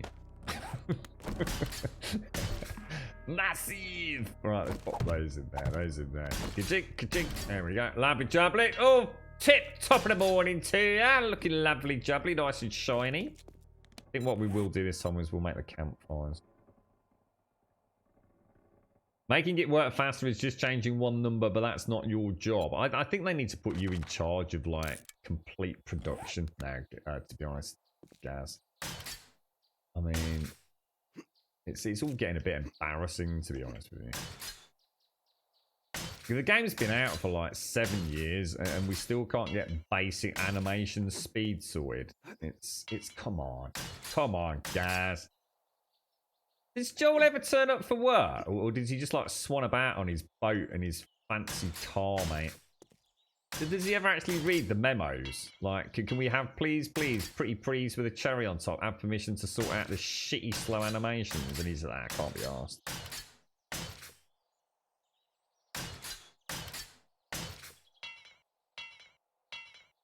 What, is it like a 1 hour a month work week, is it with him? It's gotta be, right? There's no way it can be this incompetent, no? Fucking hell, we could probably get someone in chat to fix it in 30 seconds flat. It's not exactly going to be game breaking, is it? let's add a nail gun into the game that's actually slower than a fucking stone axe. I mean, Jesus, for the love of God, mate.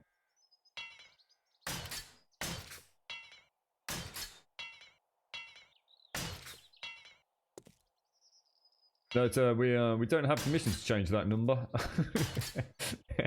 Well, if you spoke to Joel about it, it's just, Joel isn't in the office at the minute. All right, speak to his brother. We haven't seen him for weeks, mate.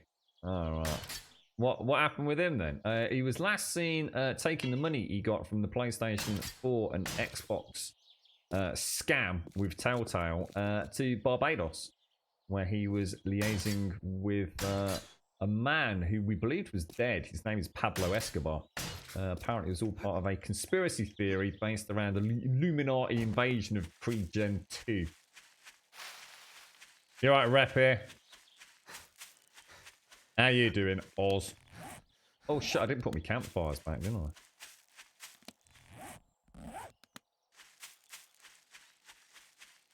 I bet you have to ask permission for everything, don't you, Gaz? I bet it's like that. Is he one of those, like, sort of bosses who like, has to have his finger in everything? Just won't let you think on your feet. Oh, no. It could, we can't let you do that, mate. No, request it formally. Request the change formally. What's it? Get in the what? The punching turret. Honestly, I'm quite excited to see how that works in practice, because from what I've seen, people have been talking about like these turrets, like sort of like knocking zombies flying for like hundreds and hundreds of blocks, aren't they? Like they're some sort of fucking trebuchet or something. I bet it's the most anticlimactic thing we've ever seen in a video game. What was that thing that used to be on TV? The gauntlet thing. What was it called? Where you used to have to sort of balance on a pillar with what is essentially a really large cotton bud and sort of push your opponent off. It's going to be like that, isn't it? We'll just I can't leave it with that little bit there. Look.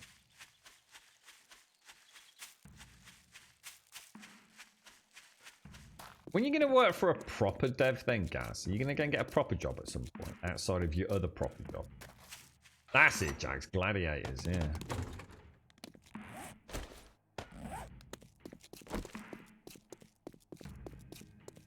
Chainsaws on poles. I know. It's crazy, isn't it, mate? Yeah, what was the, we were talking about the other week, weren't we? What was the name of the game? There were 4 of them. I think it was a Capcom game, wasn't it? You used to go running around in shopping malls with millions and millions of zombies chasing you. What's it called, dude? Dead something? No? Something like that? Very arcadey zombie slashy game. Used to be able to, like, say, put like a lawnmower on the end of a broomstick and sort of like kill swathes of zombies, couldn't you? That's it, more right. Dead Rising, yeah.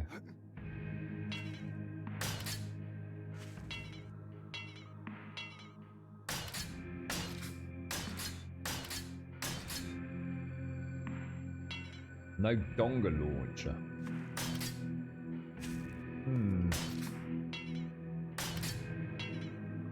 I must admit, I'm quite surprised they never went down the road that... What was the name of the company that did Saints Row and their fascination with oversized dildos?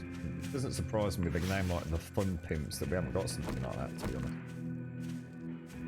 Coming soon in Alpha 96. Giant dildos in a selection of shitty colours.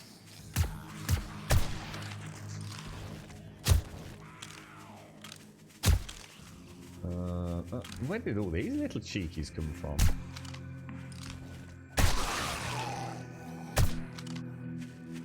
Something very satisfying about taking out these zombies with a nice little scoped pistol.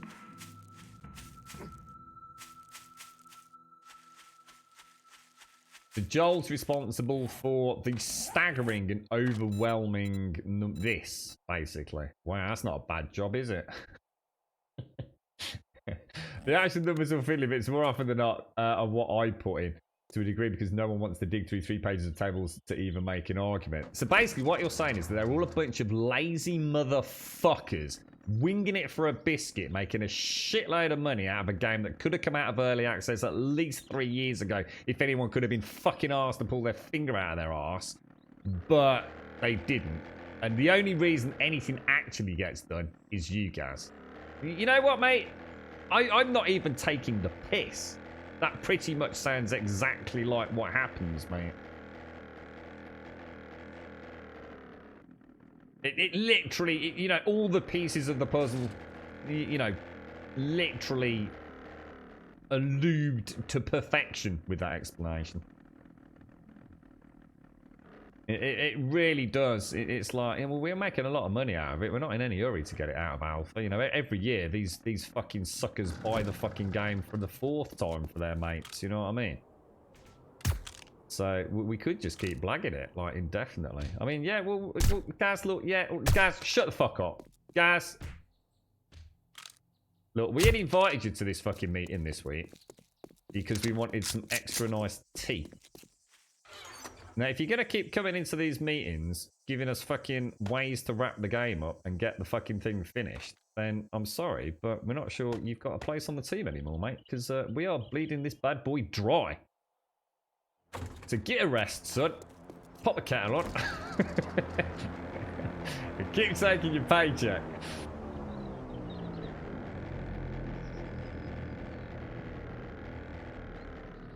Rome wasn't built in a day. No, it wasn't. But most video games don't take 7 fucking years and still be in alpha either, do they?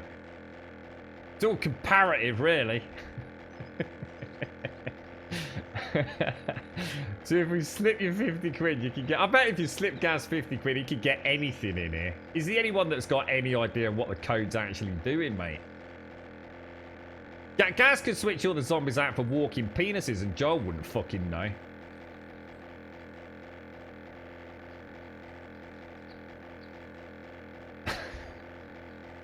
"7 days to wobble." Can you see it now, Bob? It's like big battalions. What would you call a gaggle of penises? A battalion of a gaggle of penises. A bag of dicks. Oh, dear. Joel would notice if the lighting... No, he wouldn't, because he's fucking fucking cataract blind, isn't he? Don't give me that shit. The dude can't even... He's oblivious to what colours are, dude. He needs to take a colourblind test as our fucking Joel, mate. I'm telling you, there's some... seriously, the dude is not normal. He has not got normal sort of ocular fucking vision. I'm telling you.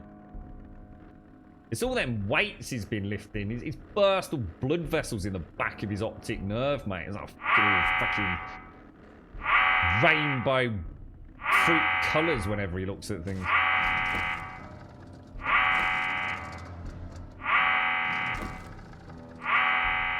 What's this? The Ogre has donated $3 million. Wow! Thanks, Thea! You fucking special twat. Time for a break. Is it really? What, already? Stretch break. Should we do a stretch break? A celebration of peni. See you in a bit, Shane. Stay safe, mate. Stay safe. You look after yourself. Good morning, Lady Elvira. Good morning. Good morning. Doing very well. Thank you, Lady Elvira. Doing very well. Doing very well indeed. Right, stretch time. Let's stretch. Everyone get up, 8 seats, stretch.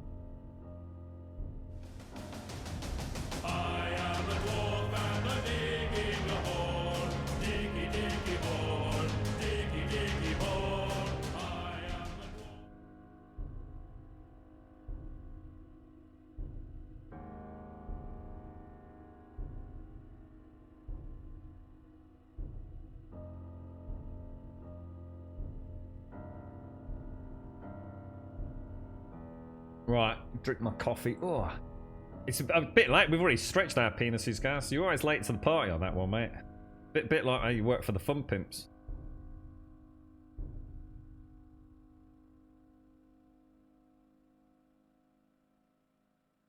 Oh, that's better. Just trying to get comfy. Ooh.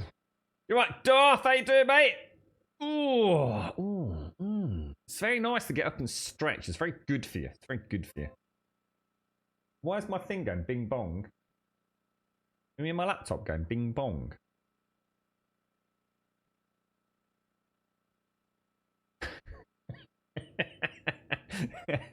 we should get a special discount card, Bob. 3 extra bitches and moans every day for long service. Oh dear me. It would be lovely, wouldn't it? I'll tell you what, would it be amazing to fast forward 3 years right now and find out we're still on Alpha 23? Still got irradiating zombies, still got shitty nail guns. Nothing still fucking works on a server. The only thing that's changed on this planet is that Joel's just got a much bigger house and a very large swimming pool. It's the government, it's the Illuminati! I bloody knew it! If I look over at my laptop now, there's just an eyeball gif there, Brandylin, then I'm having words with you, mate.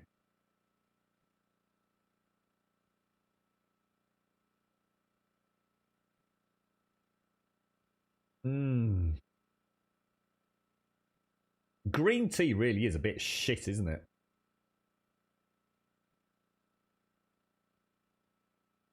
I mean, it's all right, but it's just like drinking slightly flavoured warm water.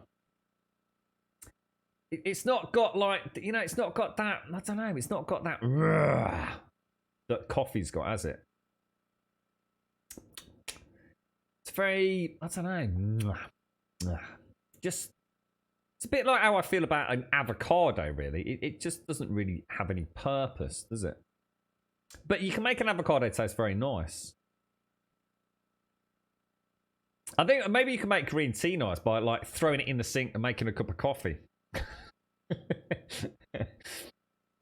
What's normal tea then, right? To be honest, mate, I don't think I could drink tea without sugar. I think tea with I always used to drink tea with a lot of sugar in it. So, Are you still out there, Simpson? Is Simpson still in chat? Green tea and mint tea combined. That sounds like a right fannying about. Can you get it all in one tea bag to cut out like a dual brew or? Chamomile and peppermint. I swear to God, the world's gone fucking mad. Chamomile and peppermint tea. I mean, there's a point where you just got to stop calling it fucking tea, ain't you? Eh? Flavoured fucking water. What's it got to do with tea? Chamomile and mint?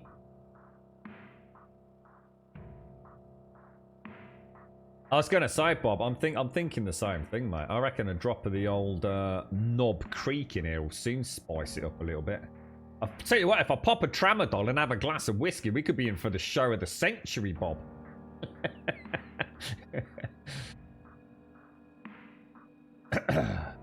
You're addicted to sugar, are you, Agent?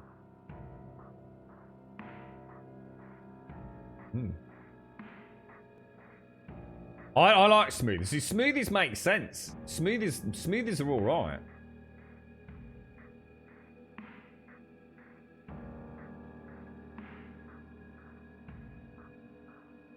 Yeah. I mean, you might as well just get some hot water and throw a rose leaf in there, right? Or a rose flower. So, oh, it's nice, nice glass of rose tea, my darling. I shall add a, would you like a infusion of mint to go with your rose tea? In the States, when you drink tea, that's because you are all a bit special over there, aren't you? Oh, God. I don't know. I'm not sure I can live with it. It has got a flavour, but I can't put... maybe it's just green tea flavour. Maybe they all taste like this. Is it actually any good for you? I mean, they always thought it's got... It's full of antioxidants. Free radicals and antioxidants.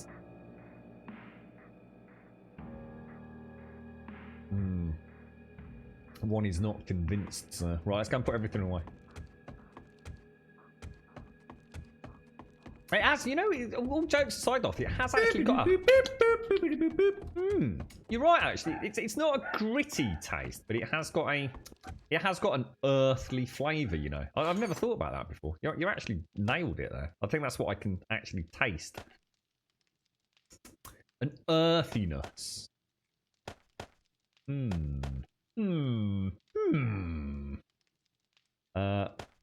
You, and you. We'll throw that back down there.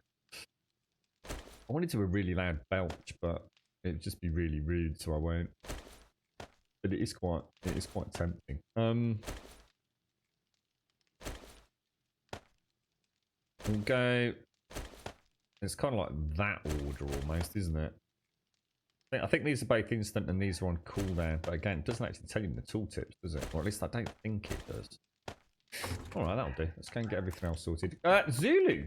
Zulu. Thank you very, very much. It's Simpson, if you're out there, thank you very much for the 7. Zulu, thank you very much for the 22. And thank you both for the Prime subs, my friends. Thank you very, very much indeed. Thank you, Simpson. Thank you, Zulu. How you doing, Zulu? How's things? Build a posh house right next to the river, then complain when it floods. Well, you didn't think it through, did you? You didn't think it through. If you're building a house, surely you could build in enough fail safes. Like build it on stilts would be a good start, wouldn't it? Did they build it on stilts, Jags? Something tells me they probably didn't.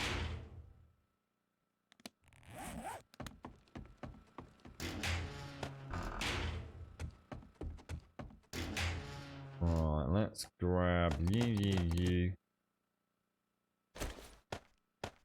And you. So I think that puts me back to normal layout, apart from a couple of paracetamol. And other than that, we're looking pretty tickety-boo, really, aren't we? Yeah. We will take a single batch of those.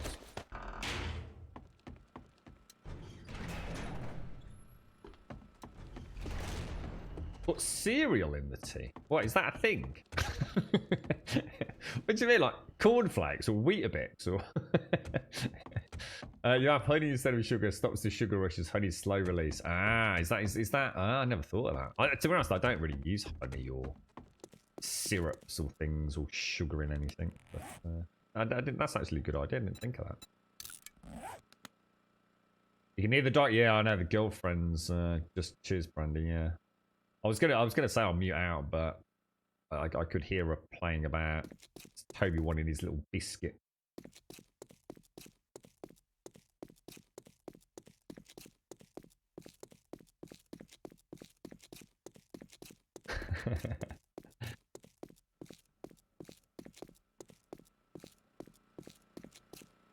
Right, we'll head up. We'll go to this this tier 5. Oh, hang on.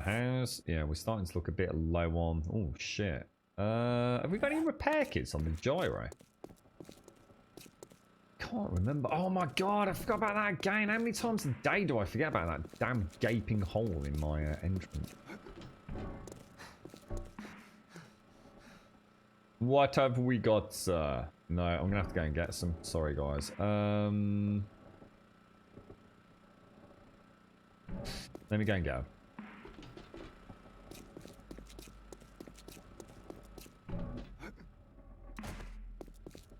It's not flooded near you, has it, Jax? You're okay, aren't you, mate? You know what that is, Jax, don't you? It's all them holes you're digging in your garden trying to find lost Inca treasure, mate. You've essentially fucked up the water table. Oh, look, the farm stopped working again. Look. This half has grown. And this half hasn't, look.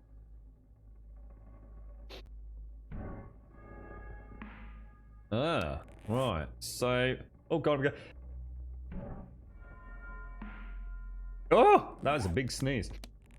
Oh, Jesus balls. What we'll do, we'll see if we can fix it again by punching these out.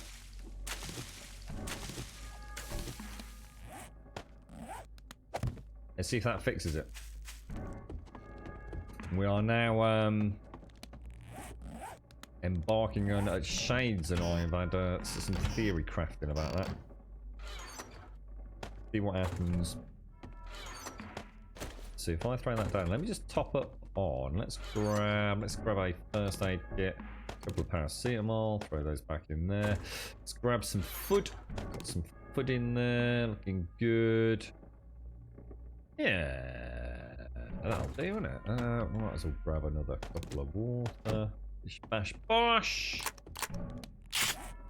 121 on that. Oh, well, I came back for repair kits, didn't I? Ah, but McVitie's what? McVitie's make a lot of things, mate. Including the mighty, the ruler of all things in the Biscuit Kingdom, the mighty Hobnob. But they make many, many things from. It stops growing. It's because we've built, unbeknown to us, right on what I think is the junction of a chunk. And the game, unfortunately, a game multiplayer server, it just has a hissy fit for some reason. What's that? Your old man found a World War II grenade. His friend thought it was a washing machine motor, hitting it with a hammer to get... Oh my fucking god, Jax.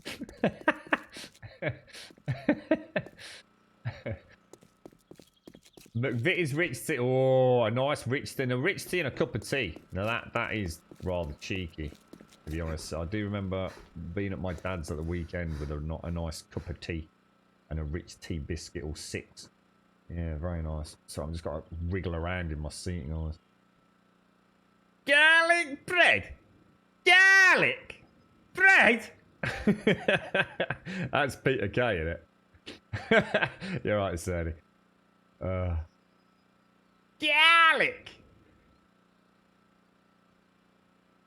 How did it go with the hand grenade then? I'm quite intrigued to hear the rest of this story, Jags. I mean, I'm assuming your dad and his mate are still alright.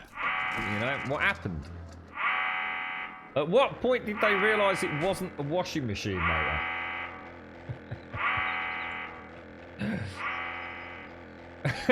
Did he get the rust off? Yeah, come on, don't leave us in suspense, Jags.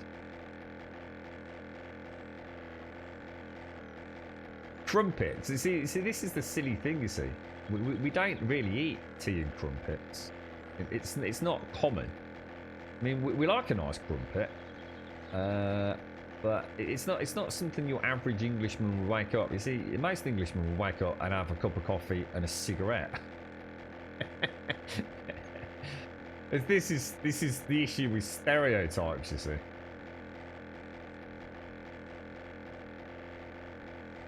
You're right, Alison. You're right, Trump.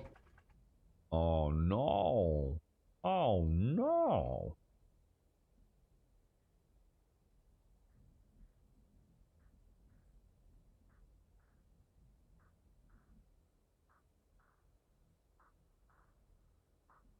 Oh, just turned it at the last minute, look. God blimey. Lost all power, mate. All power. Get out of here, knobber.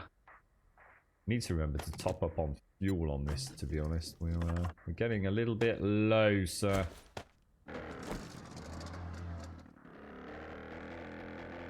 Coffee with Marmite on toast. Nice.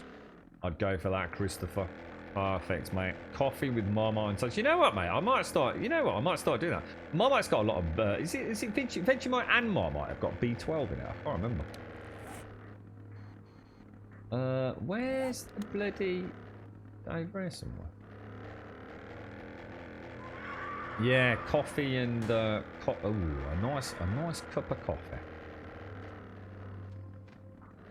Marmite. Oh, that's a good start to the day. That is, bro.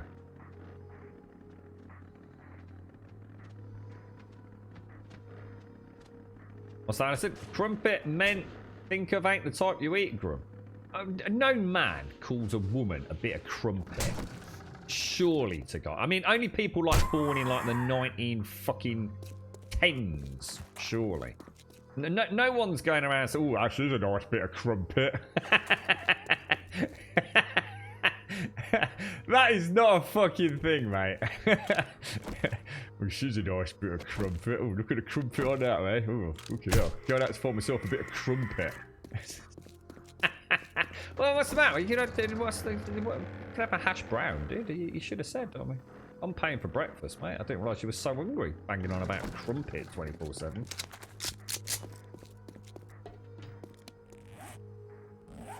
God, blimey. You must be showing your age here, Alison.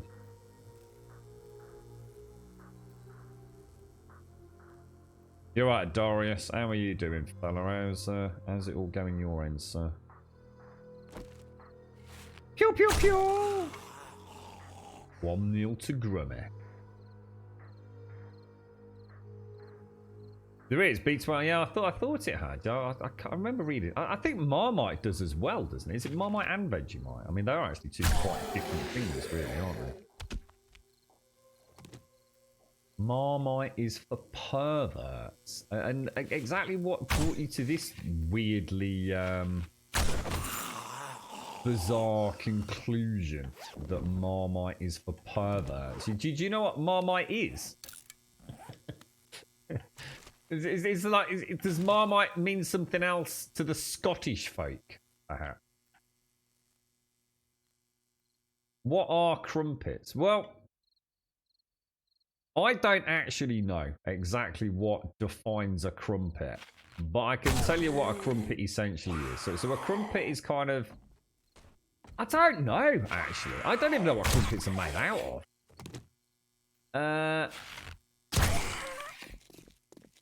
I mean, it's got to be bread of some sort, right? It's a type of doughy, yeast-based something, yeah?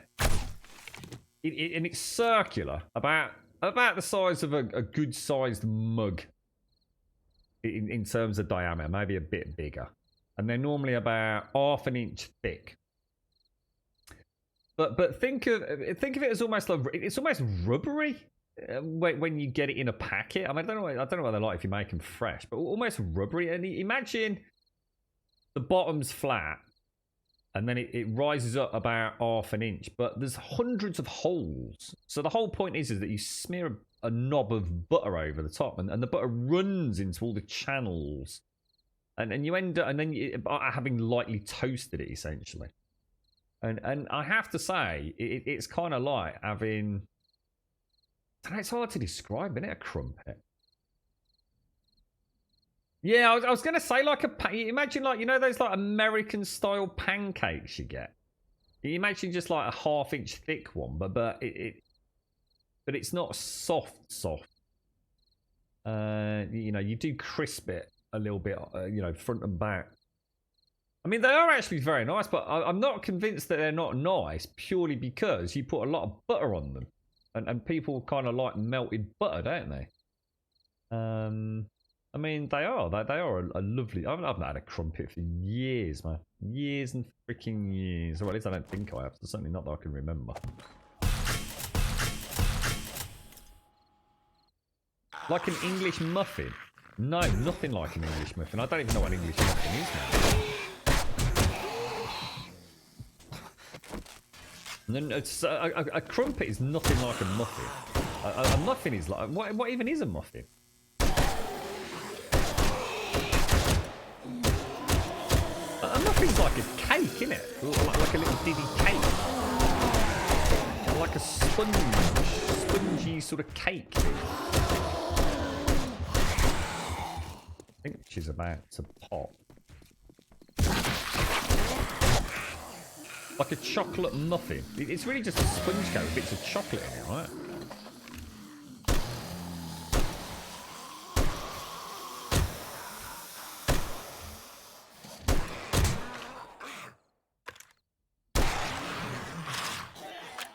So no, nothing. Crumpets and muffins are not even vaguely similar.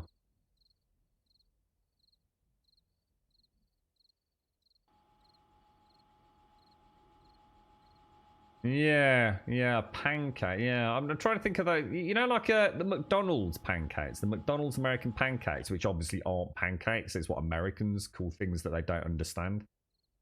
In the same way they call bacon, even though it isn't what they eat. But you know, there's no convincing the deluded, unfortunately. But yeah, a crumpet is like a thick American pancake with a lot of very small holes drilled in it, and then lightly toasted, so there's a bit of crispiness almost to it, but very lightly. You only ever so lightly crisp it. Have a look, Jags. This is a crumpet. It isn't, no, Darth, and unfortunately you are literally... Only Americans would say that, because you've never actually tasted... It's like trying to say that it's the best bacon in the world when you've never tasted actual bacon. Because you haven't. Yeah, that's a crumpet. Yeah, that's a proper crumpet, yeah. Yeah, so it's like we've sort of described it. It's like a... But they're ever so weird, isn't they, crumpets? When you first like take a crumpet out of the packet, it's almost... It feels almost plasticky, doesn't it? Almost rubbery. I mean, that they are not something that screams delicious. But you toast those bad boys up and put a big knob of butter on the top, and you're pretty much sorted. No, it isn't. European bacon isn't a pork chop.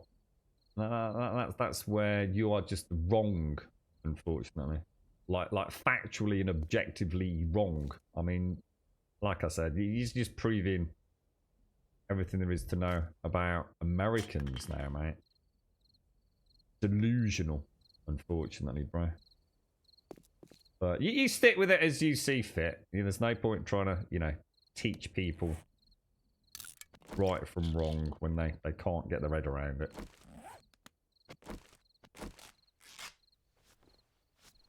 Oh, now I have to say, croissants are... Yeah, croissants are... Croissants are... I must admit, I really do like croissants. Not those horrible, like, oh, let's buy 6 in a bag and they'll last all week croissants. Like proper, fresh croissants. See, I don't even do anything with a croissant. A lot of people like them with a bit of butter, a bit of jam, and things like that. For me, a croissant, just a totally just as it is croissant. And I tear off the knobbly bit on the one side and have a bit of coffee with it. Oh, it's gorgeous. Ever so nice. Star bars. Oh, Star bars are gorgeous, mate. They're not that common these days, Star bars, are they? They're like one of the ones that never quite made it big. Like Snickers and Twix and things like that. The old Star bar was so it was like one of the underrated chocolate bars. But they're very nice, I must admit. Yeah, they are. Yeah, I do. I love a plain fresh croissant. They're so light and fluffy, and they're just perfect with a coffee, aren't they? Cheers, Zoom a lot.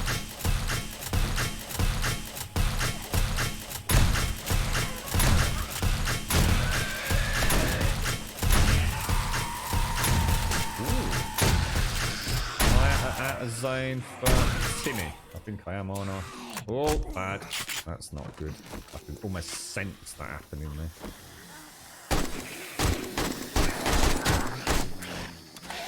Really? Everything unloading?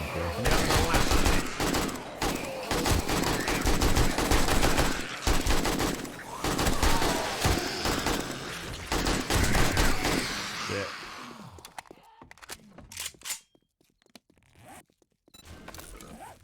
Do I actually use that? It says you cannot use that at this time. Oh.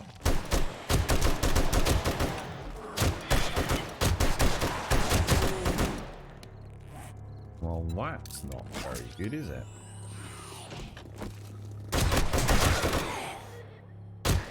That's a lot of zombies in there, man. And that was without any MM stuff. I could have been freaking toast there, I tell you. Jesus, good goodness gracious. Big balls of fire, sir. You know what, Zoom. How many times did we die? Well, hopefully not a lot, mate, if we can help it. Yeah, I did. My mum introduced me to croissants on one holiday. My mum's always liked a nice fresh croissant. They are very, very delicious. And like I said, very light as well. I think a lot of the foods that we get rammed down our throats for breakfast, especially in the UK, it can be quite heavy stuff. And, I ain't knocking a big English breakfast. Jesus Christ, mate. But, so sometimes it is nice to have something a little bit lighter, isn't it? And I think a croissant with a coffee, very nice. Well, how many times have I done? What in this playthrough? About 6 or so. I mean, we had a couple of back-to-backs, which we don't really count, but probably 6 or 7, and then some fannying about. But 12 is the actual count, dude. But like I said, we did a few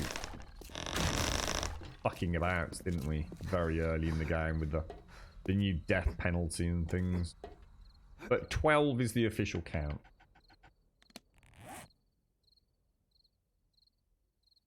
Oh yeah, and some skill points off. Forgot about that. In fact, hang on, we've done 30,000 kills now. So what level are we? Do we ding? 203 we're on. What's the max? What does it go to then? A croissant with tomatoes and onion. Never thought about having croissants. I just noticed you, Advina. You just mentioned. Yes, it is Advina. Yeah. A croissant with game and cheese. Oh, ham and cheese. I was going to say game. I wasn't sure yet. You think a little bit of pheasant or something.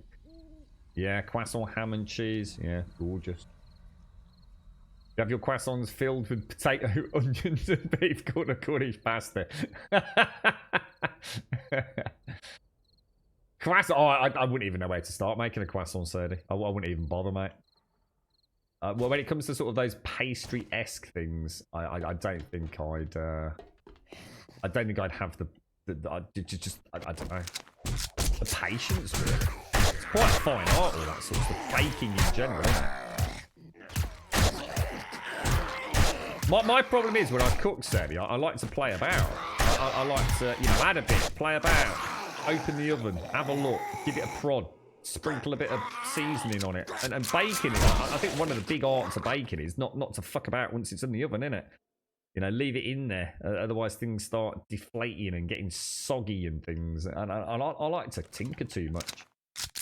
I think I'd make a terrible pastry chef or a general sort of dessert chef.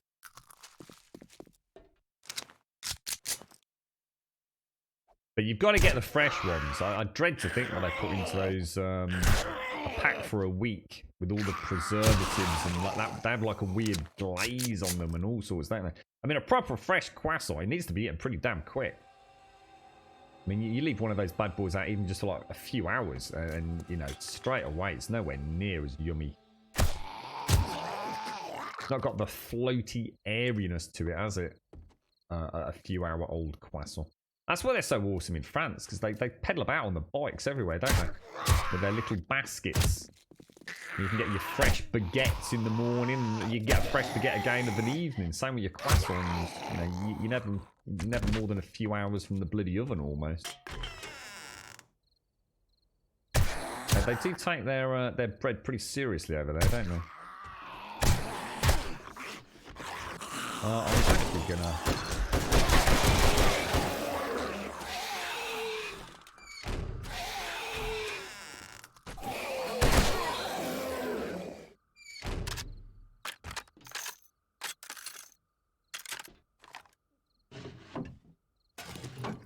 I always remember when we used to go to the south of France and used to send these guys out in the mornings. It was like this winding hill, this place that we used to stay.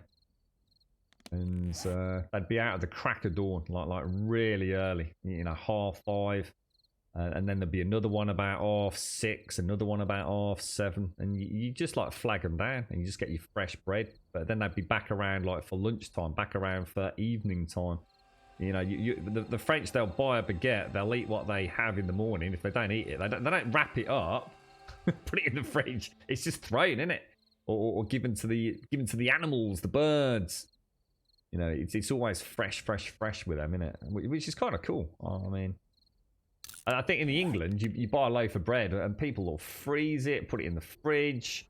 A loaf of bread's got that many preservatives in it. It lasts a whole freaking week without doing anything to it. It just sits in the cupboard a week later. You're still making sandwiches out of it. It's a completely different world when it comes to, I guess, that doughy-based stuff, isn't it? But yeah, the French don't piss about with that. Love French bread. French croissants, French baguettes, you name it. Gorgeous.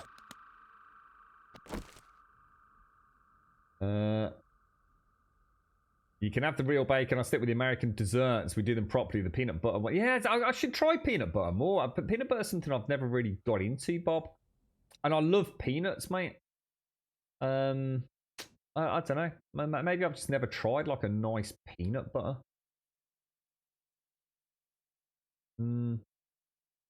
I'd be terrible with that, Lantros. I would be terrible with that. The butter and the dough, same temperature when you roll the butter layers. Remember to put it in the fridge between each fold. Oh, God. Sounds nightmarish. Actual French bread doesn't keep more than 4 or 5 hours. Yeah. It's so nice, guys. I love that. And you have the same thing, the Warburton's kid on the bike delivering bread. What? Oh, I was going to say, do you actually have that around your area, Jags? You're talking about the advert, right? Oh, dear. You go through a loaf a day? What? Seriously, SCR? What, do you mean like with the whole house? You don't mean yourself. You eat a whole loaf of bread a day, right? Yeah, it's quite big over here, Bob. A lot of my past colleagues and friends over the years, they've all tried these, like, bread making machines, and they always claim it's gorgeous and it's so fresh. And to be honest, mate, I don't eat a lot of bread, so I've just never bothered, man. I really do not eat a lot of bread. I maybe have a couple of slices of like some sort of like seeded bread, these days, and that's about it, to be honest, man. I used to eat a lot of bread, a hell of a lot. I used to have sandwiches daily. Marmite on toast was a regular. Pate on toast was regular. So I probably would get through I'd probably get through a good loaf of bread myself, just myself, in a week. Don't try American peanut butter. Start with something good. I wouldn't even know. I guess peanut butter is one of those things. It's like talking about jam, as we'd call it over here. There's a billion and one different sorts. I bet there's like crunchy peanut, grainy peanut, smooth peanut, sweet peanut. I wouldn't even know where to start with peanut butter, man. I just eat peanuts. Sainsbury's sourdough, really? It's a Marmite make peanut butter. Really? Wow. You know what? I didn't even know they made anything else. Jesus. Yeah, I really wouldn't know where to. To be honest, again, what would I do with peanut butter? I mean, what do you guys eat peanut butter with? Do you just have it on like a sandwich or something? Spread it on toast? Something like that. Again, I don't eat a lot of bread, so I guess I'm not in a position to be looking at things to add to toast or bread. So. Peanut butter and honey on oats. All right, okay.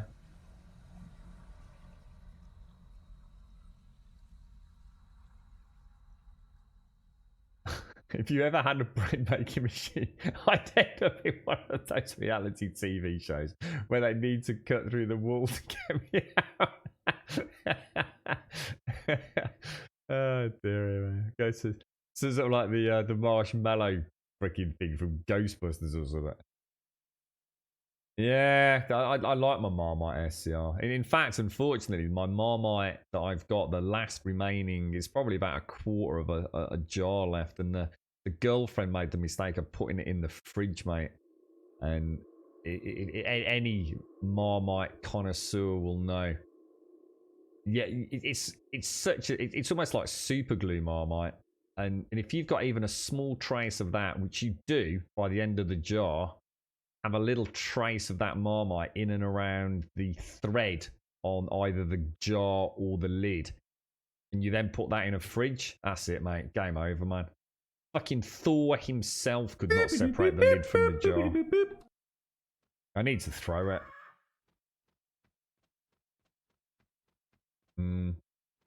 Darius, thank you for the 2-month sub, my friend. Thank you very much indeed.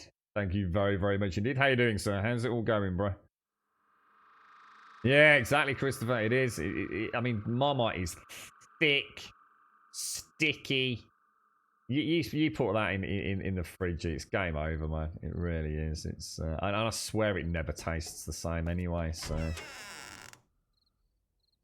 I always used to keep it in like got a cupboard above the oven. Whether or not the small amount of heat that rises from the oven on the odd occasion we use it makes any difference, I don't know, but I always had a really nice Marmite that way. Still sticky, it's not like it suddenly becomes runny or anything, but yeah, put it in the fridge. Game over, mate. Game over, bro. Yeah, well, that's how I would get it off if it was more than a little bit left, Miss Groot, then I would do exactly that. But it's like I said, I swear it never tastes quite the same. And I think the further down in the Marmite tub you get as well, you pop that in the fridge, it changes. I don't know what. Maybe it's not the flavour, maybe it's the consistency changes a little bit. So for what it's worth, I think it's time to wave farewell to that. I mean, let's be honest, right? A tub of Marmite lasts you a pretty long time because I don't use a huge amount of Marmite. I like it on actually burnt toast. Like when I say burnt, don't think like, incinerated. But, when it goes from the lightly brown to the more dark black sort of colouring. It's a very fine line on a toaster. And that with just a very thin, right to the edges and corners of Marmite. So, like, you know, one of those big jars of Marmite will last me donkey's yonks, mate. I think I'd rather start afresh. But yeah, no, you're right. Running under the hot tap will certainly loosen it up.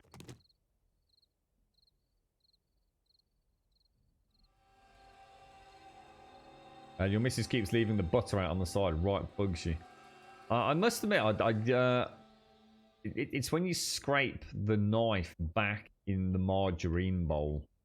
And I can't remember who and how this came about. I mean, I was obviously in student lodgings.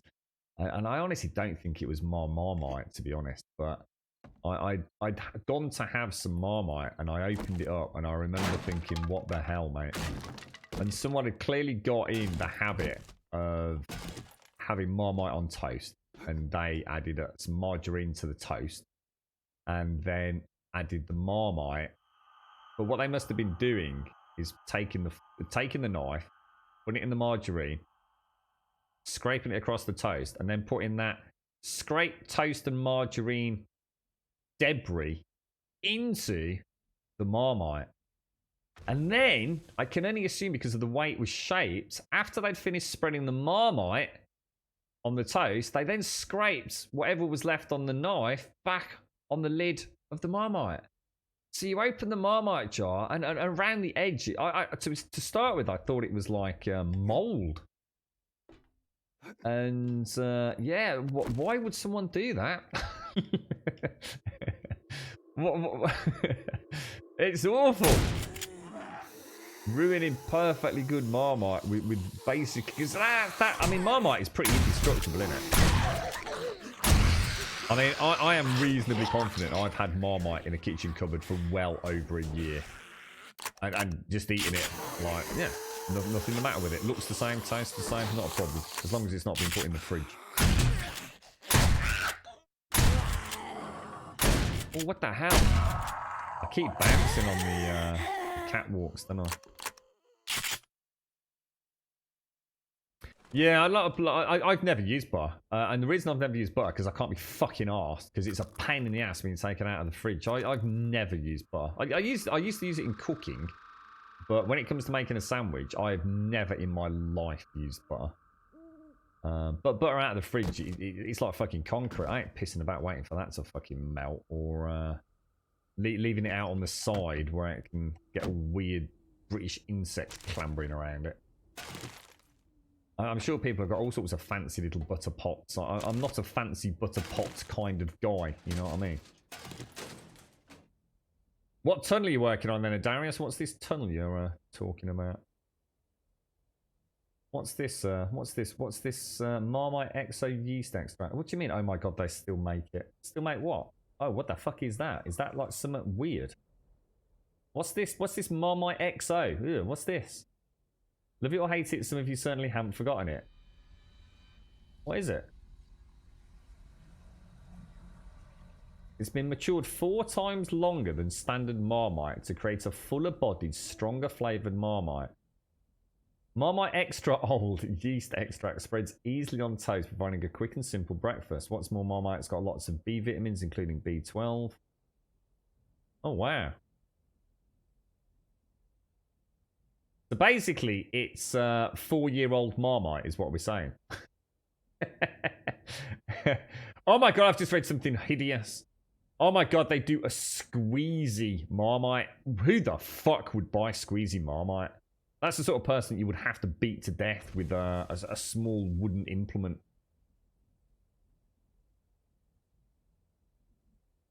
Imagine that, squeezy Marmite. I would kill people for having squeezy Marmite. Well, here we go. Marmite and crunchy peanut butter American pancakes. So they do the peanut butter. In fact, I can see what it looks like now, Doc, as well. Marmite crunchy peanut butter. I must admit, that does look a lot like a turd on a plate. I'm not going to lie. From a distance, it literally looks like a turd with some Farmer Giles in it. Jeez. You right, Miss Grape? And then you can look like Thor.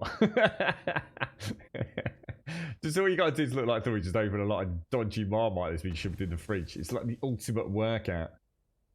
Godiva cocoa in the Graham cracker base of a cheesecake. Oh, you're getting all fancy, you lot are, look. Super soft anchor. Oh, so is that like a spreadable butter, is it, Miss Group? You don't want to destroy your bread. Use the back of a spoon to butter bread. Oh my god, I've never heard of that before. Use the back of a spoon to... I see, I've always used margarine, so I've never had to worry about that. It just spreads nicely, even on like, you know, crumbly bread, if you like. Who has Marmite and thinks it needs to be stronger? I must admit, that's what I was thinking when it said it was 4 years. I saw XO and I thought, I wonder what the XO means. Extra old. I mean, you can seriously, you could probably tar roofs with Marmite, couldn't you?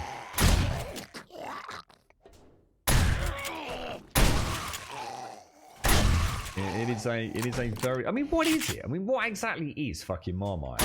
It's obviously some sort of yeast, is it? Is it some sort of, like, horrible yeasty fungal growth? And what's the difference between that and Vegemite? Because they are actually very different, aren't they, I think?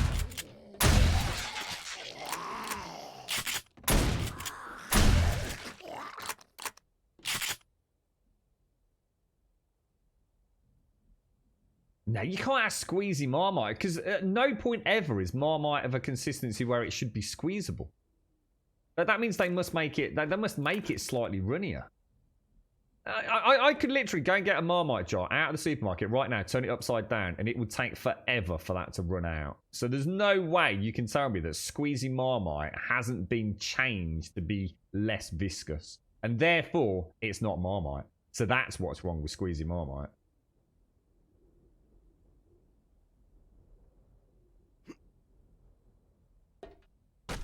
I find something deeply troublesome about squeezy Marmite. Is it not actually different, though? I'm sure Vegemite and Marmite actually are two different things, though. We might need a Google on this. I'm sure they are not actually the same manufacturing process. Or base constituents, if you like. Could be wrong, though. Could be wrong. I don't think so, though.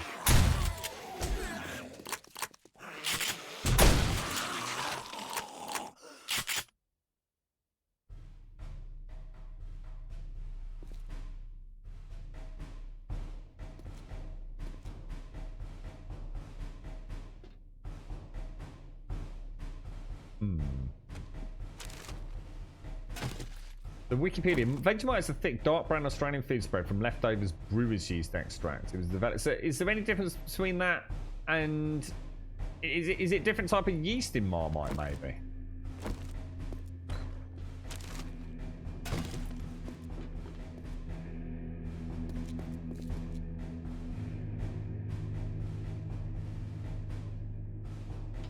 Is this as the Horde base going, Darius? And thank you very much for the sub as well, Darius. Thank you very, very much, dude. Nice to see you, bro.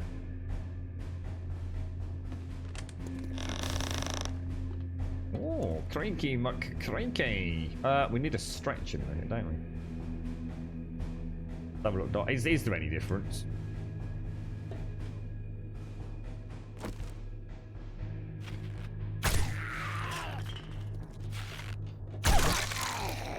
Yeah, well, that's the way I've always seen it. There's definitely a difference in flavour. Now, whether or not that, like I say, that's just... I mean, Vegemite is fake, and Marmite is the real deal. It's a bit like having Guinness, or having fake Guinness. Some, like, dodgy knockoff wannabe, innit? It's,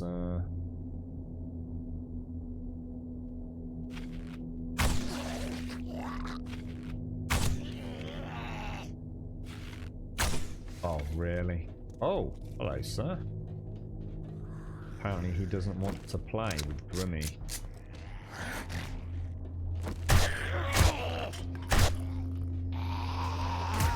They all seem so much more You're really having a bad day, you are, aren't you, mate? You want to get your GPS out. Not sure where he's off to, is he? Vegemite is actually stronger in flavour. So is there any more to it than that? It definitely tastes different. I mean, there's a difference, isn't there? I wouldn't personally have said it was just due to like strength, though.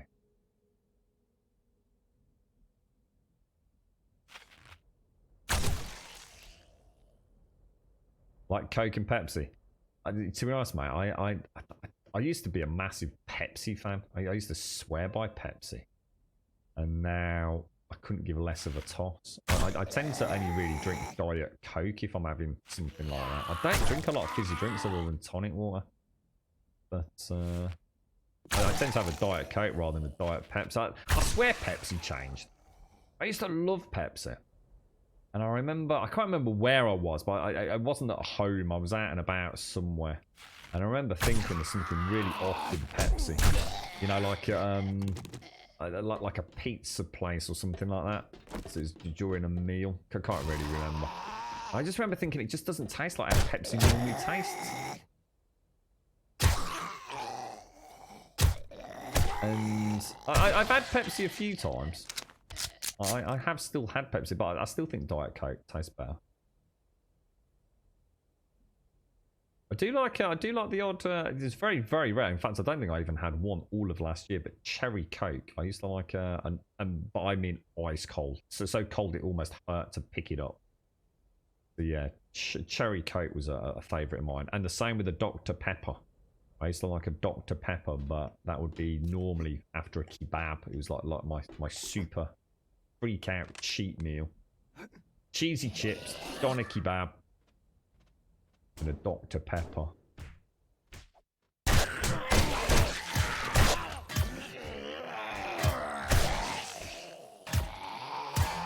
Come on, with these hitboxes are some bullshit, aren't they? I mean, I know I'm missing some, but at the same time.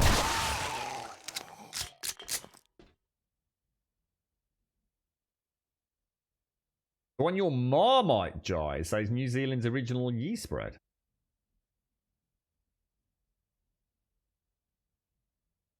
Yeah, I honestly, Miss Grill, I've never looked into it, but I do. And don't think this was the thing that threw me was it wasn't you know, the premix or whatever they call it. You know, like in modern pizza places, you can sort of like spend like £3 and you can drink as much as you want, and you just keep going up to those machines that essentially dispense the concentrate and then the fizzy water. It wasn't one of those. It was a pizza. I'm trying to think where it was. I don't think it was one of the big mainstream places. And I had a can of Pepsi. And I just remember thinking, like, there's something really off with the flavour. And like I said, I had it a few times after that. And I just always felt like there was something not right with Pepsi. So I tried a Coke. And I just much preferred the Coke. As in really preferred the Coke, to be honest. And then I eventually switched to Diet Coke. I'm not sure if I've tasted Diet Pepsi. Probably. I'm sure I probably have, but I can't remember if I liked it or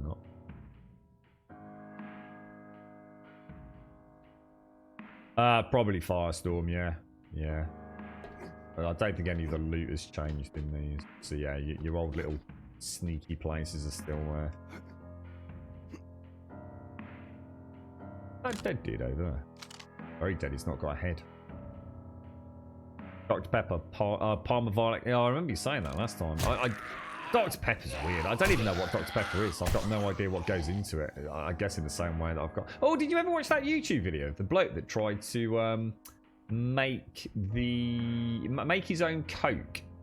He did a full, if you like, analytical breakdown of Coke. And there's one particular sort of, as in the original Coke recipe, if you like, not, I guess, the modern day equivalent. And there was one chemical or or ingredient in there that was like insanely difficult to get your hands on. It was like something crazy, like a single eye drop's worth would be like about $1,000 or something. I remember watching quite a fascinating YouTube video. I think someone linked it in our Discord. Quite interesting, you know, finding out what went into Coca-Cola and all the rest of it back in the day. And needless to say, his experiment pretty much completely and epically failed, basically.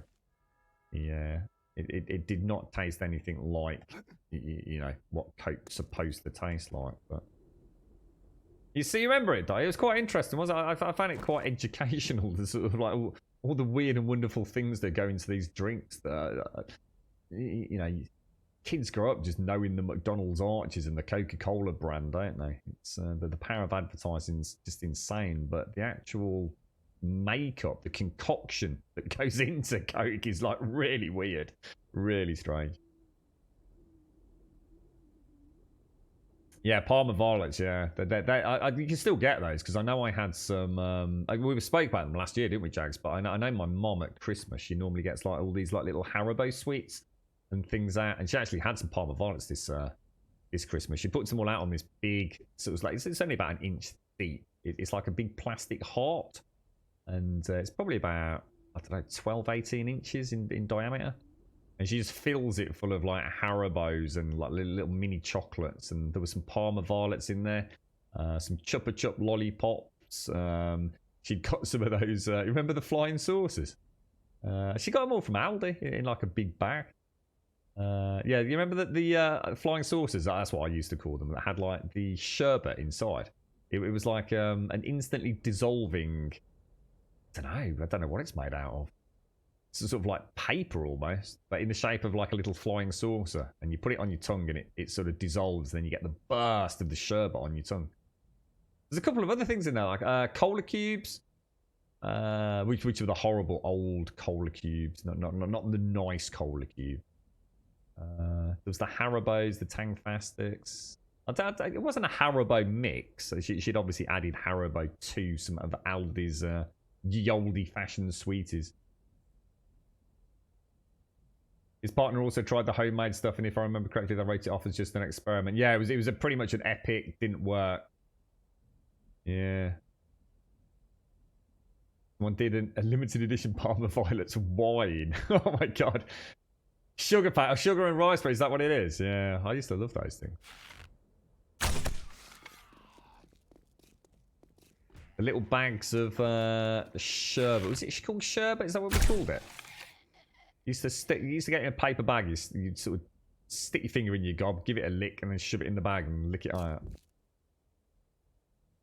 Rainbow sherbet and all sorts, wasn't there? And popping candy. Remember that stuff? You used to like. Oh, it's ever so weird. You used to like hear it like inside your brain, didn't you?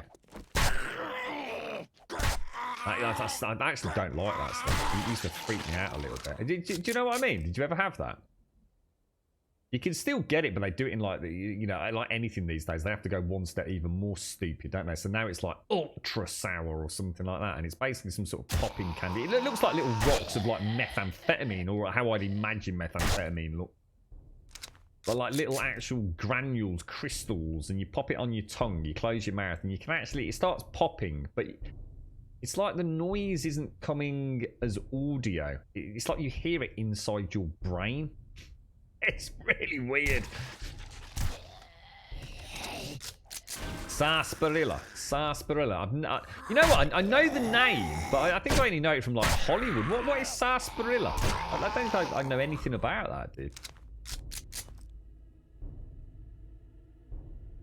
You're like big chubby cupcake. You're like rolling in the mud after school naked and screaming at your long hairy teacher. You need to go back to school and start spending more fucking time learning how to fucking spell, mate, is what you need to do instead of rolling around in the mud. And up the meds as well. I'm not sure what that is. Sounds like something you need. Oh, sarsaparilla. No, I've heard sarsaparilla. I'm not sure whether I remember it in unison with like tequila though, or something like tequila and sarsaparilla or something like that, like from a bloody Quentin Tarantino movie. You took your grandma to a fish spa centre where the little feet. I tell you what, Lantros. I just read. Oh, dude, really? That's terrible, mate. That's actually a thing, though, isn't it? You actually can go to these places and put your feet in what is essentially an aquarium. And you have little fishes nibble the dead skin off you. That is so weird.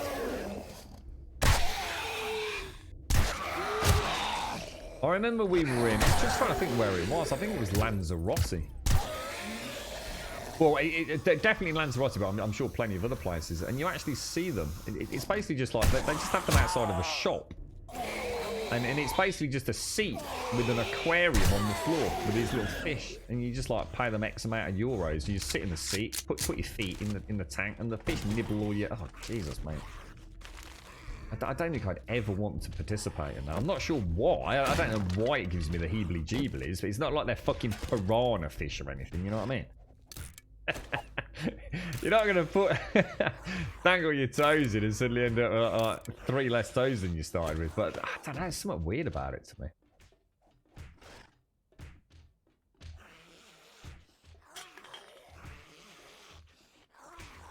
Root beer, you big dumb truck, and don't diss my mate. Who's he fucking on? Who's this fucking twat cockwomble in chat? Is this not? Is this not? Is this knob a new knob? There's actually a few restaurants where the floor is full of water and you have fish swim around you while you eat. Oh, well, yeah, but not nibbling your toes while you eat, though, right? I mean, that actually sounds so almost like you're sitting on an aquarium. That sounds pretty cool, actually.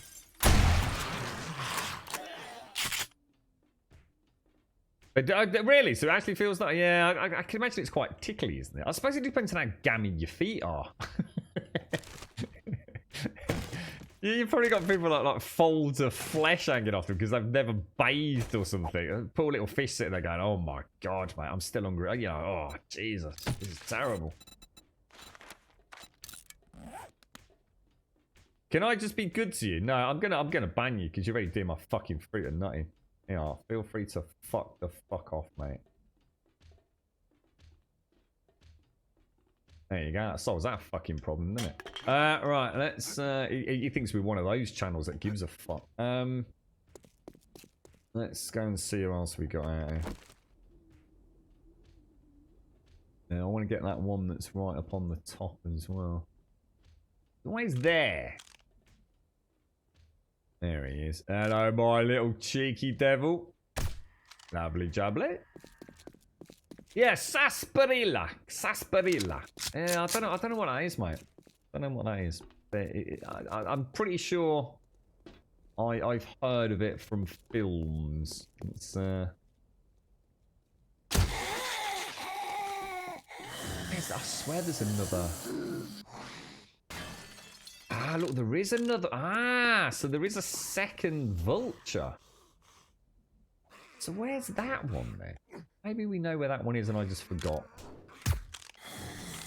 So we got, oh man, we've got a clear quest as well. God damn it, bro. Right in the throat, mate. In the bloody throat, bro. This channel is not for kids. For multiple reasons. Well, we like to keep it. Legal disclaimers at the forefront. Come on, where's he got? Who did that? Who just summoned that? No, I don't even know what a sarsaparilla is. I'm really not.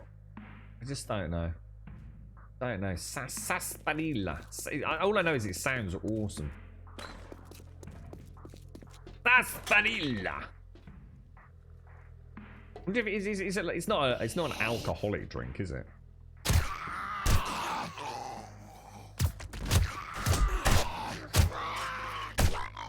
I've been watching a bit of Narcos Mexico, and it's like the amount of freaking tequila that gets down by there's a geezer called Nito. Oh man, oh what the hell? I've got to admit, although I've never been a big tequila man, I have to say, if I was drinking, you know, if I was a drinker, I would seriously settle down for season 2 of Narcos Mexico with a bottle of tequila. I just think it would be freaking awesome, mate. There are some really cool actors in Narcos Mexico. Terrifying though. Terrifying to think of the reach that like someone like Pablo Escobar had. And of course all about the marijuana plantation that they grew. I mean, I won't say too much because I don't want to spoil it for anyone that doesn't know, but you know, the birth of the seedless, as they called it. Amazing stuff, really. Oh, sarsaparilla is a soft drink originally made from plants like the Smilax ornata, but now sometimes made with artists. So it's basically like a Coke, is it? But presumably quite a strong flavour, is it? Just bear with me one second.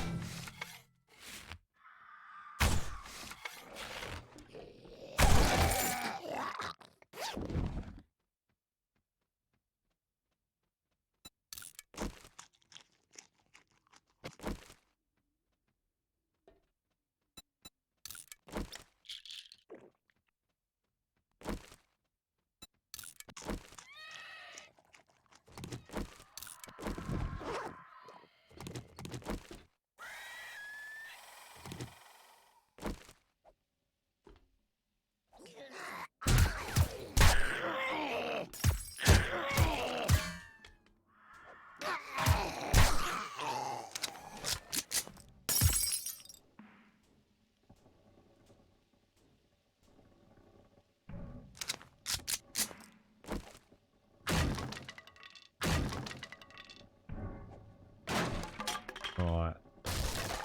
Back.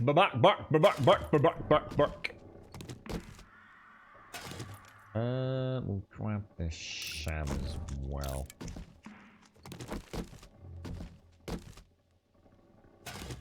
Okay. I just noticed it was I was saying Gaz and Pigeon with the Hello?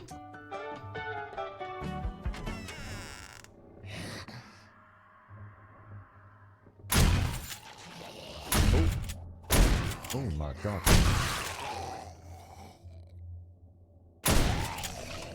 Nasty, I think spicy. Are you right, Paloma? Yeah, just took a quick time out, mate. Just trying to had to get up and sort my batteries out on my controller, mate. But I just need to get a wiggle to get comfy again. Is that stuck on there again? Ah, so it's basically the Steam. Steam's having a problem, innit? This is twice this has happened today. Yeah, look, Steam overlay's not working. Yeah. Yeah, it must be Steam. It's not obviously 7 days. Because look, I can't go into my controller config either. Look. And when we took the screenshot earlier, it did the same thing. Yeah. It's just not clearing, is it, for some reason? There's no way to do it without coming out of the game. And if I come out of the game... Anybody know how to do anything with overlay? Let me just try something. Let me just come out of this.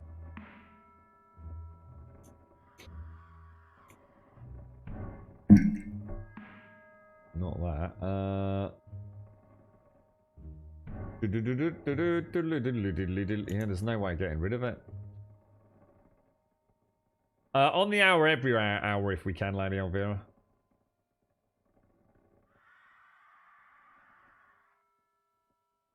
I don't really know.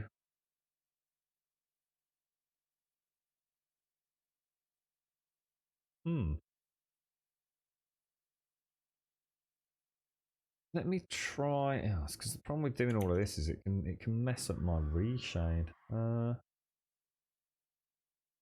So I can't come out of the game by popping into big picture mode. Can you do that while you're playing a game though? It doesn't look like anything's working, is it?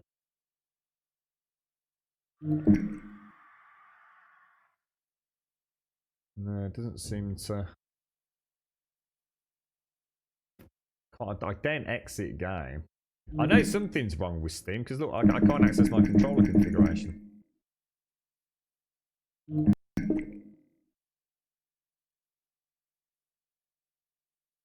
even know what that does. Toggle controller heads up display.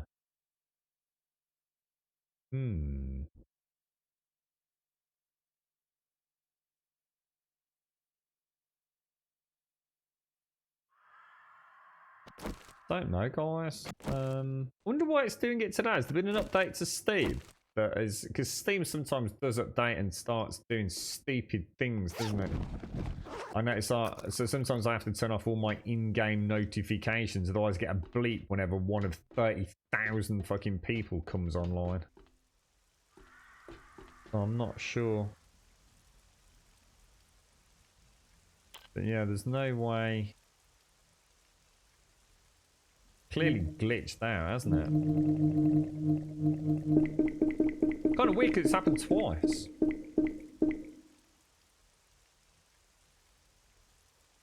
Steam updated for you yesterday.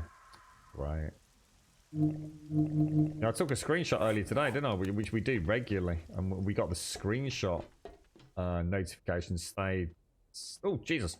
Stayed there.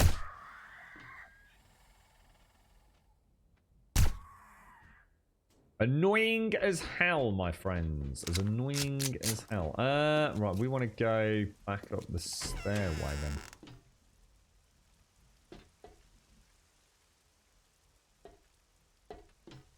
What's that? You want a spam? What's this about Americans and a spam filter? Sorry, what's going on? Oh god, this is. Oh, and I haven't got any explosives. Oh.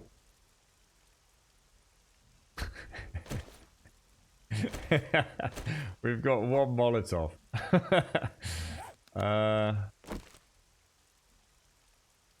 What could possibly go wrong, right? Have a look. Spam. You know what? I'm not even sure. Spam. I don't know if I've ever had spam. The one that I do know that I don't like is corned beef. I fucking hate corned beef. And I mean, I fucking hate it. There's something about the greasy, congealed fat and crumbly texture of shitty freaking corned beef, mate. What's that got to do with beef? I've got no idea, because it ain't like no beef I've ever eaten. I'm not sure what spam is. Is spam not... Spam's a bit more pink, innit? Like a porky pink. Which is probably alright on sandwiches or something, is it not? Corned beef. Oh my god, corned beef is the devil's putrid butt sauce, mate. That knob that Grum just banned called Brits Rude, and there's someone here called Americans Ignorant. I won't name that. What? What, did he call Brits Rude? Fucking wanker. What a little piece of shit toe rag fucking knobhead. I'll fucking give him fucking Rude Brits, little fucking cockwomble. Jesus, bring it on. A slice of corned beef and thin layer Coleman's. See, that's what I'd have to do, Doc. I'd literally have to disguise any sense of flavour from the corned beef by putting Coleman's mustard on it. It's that horrible. It's what I used to do with cheap. You remember that cheap ham you used to get in the supermarket? Like really, really thin slices of ham.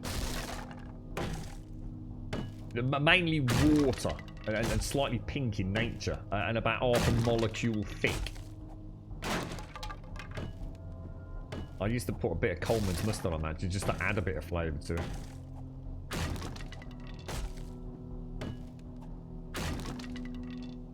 Let's see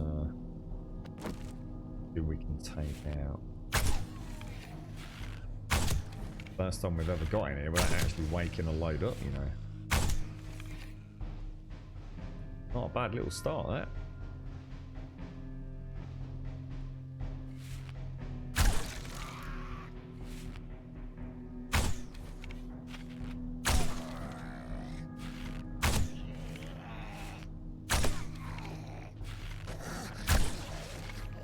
Come on, dude. Ooh, careful, careful.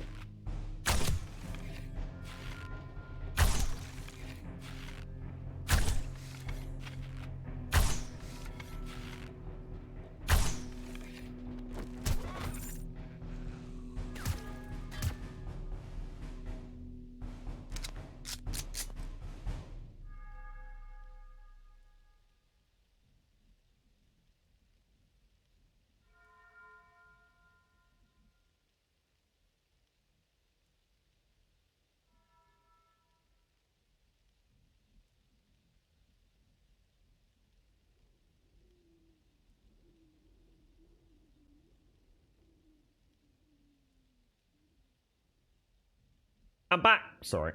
Half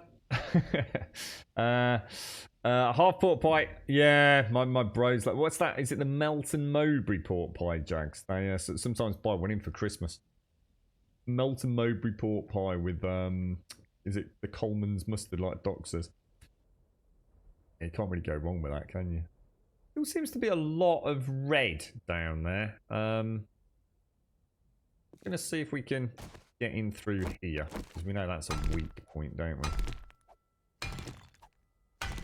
Yeah, you know the stuff, Doc. Yeah, it's, I mean, to be fair, mate, you know, when you're on a budget and you want to take some sandwiches into work or something, you know, that watery ham, super thin, like I said, you put enough slices on there, a little bit of Coleman's mustard, you know, it's all right, isn't it?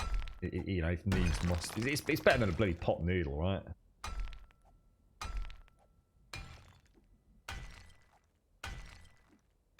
I don't know what's going on about people being. We just banned some little toe rag in chat. Don't worry about it. Nothing we haven't seen before. No, to be fair, I mean, he's probably got a point. Most Brits probably are quite rude, to be fair. Doesn't mean we have to agree with him, though. Just not the principle of the matter. Oh, tricky shot, but he got it. Beautiful. Not convinced you're dead. Oh, you are. Oh, yeah.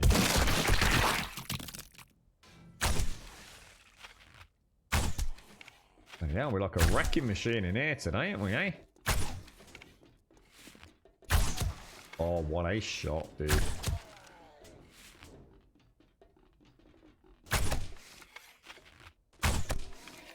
I don't think we've... I tell you what, a couple of strange things going on today and yesterday. Definitely, when it comes to stealth, we seem to be way stealthier than we were the other day. Now, whether or not I've picked up a book that's giving me like a perk and then the 8th perk or something, or something's just broken, I honestly don't know. But in all the years I played this game and had this as a tier 5, or even just as a PO, I've never made it into this room that quiet. Just never happened. Ever so strange. I will take the victory, though. I will definitely take the victory. And in fact, that's cleared as well. Literally, all we've got to do is find the white. Jesus Christ, we're on fire with these tier 5s these days. Oh, hang on. Can you get out here? The English are all asshats. I'm starting to feel there might be some Scottish and Welsh folks in chat here today, the way this conversation's going. Yeah, it's a really good new model. Yeah, the compound bow is a lot of fun, mate. It's why I still try and use it, even though, to be fair, at this point in the game, it is pointless unless you're stealth. I would argue, you know, a silenced sniper rifle is actually better, but it's a satisfying weapon of destruction. It's got a really nice projectile speed on it, so you know it's flying reasonably straight, isn't it? It's a good feeling. I've got one tomorrow, Sadie. I've got an appointment tomorrow. You take the pot and noodle over the shite. I wouldn't with a sandwich. I'm thinking of a really... I mean, to be honest, I do like a chicken and mushroom pot noodle, Doc, so I'd have to and ah a little bit. But, you know, if you've got a nice bit of bread with a bit of that cheap ham... Because, to be honest, mate, I do really like the Coleman's mustard with the ham. Even if it's cheap ham, dude. There's something nice about that. Something very nice about it. Don't really need the oil shale. But I don't really need any of that either. I will take... That said a small tank mod. I'm not going to worry. I think we'll leave a spot free. We can always bring the chopper up here, can't we? Like we normally do and grab the food. Let's go and concentrate on getting the actual... And then I can quit the game then, can't I? And get rid of this bloody using configs for grumble overlay that Steam's decided to be a twat about. I thought something was a little bit off when we did that scroll. Did I just make it? Oh, Jesus. Still below us. Well, I knew there was a gantry halfway across, but I was trying to get in a better position to jump down to it. I was quite lucky. And we just managed to sort of slide in to get in, didn't we? Oh my god, is it at the very bottom?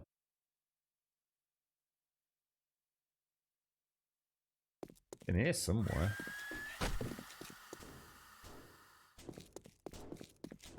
Well, we'd have to go back through there. Should we see if we can get through the door here?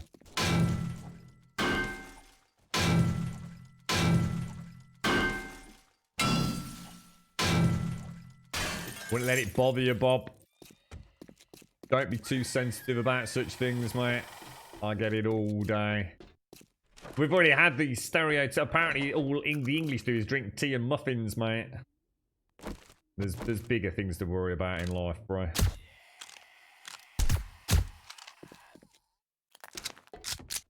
I'll tell you what, I'd be quite happy if all I did was drink tea and eat fucking crumpets and muffins and scones. It wouldn't be a bad fucking way of life, would it? I don't think I can actually afford to drink and eat that amount of scones and muffins on a daily basis, but I'd be willing to give it a go.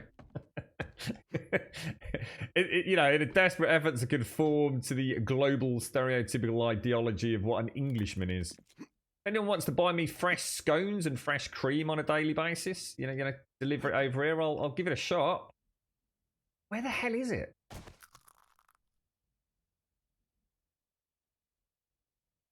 says it's right here. Oh my god, is it? Oh, you crafty git in all... I'll tell you what. It never ceases to amaze me. The number of times I do these POIs, and I think I've seen every single location that they can spawn the supplies in. And then just all of a sudden, boom. Let me just come out, guys.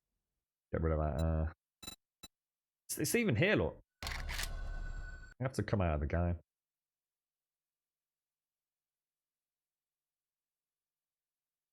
Jump back in here. A lad who drives the van at work put a pot noodle into a thermos flask with boiling water. Dinner time came around. It has swelled up that much it wouldn't come out. I really like pot noodle. Chicken and mushroom. I'm not a big fan of the beef and tomato. In fact, I go as far as to say I'm not a fan of it at all. But I'll tell you what, chicken and mushroom, mate, gorgeous. I'm one of those people, right? I know this is going to sound really, really fucking weird. I am one of those people that eats pot noodle, right? So chicken and mushroom. I use the soy sauce as well, yeah? And I eat it with a fork. And then, you know, you get that little bit of sauce and normally a bit of sweet corn left right at the bottom. No, not a huge amount, but there's a little bit left in the bottom, isn't there? I actually drink that using the fork. So I literally sit there for probably 5 minutes getting the last bit of, if you like, soupy moisture out with a fork. And it's almost like the last few mouthfuls, if you like. I mean, imagine how much liquid's on a fork. Not a lot, right? But it gets stronger. It gets stronger and stronger as you get deeper into it. You get this really powerful kind of saltiness at the bottom of the pot noodle. I really like them. I think they're ever so nice. They did like the big, was it the bad boy Bombay? Was it the Bombay Fire or something? Did anyone ever try one of those? Like the super spicy hot curry pot noodles.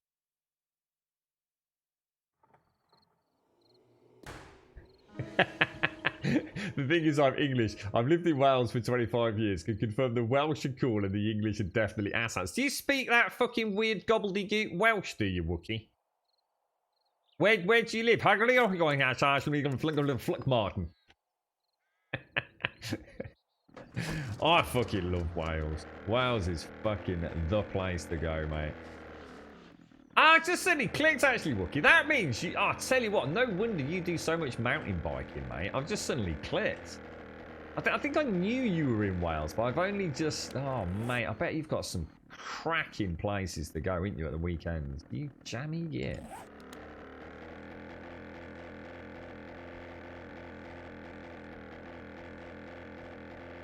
Yeah, well, Wales is a damn cool place, man. There is some good fun times to be had in Wales. Always love camping in Wales. That's alright, but send me the cash. Did he manage to get it out at the end, Jags? Did he get his fork down in there, or... You're right, Fenrir. That looks like a legit name. That actually looks like a straight up legit fucking Welsh town, that does, mate. Lanfair Progreding Gill Grokin Schwindel Hernl W. Sully Hollygolgoch.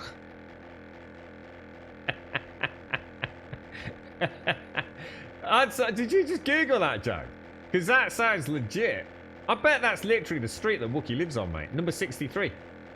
Lanfair Progreding Glogling Schwindel with a drop really anted Sliglogogogog. It's like, fucking hell, don't tell everyone where I live, says Wookie. God damn it, bruh. Nickel me sheep, man.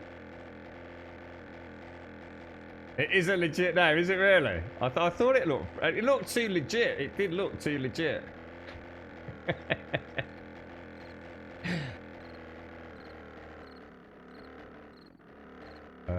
Dear. Good old pot noodle. Who's ever done that thing with the Coke and the... is it the Mentos? Always felt like that, you know, I think it should be on the bucket list, something like that. I've never actually done it. I mean, I've seen YouTube videos of it and things. Well, what would happen? Has this ever been done? It sounds dangerous. I'm just trying to think. I always try and think of something that's probably going to add a bit of danger to it. If you let's just say you take a bottle of Coke, right? And let's just buy yourself a little bit of breathing room and you just take like a couple of inches out, yeah? And then you very quickly drop is it a Mentos? Does it have to be a Mentos? Drop a Mentos in there. And really quickly put the top back on. Screw the top back on. Does it explode? I guess it does, right?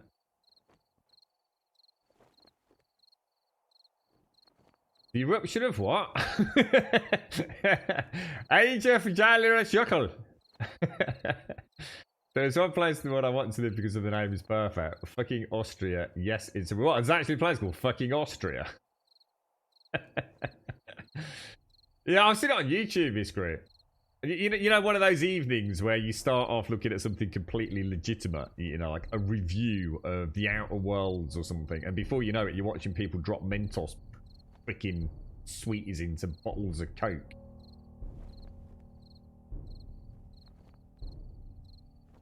Oh, that was the name of the glacier, not the volcano. Oh, dearie me. Right, I'll tell you what we're going to do. Let me go in here. I'm going to go and grab a drinky poos. A big shout out to everyone using the old Mischief maker bits there in that POI as well. Cheers, guys. We will very quickly just do AFK. Right. So, spawns and teleport. Pause. Right, I'll be back in like 2 minutes. Going to get a drink, have a little stretch. We'll be straight up.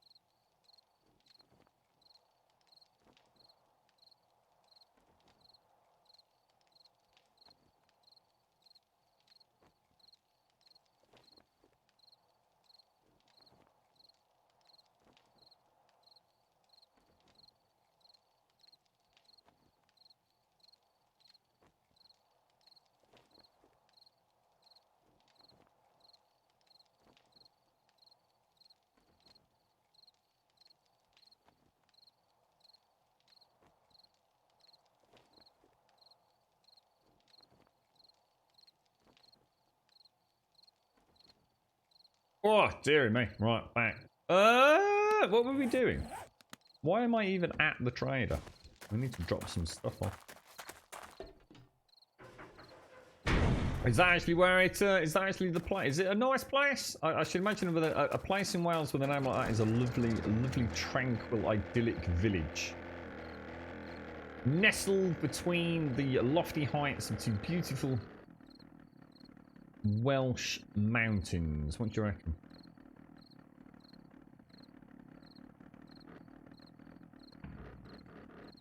It's been a long time since actually went to Wales, like, as in properly visited, spent some time there. That mountain bikes there, go camping. When I can actually walk around, that'd be nice, wouldn't it?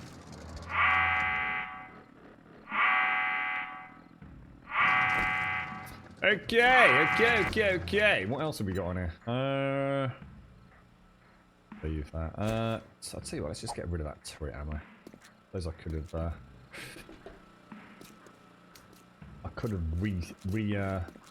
refueled him. Oh, have you seen the Juggernaut edition coming out for State of Decay 2? No, to be honest, mate, I lost interest in State of Decay 2. Exactly what I thought was going to happen. It ended up just being more State of Decay 1, but not particularly that much more interesting. So I kind of just got really bored of it, to be honest. What's the Juggernaut edition then?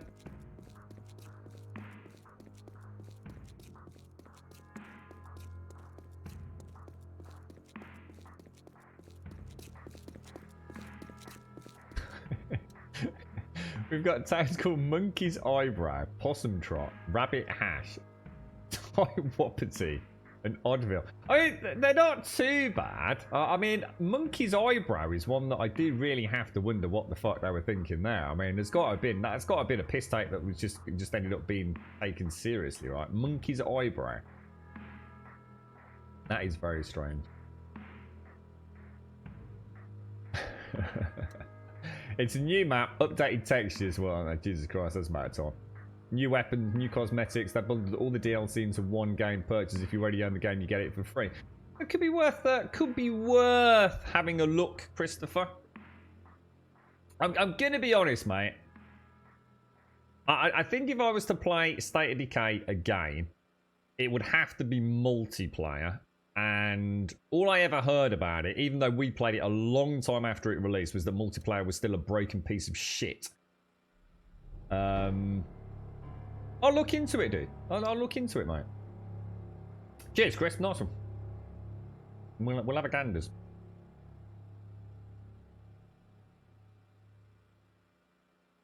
I'd be quite happy living down near Knob End, mate.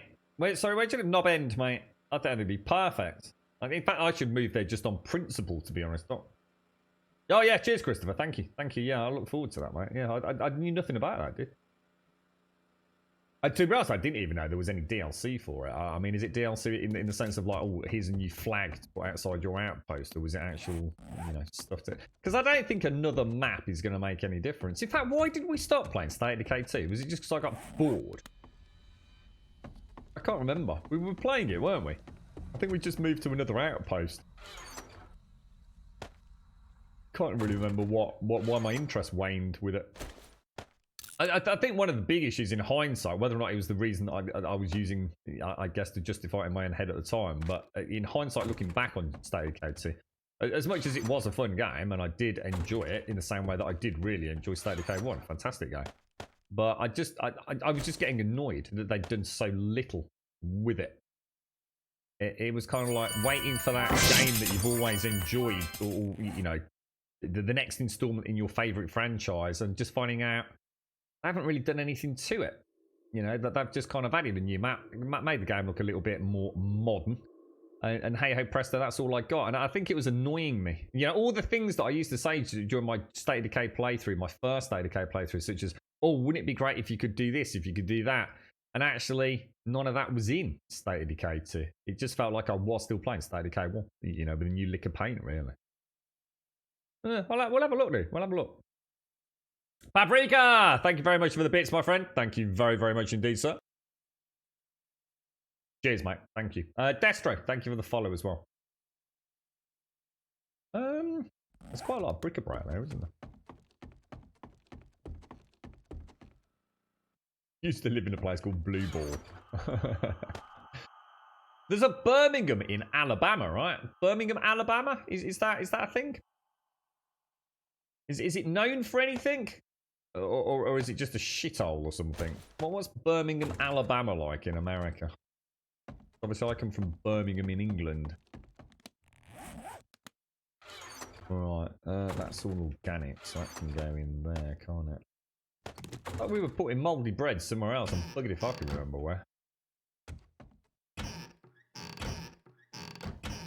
What you been up to, Polo? Are you playing anything, mate? Where's all the mouldy bread gone, mate?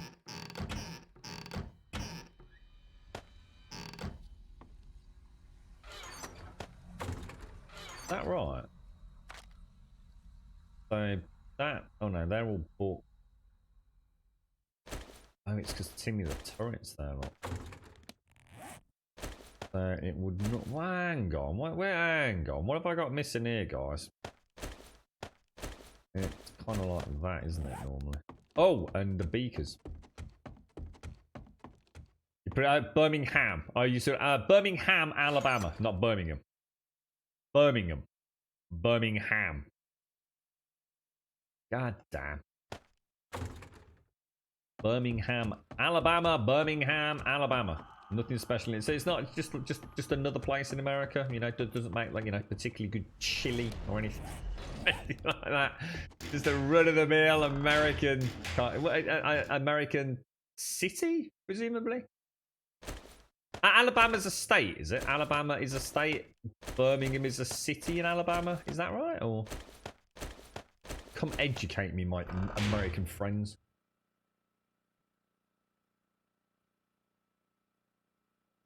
What are you trying to do, Sada? Birmingham is the site of many of the civil rights events in the... Oh, is it really? Oh, so it is actually quite well known then. It's a shit place, really. I never liked it. And yes, Alabama is a state. It's Alabama and then the city of Birmingham. There's nothing wrong with the drag race. The drag race works. You just need to not be inept at making it work. It's worked the same way as for the last, like, fucking God knows how many years we've been on Twitch, mate. It's not complicated. Have you ever thought that it might be on cooldown, for example? You're alright, Rev. How you doing? Feeling a bit better? I am, mate. Yeah. The way I see it, Rev, keep it comparative. If I keep it comparative, I'm alright. The problem is, I can't walk, dude. So it's driving me a bit up the wall, mate. But is the pain gone? Yes, it is, mate. Thank you. Thank you. How are you doing? How's everyone getting on? Right. We want to pop that down there, don't we? Let's throw these over there. Throw all of that in there. We've got a couple of boots. Now the boots, I think, are getting a bit full, aren't they? Now where were we putting high explosives? I think they were going in there, weren't they? Get rid of that. Right, let's top up on 762 ammo. Made a nice bit of profit. What's it wise, haven't we, last couple of days? Ammo wise. So that's all looking good. We just need to get rid of that book. Doing now, my friend. Let's go. Oh, it's midnight. Well, I'll tell you what. We'll go and carry on digging out the respawn point. Playing anything new, Rev? Or what about Division or anything like that? You started piecing together the possible return to that?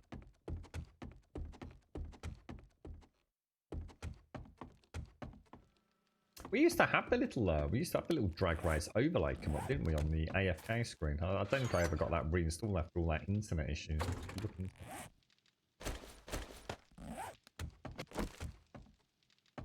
So many things that we still haven't done for the channel. It's just one thing after another, isn't it, recently? Oh, I still need to Tarkov. Nice, dude. Nice. Yeah, I remember you saying I really like Dishonored 1. In the sense of I really liked it as an okay game. I just never felt the need to play Dishonored 2. I liked Dishonored. You know, it wasn't a terrible game. It just wasn't the greatest game I'd ever played, and it just made me Dishonored 2 came, and I just never bothered picking it up. To be honest, mate, I'm sure I'd enjoy it. I like any games that have got a bit of stealthiness to them. I think back in the day we had a lot of games like the Thief franchise and things, didn't we? And I do remember the reboot of Thief, and I actually really enjoyed that. I think a lot of people absolutely freaking detested it, but I really liked the reboot of the Thief video game. I thought they did a good job with it. You know, I won't say too much, but you know, the clock tower as your home base. You know, all the races across the rooftops. The fact that you could really, you know, there were multiple ways to achieve some of those objectives.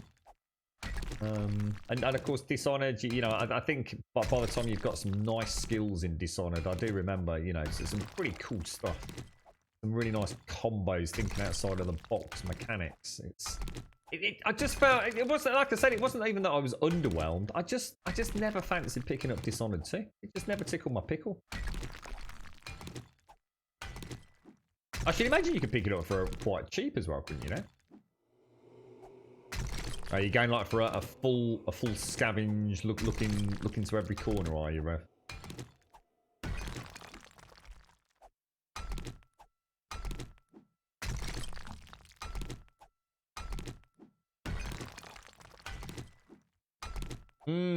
Yeah, the old ones were.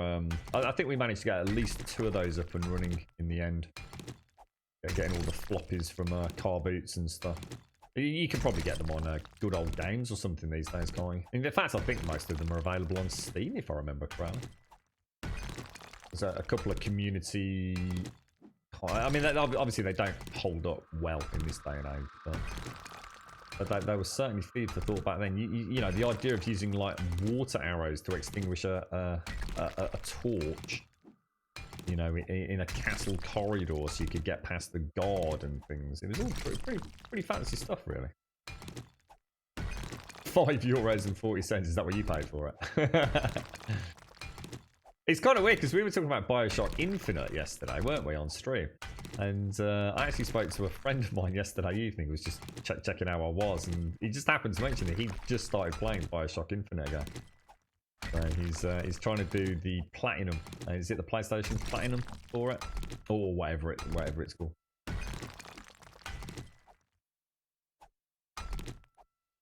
I was going to say, it sounds like you're a big fan. We need to play that Spider-Man game, actually, to talk about all these kind of. That was proclaimed to be a hell of a game, wasn't it? Maybe I might have a go at beating up the old PlayStation 4 later. Yeah, I say yesterday, Bob. I thought Bioshock 1 I really enjoyed. Bioshock 2, I thought a bit like, you know, Dishonored. It was a good game. I enjoyed it.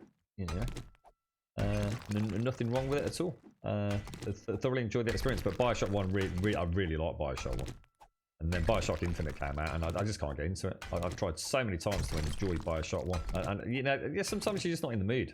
You know you're not. You're not necessarily in a bad mood. It's just that you know, you might have things preying on your mind, like, you know, I really shouldn't be playing a computer game now. And you know, you start playing a game and you're looking at any excuse to sort of turn it off and sort of be in a bad mood with it, really, because you know the real life persists outside of your gaming environment. But it's not that with Bioshock Infinite. I've tried so many times to get into it. I just find it really weird. I find it almost, I don't know. Actually, I guess I would say I actively dislike Bioshock Infinite.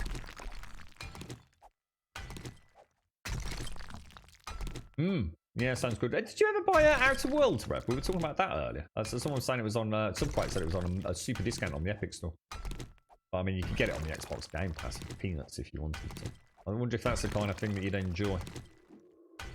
Not sure if you've played it. Yeah, I don't think I've ever got far enough into it, Rev, to care about the characters. That's part of the problem, I think. I'm just looking at, all I'm looking at is the comparison between Bioshock 1 start and Bioshock Infinite start, and it just ain't cutting the mustard for me. So I can't get into it to care enough. Maybe one day.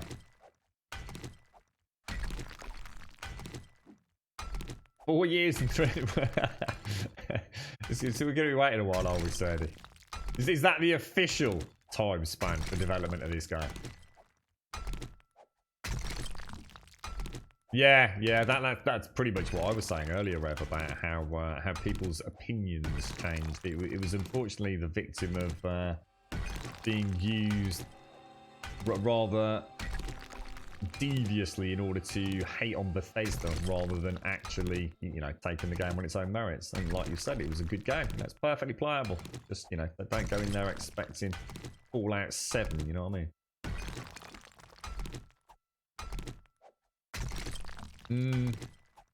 I think I've tried Bioshock Infinite on PlayStation 4. I've tried it on bloody PC. You know, I just couldn't get into it. I seem to remember this with this weird start. Now, I might be wrong on this, but I seem to remember like something like, I don't know, was I going through like a museum or something like that? Like a big, it all seems to be all action, pew pew pew pew, shooting fucking turrets trying to kill me, and going through this weird like Civil War museum or something, all at the start, and I just came away with a fucking headache and a complete lack of desire to carry on, to be honest.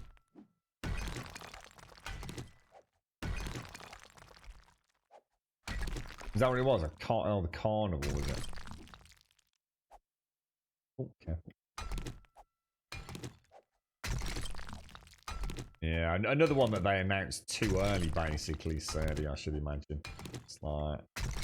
Didn't it only come out as a result of, like, the shareholder info, though? It wasn't even an actual press release, was it? Wasn't it just like, yeah, we're making Bioshock Infinite? You know, well, sorry, not, you know, we're making another Bioshock. Just to let shareholders know, you know, what was going on internally. Because we knew another Bioshock was being made like months ago, didn't we? But it only actually became like gaming news in the last few weeks. But we knew it was that it was actually already in pre-production.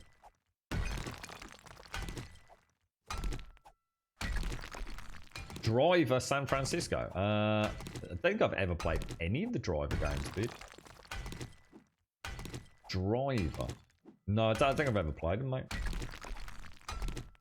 Yeah, so to be honest, that is the issue for me more than anything, Rev. I actually found, you know, with the big daddies, the little sisters, whatever they were all called, I actually felt quite oppressed. I felt very alone and very much at the mercy of what was going on, you know, in Bioshock 1. In Bioshock Infinite, it seemed to have I don't know, it had a spring in its step and a joviality to it that, I don't know, it just wasn't. So to be honest, if Bioshock Infinite hadn't been called Bioshock, I'd probably be more interested in playing it. It's just that Bioshock 1 and 2 were very much, for me, defined by the environments that they were set in. And Bioshock Infinite was so far removed from that that it was always going to struggle in my head. You know, I wanted a return to Rapture, if you know, the Rapture-esque exploration, and this sort of floating city platformy thing, it was like, well, that's not fucking Bioshock, is it? Now, anyone can say, oh, yeah, but it's in the same universe. Yeah, but it's not really, is it? It's, you know what I mean? I you know, anyone could twist anything in creative writing to make it. It just didn't feel right. It didn't feel like I wanted that dark, spooky, haunting, cracking of glass, immense pressure, claustrophobic, big daddies, little sisters, freaky little bitches running around, big daddies lumbering about, gonna chop your balls off. You know, I felt very much under threat, and then woo, Bioshock Infinite in the clouds, woo, Jesus, way. Didn't like it. Wasn't Bioshock for me. Like I said, if they'd called it something like, you know, Cloud City or Infinite Cloud or something like that, I'd have been. I wouldn't have batted an eyelid and probably given it a go. But I think when I see Bioshock, I want to play Bioshock. You know what I mean? Not Gravity Heights. You didn't play Bioshock 3. Yeah, I mean, to be honest, I didn't even get that far into it to even know much about what was going on. But it seems to be like, oh look, click on this and we abseil all the way down, or go on some weird track to another right. Yay, big, cool, wow, this has been done in a video game 1,000 times before. What's the other game that's associated to a popular title that has little to do with it, wasn't it? Oh, yeah, Metal Gear Survival, I think it was called, wasn't it? Yeah. That was basically Konami trying to use the Fox engine after the departure of old Hideo, wasn't it? But I don't know. We've had people in chat that have said that they've absolutely loved Metal Gear Survival. We've had people in chat that have not got anything nice to say about it at all. So the thing is, if it's using the same engine, because I love that engine, I don't know. Maybe, you know, like you said, Rev, you know, if I go into it not expecting to be playing Snake, then I might be alright, but yeah, just call it something else. Don't just stick Metal Gear on it. Don't just stick Bioshock on it.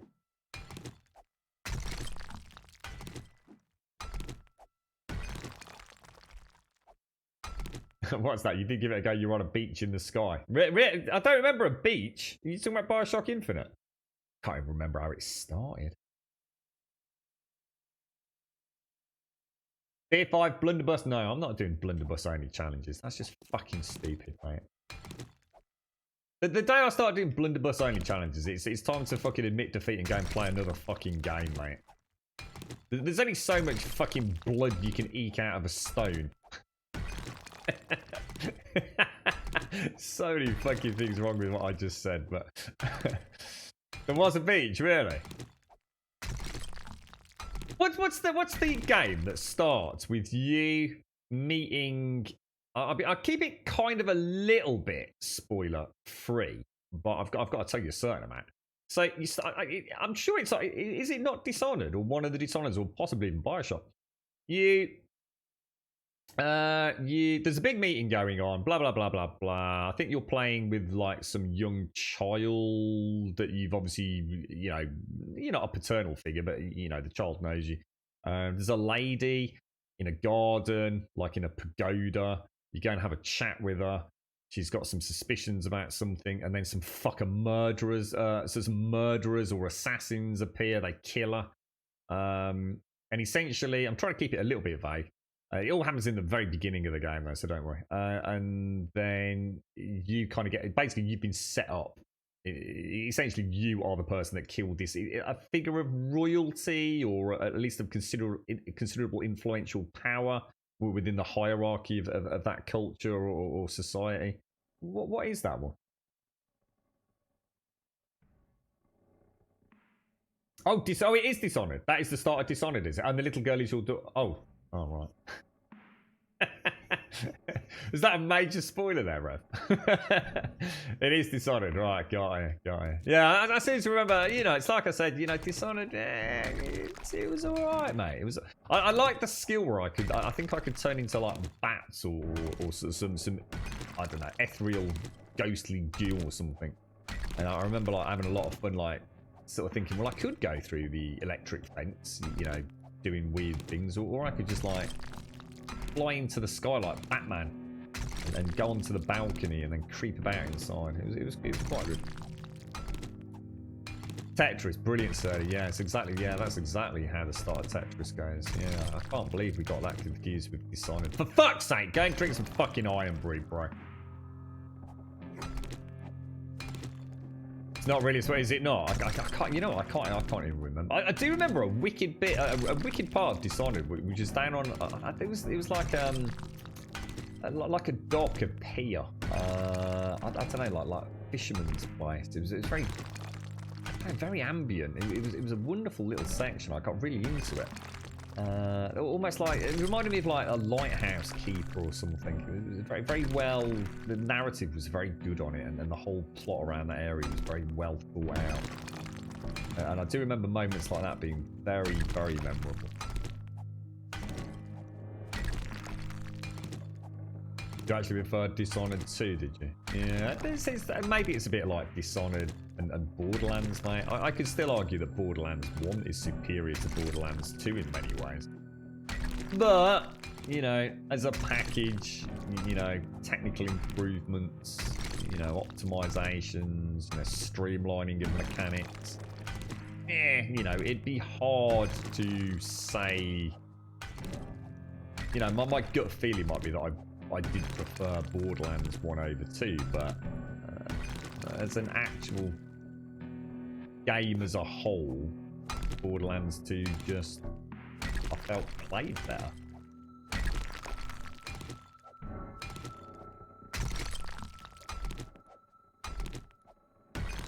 Did you actually make it, did you? Because Pixie wasn't trying to trip you up on the way out, mate. Taking all the loot for herself, mate. She's off.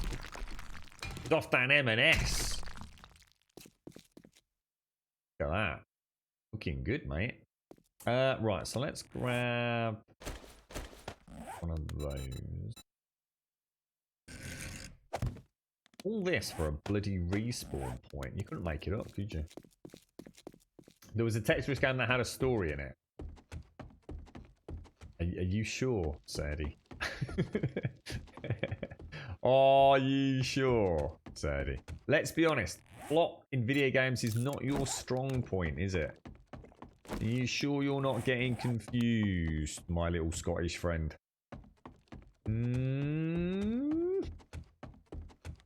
Right, what have we got going on here? Let's drop... Oh, that new world comes out soon, doesn't it? Keep forgetting about that. In fact, that's very soon. In fact, no, April. Actually thinking about it. I was thinking it was March. Okay, right, let's lock and load. I'm doing okay on that. We're a little bit low on shotgun ammo.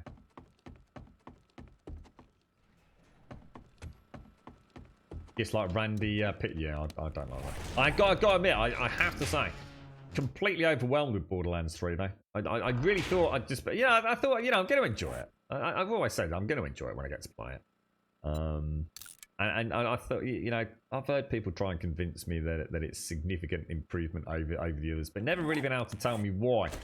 And then none of the reviews ever been able to touch on that. And having played it, I have to say, there is something weirdly different about Borderlands 3 compared to Borderlands 1 and 2.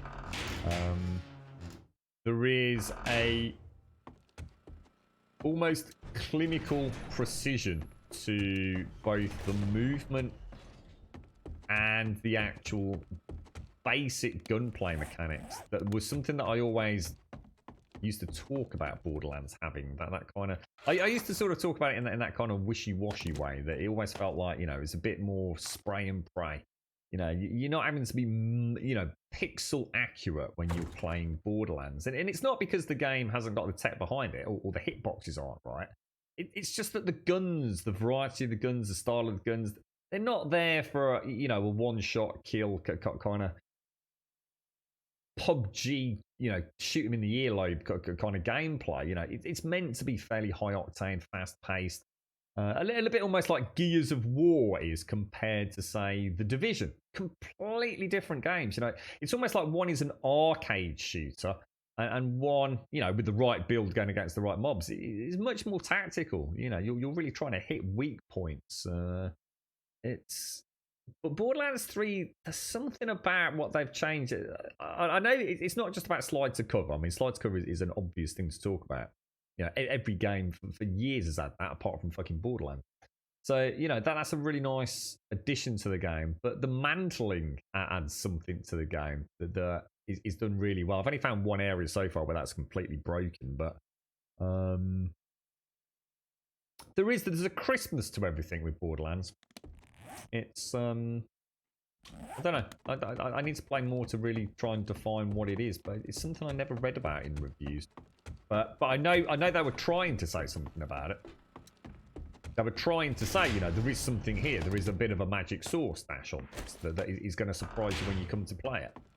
You know, I think the problem with something like Borderlands is you look at it and you go, yeah, it's more Borderlands. And that's because it is more Borderlands. But it's got a very unique art style. It's very hard to look through that to, I guess, objectively piece together a review about what it is that's actually changed, other than, you know, character classes, the bad guys, the enemy and boss design. It's stuff that any reviewer can talk about, and that's what they did. They took the shortcut. They didn't actually go into the detail about why the game feels different, why this actually is quite different to Borderlands 1 and 2. And I think now I'm playing it, I understand it. It's just a shame that, yet again, gaming journalism lets us fucking down, doesn't it? You're right, Creek. Yeah, it is. Yeah, the fluidity of movement, Creek, definitely. Man. But again, that's something that's really easy to. It's really easy to tie down, isn't it? There's a little bit of something under the hood with Borderlands. I was saying, I know it sounds a bit weird. It almost feels like something more like Bungie would create than Gearbox. You know, to take away the art style, take away the humour, to take away the borderline infinite amount of guns in there. The actual, you know, the activity of what you do in that game, which is moving from A to B and shooting things. That's what you do, right? You know, there's no survival elements or anything like that. You move from A to B and you do it as quickly as you can, and you shoot things in the face as quickly as you can. There's an overhaul in the back of that game that is weird, but very enjoyable to be a part of. Like I said, almost like a little dash of magic sauce there that's quite hard to tie down. Hey up, Pixie! How you doing, mates? So yeah, the colours. Yeah, I get that. I get it. You know, there's a game that I really do like called Project Zomboid, and you know, it's not about necessarily the art style or the colours, but it is about the overall portrayal of the game on my screen. You know, the way I interact with that game is quite dry. It is very much a simulator. There's a little airdrop down there. You know, it doesn't necessarily feel like a fun game to interact with. Yeah, it's tricky, isn't it? It's tricky when you've got something like that. It's weird because I'm actually the same with Dishonored. I find that whole art style of Dishonored like really, really bizarre. But I do like it. I actually do like it. It's just not my normal cup of tea. And it takes me a while to appreciate how it makes the game unique, especially with the characters. I think the characters are amazing. I think that's what really brings it to life. Stranger. Yeah, not too bad, thank you, Pixie. Yeah, not too bad. But bit worried about the leg. Still can't move it properly. It's very dead almost. But you know, there's blood flow to it. You know, for all intents and purposes, it's still there and doing what it needs to do, but I just can't really move it. You alright, badass? How are you doing, mate? How's things?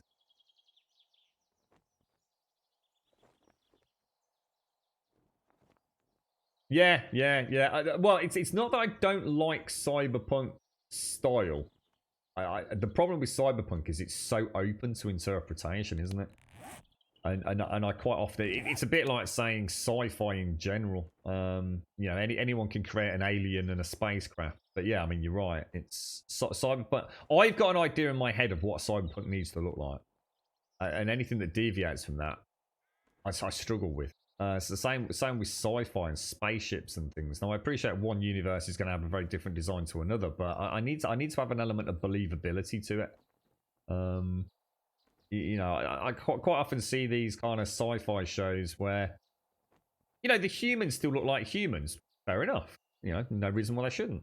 Their clothing still very much just looks like normal human clothing. Their footwear looks like pretty standard normal human clothing. But their spaceships are like beautifully polished spheres. And to me, there's a disconnect there. There's a lack of continuity almost. In those worlds, you know, I want to see the spaceships, you know, with nuts and bolts and rivets and hydraulics and you know panels all over the place. Yeah, that's why I like Star Trek Next Generation. I felt the blend of the cast, the uniforms, the worlds they experienced and went to, as well as obviously the Enterprise. It all made sense. It was all actually quite believable. So sometimes things are so out of whack for the sake of being different that it doesn't work for me. And Cyberpunk, I've always found Cyberpunk quite heavily focused, not necessarily erotic, but I think there's a definite sense of freedom, of equitability within Cyberpunk, that it is about, you know, a lot of barriers having come down.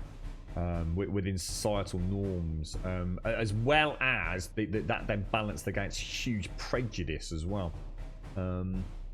So there's a kind of style to cyberpunk that needs to conform to my own desires, I think, about what cyberpunk actually represents. And I think sometimes it's so different and so in contrast to what I think the cyberpunk genre should be that I really struggle with it. Now some games just you know, nail it. I mean, what was it with that? Was it Alex Jensen or whatever it's called? What's his name? Deus Ex. All that kind of stuff. I really like the environments and then the weapons and, you know, the cyber implants, and the whole thing felt really legit for me. I'm not talking about specifically Cyberpunk, obviously here. Like just sci-fi games in general. Mass Effect. I felt Mass Effect was done really well. I believed in the alien races. I believed in their cultures. So sometimes though, I just can't swallow it. It's a blue pill that ain't gonna cut it.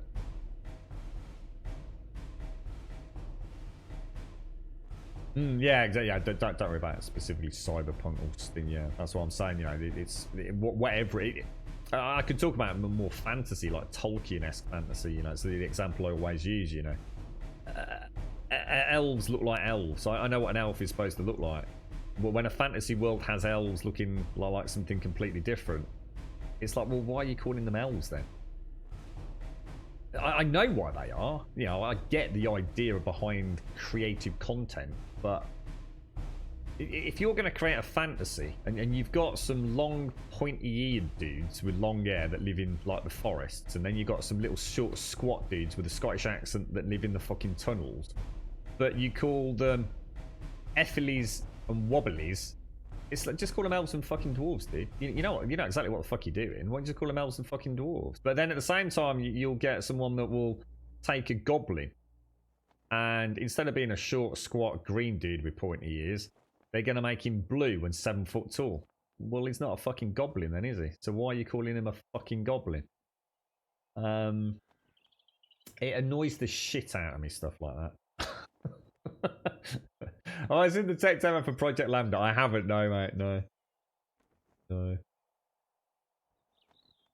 A lot of people thought Cyberpunk. Yeah, I mean, I can't wait to see the city or cities in Cyberpunk. I can't wait to see like what they've done to breathe some life into them. They look like real bustling metropolitan areas. You know, really buzzing. I can't thank you enough. Loads and loads of people out on the streets going about their daily business. You know, all those neon signs. You know, I can imagine I'd get lost just walking down the road, just looking at the neon signs and the adverts for cyber implants and things. You know, there's one thing I trust them to do is bring that world to life like very few other game designers could. One, talent, obviously, and secondly, because of the fucking budget, to be honest. Or is it really Lady Elvira? Shit. Let me land. We'll get there and land and we'll have a stretchy strength. Oh, is this just like a fan-made thing then? They're not about to redo Black Mesa equivalent in Unreal Engine, no? It's just like a fan project. I can imagine that does look insane. How's Ark going, Pixie? How's the old dinosaur collection going?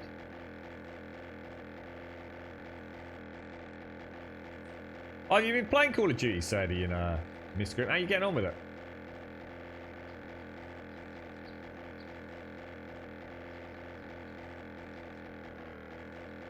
Yeah, I actually did another 15 minutes yesterday. I did 35 minutes of basic. I'm not going to call yoga because it's not, because I'm not got the breathing or anything. But I did the exercises yesterday.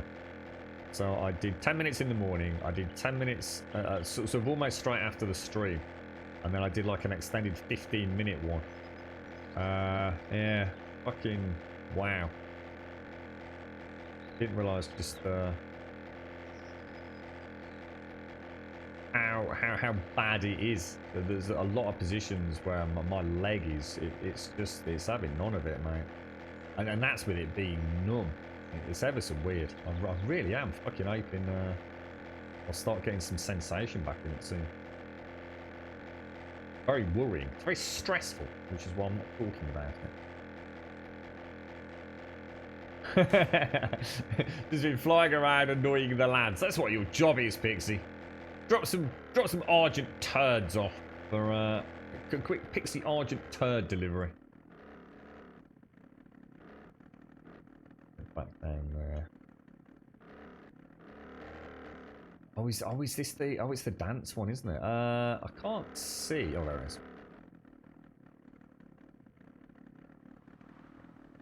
Right, a little bit. Right, just 2 seconds, folks, and I'll be straight back. Cheers, lady over here.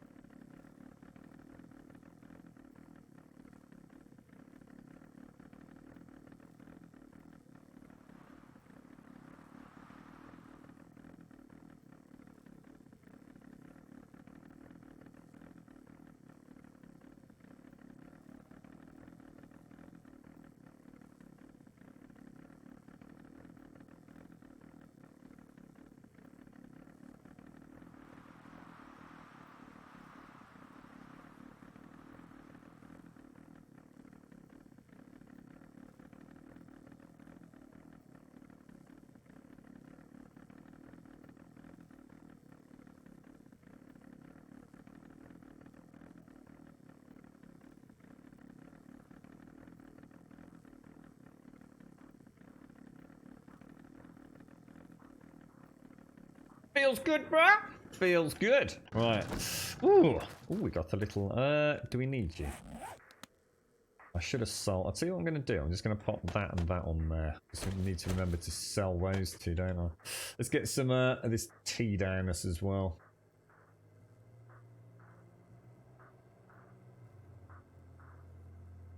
What's that? Summit style? What's Summit style? I don't know what that is. Paprika, what's that, dude? Is that like as in Summit 1G or something, Paprika?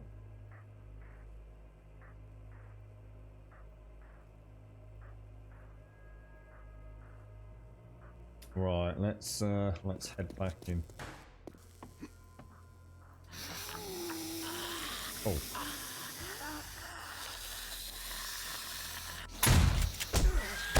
Not the best first shot there, Grummy.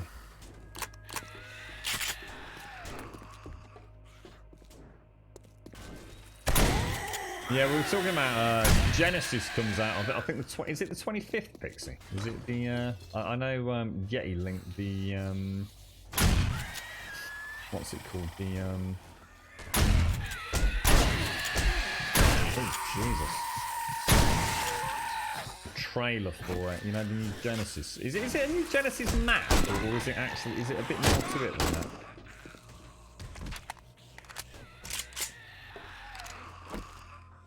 Because I think it was delayed, wasn't it? And so I'm going to assume this time around it'll probably all arrive at this, you know, at the right time.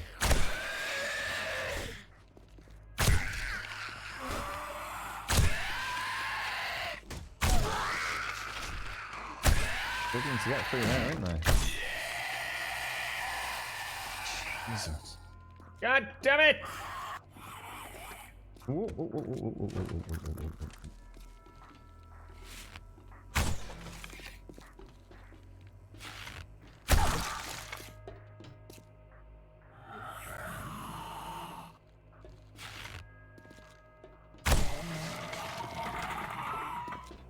Nasty.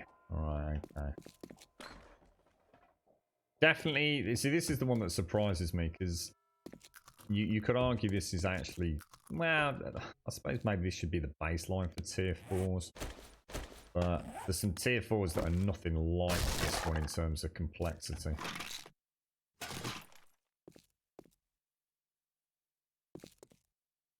Strange beast indeed.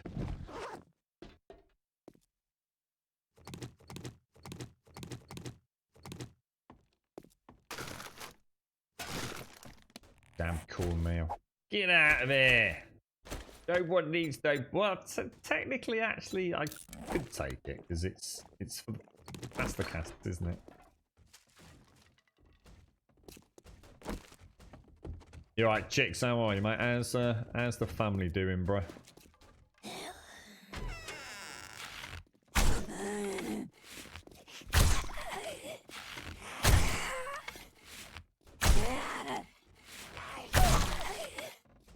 Ah, mate.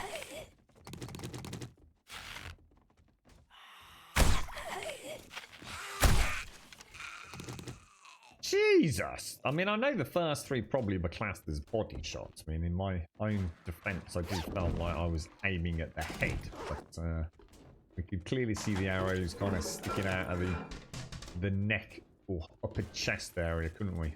Not that she's really got a neck, I suppose. But yeah, wow. Jesus. That's a lot of arrows, man. Having a nice chill one, are you, chicks? You got any plans for this weekend or anything, mate? You honestly think it'll be delayed again, Yessie? What makes you think that, dude? Is it just... You know, is it just a gut feeling, or are they normally a bit more, you know, prolific with their general advertising if it's getting closer to launch day? And this time around they're a bit quiet or something. I don't really know much about Genesis. I'll check that video you linked earlier. Never know.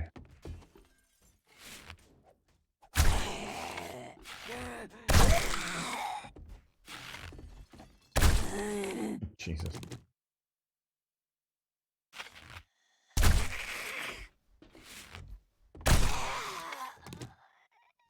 Holy balls.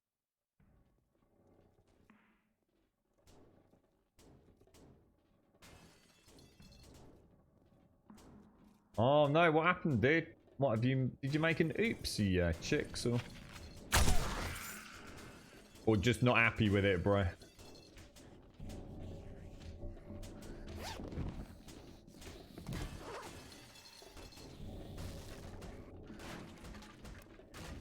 What's up with the straight razor then as well? I know you said you'd be able to do one. Is that the one that the Star Trek one did?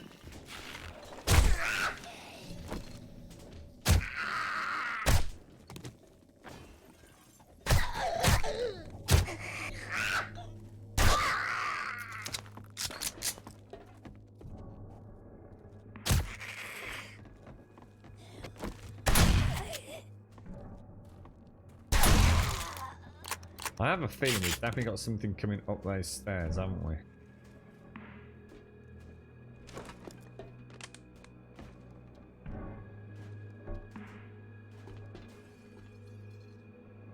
Creepy little crawlies. Creepies. Creepy crawlies.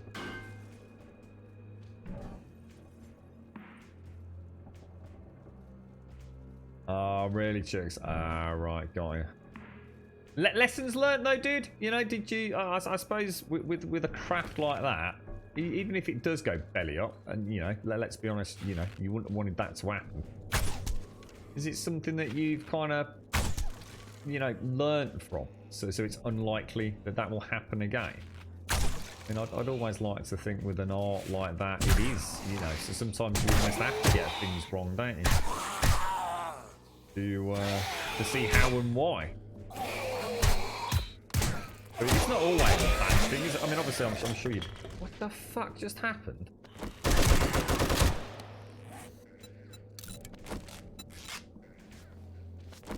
Jesus, is my... Oh, Jesus, she just nearly killed me, dude. She just, like, straight legit just nearly killed me.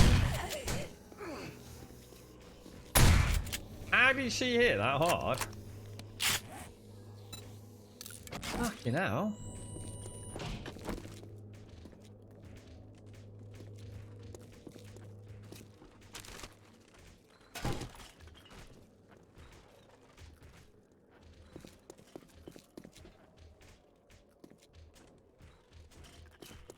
Shouldn't have hit that off, though. Maybe I was already low on health and I just hadn't noticed. It felt like I got one hit from the battle, possibly two, and that was it. I was nearly down.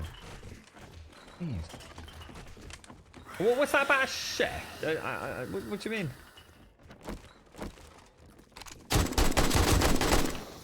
We're not talking about your meth lab here, chicks. We're talking about your knife crafting shop, mate.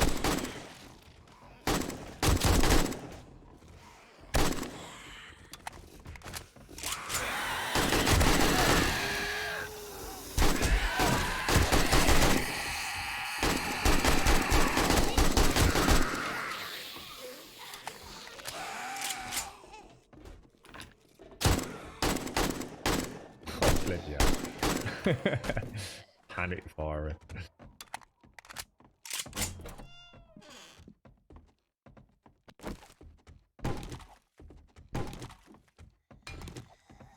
Don't you worry about it, Harolander. How's it all going your end, dude? How's it going with the new... Whoa! Jesus. Good job and everything, mate, because you had a bit of a rough time of it back in the last year, but you stayed in nice spirits, didn't you, Harolander? How's it all going, dude? Nice to see you.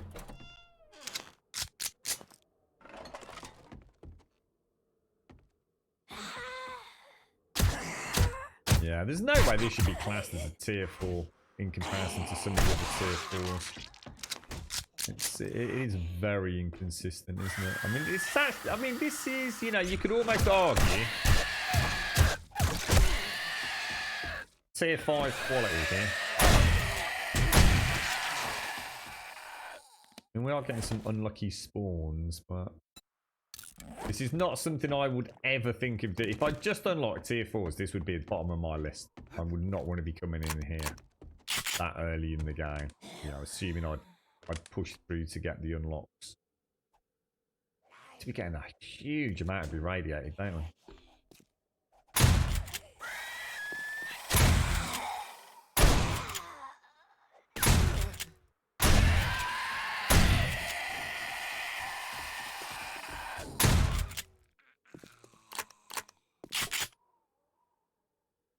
cheeky little devils. The cheeky devils. Oh, some chef. Oh, sorry. Oh, I see. It's a chef knife. So you spoke to it. Oh, I see. God, yeah, that's what I couldn't quite figure out. Chicks, I wondered like what you meant there, dude.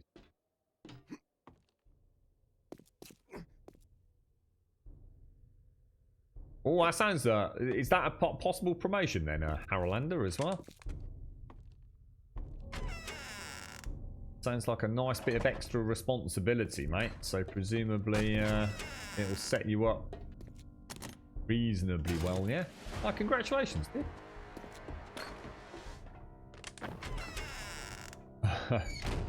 Oh, you're cheeky monkeys. Right, now this can be tricky up here, so I think what we'll do is we'll whack that down.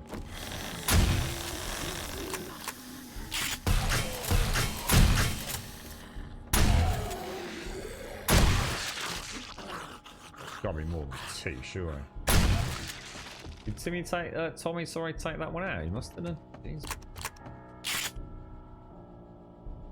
Good stuff. Well played, Tommy. Bish bash bosh, game over. So again, nice result there. Some extra tokens.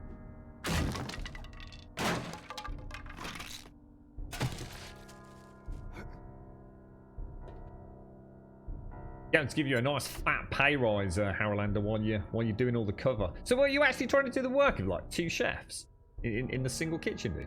Jesus, mate. That does not sound like an easy task.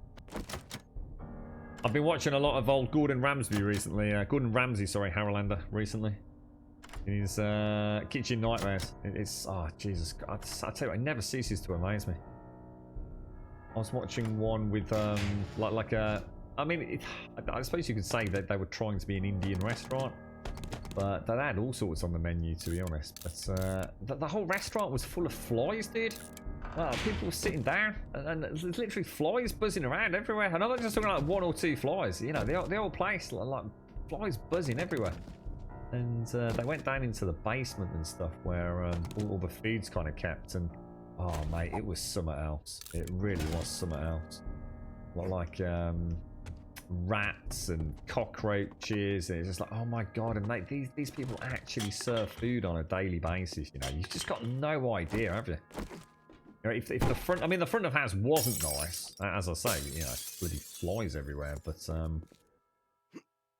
it's so easy. You know, front of house looks good, put on the proper trims, and you'd never know, would you? You just never know. Your food is like, oh, you know, rotten meat, you know, putrid flesh, you know, moldy fruit, and it was like literally being served to people on that day. It was like, oh my god, dude. Really puts you off eating out when you go to or you see something like that. But you've just got to remember that there are some places that genuinely do care and that really do pride themselves on, you know, good hygiene and best practice. But you get a free cake. Perfect job, mate. Perfect. I watched the follow-up to Amy's. Is it Amy? Someone of the bakery, Amy's Bakery, whatever it is, the one that caused all the hoo-ha. They did a follow-up. It was a point. It could have been summarised in seriously like 30 seconds, but they got a whole, I don't know, 40-minute show out of it. Never before seen footage. It was a bit of a fucking piss take, really. Oh, it was bad, Lady Elvira. They've got like burgers. So imagine like what I'd call a burger pate. That's what I call it. I don't know what everyone else calls them. But you know, you got the burger, the uncooked burger, the meat formed in like a pate. And you know when it starts going off, you get that like white ring where it's like the start of the bacterial growth.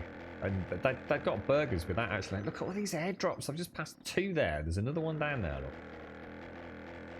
Look. You know this was the bit that really just makes your skin crawl. You know, on a fridge or a freezer, you have like the rubber seal.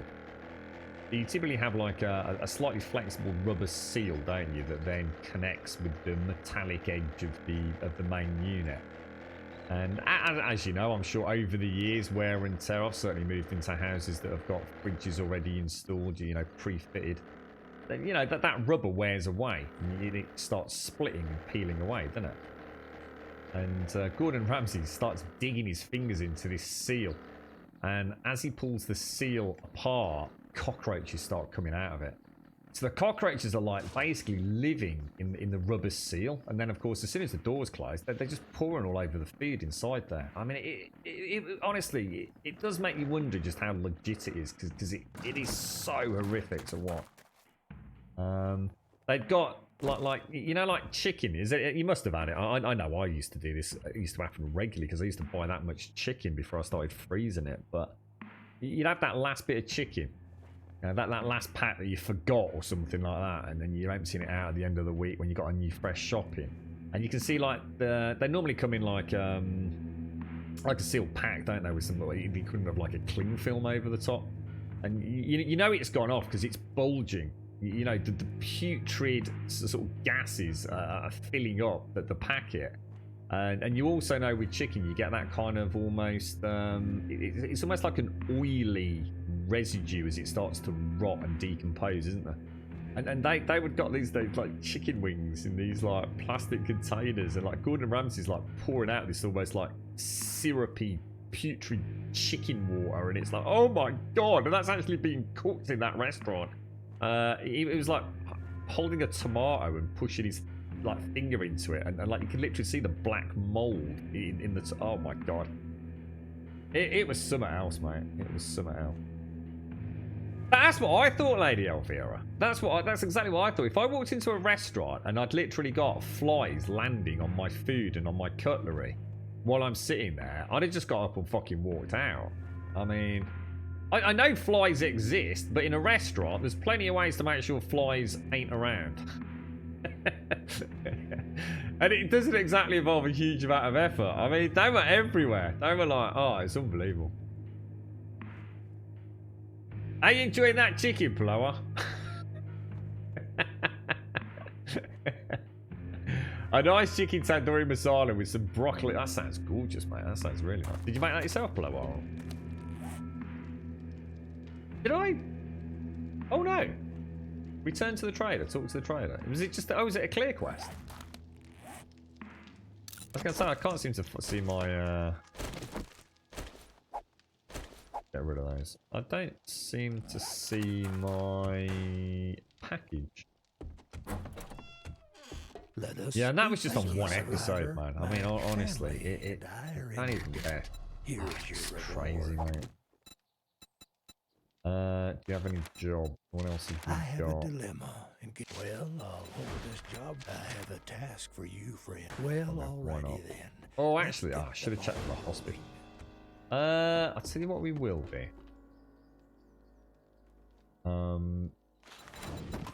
Let's sell that.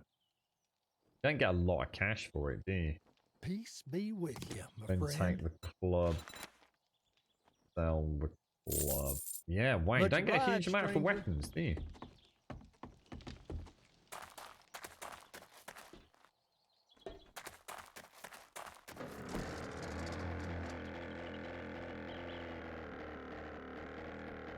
I think you mentioned something a while back, Harolander, which was, I can't remember what it was, but it was something to do with like vegetarian food. And it was being fried. Was it you that mentioned it? I mean, I'm sure it was someone in the trade. And you were telling us about a place that you'd worked where the same like deep fat fryer was used to deep fry the chicken as it was to deep fry the veggie, whatever it was. Take care of. And there's a lot of stuff like that goes on with kitchen nightmares. I must admit, you know, I mean, I don't, you know, I'm not going to ever be the sort of person that's going to get particularly freaked out if someone flicks a normal burger alongside a veggie burger on a barbecue. It's not, you know, I'm not going to not eat it just because someone, you know, used the same spatula or something. But I understand there are people that would take considerable offence to that. You know, they take it very, very seriously.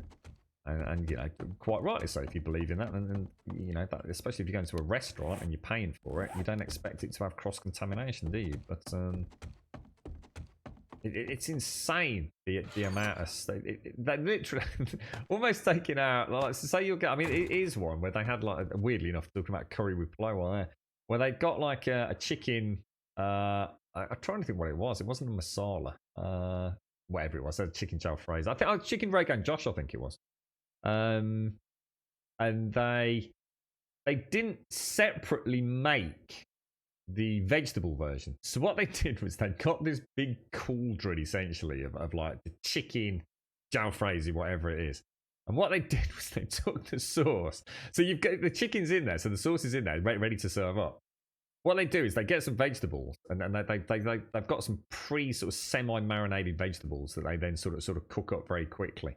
A little more than a quick sort of stir fry. And then they take the sauce from the cauldron, the pot that the chicken jalfrezi is in, add it to another pan, and then add the vegetables to it. And then serve it as a vegetarian dish. I mean, even myself, there's a point where you'd have to say, that's taking the fucking piss, mate. I mean, you know, I mean, they're actually sitting there, like making sure there's no bits of chicken in it. But of course, there's going to be bits of chicken in it, isn't there? I mean, there's no way there's not going to be. Honestly, some of the tricks in restaurants are just unthinkable. You want your second plate? Jesus Christ, blower. Hang on, I've got to move because my leg's playing up. Just give me one second.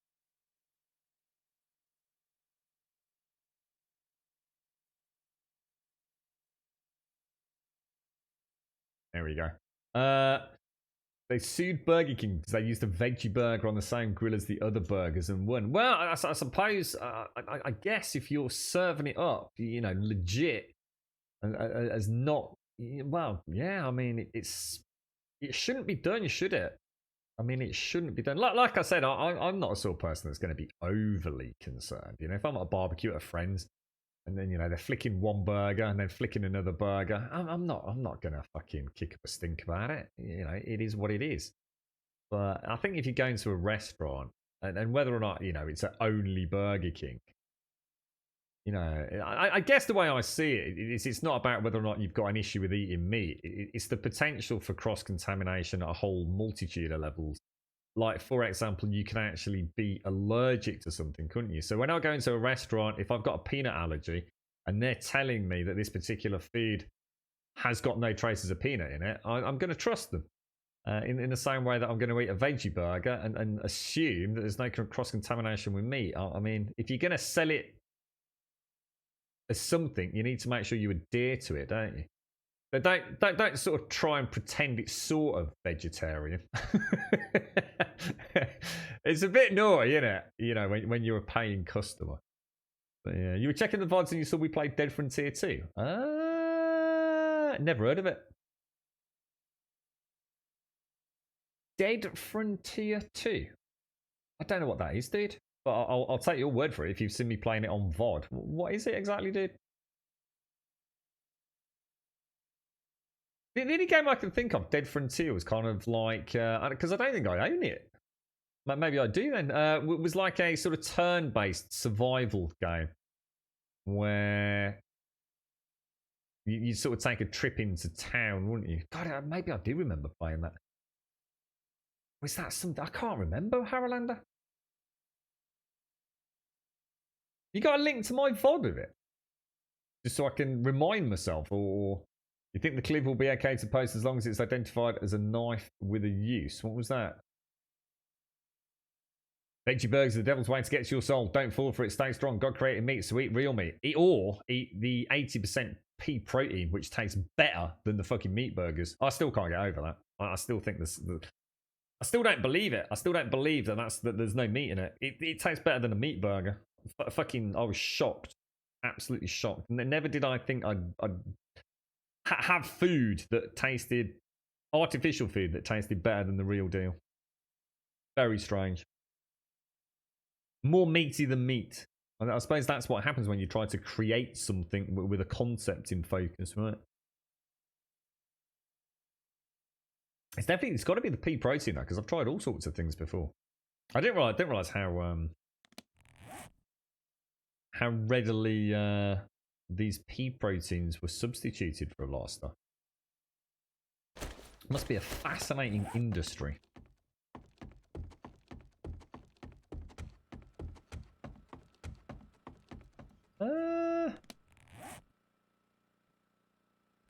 I've just suddenly realised I've not emptied most of this out, have I yet? Yeah, you got me wondering now. Dead Frontier 2. See, normally if I play like a game, I especially if it's the second in a series, I've normally played the first one.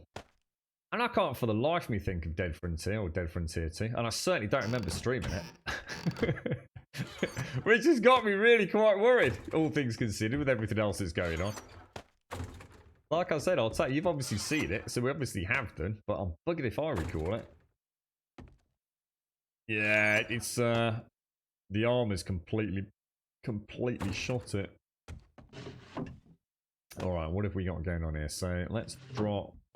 Hang on, that's all next door, isn't it? In fact, all of that's next door.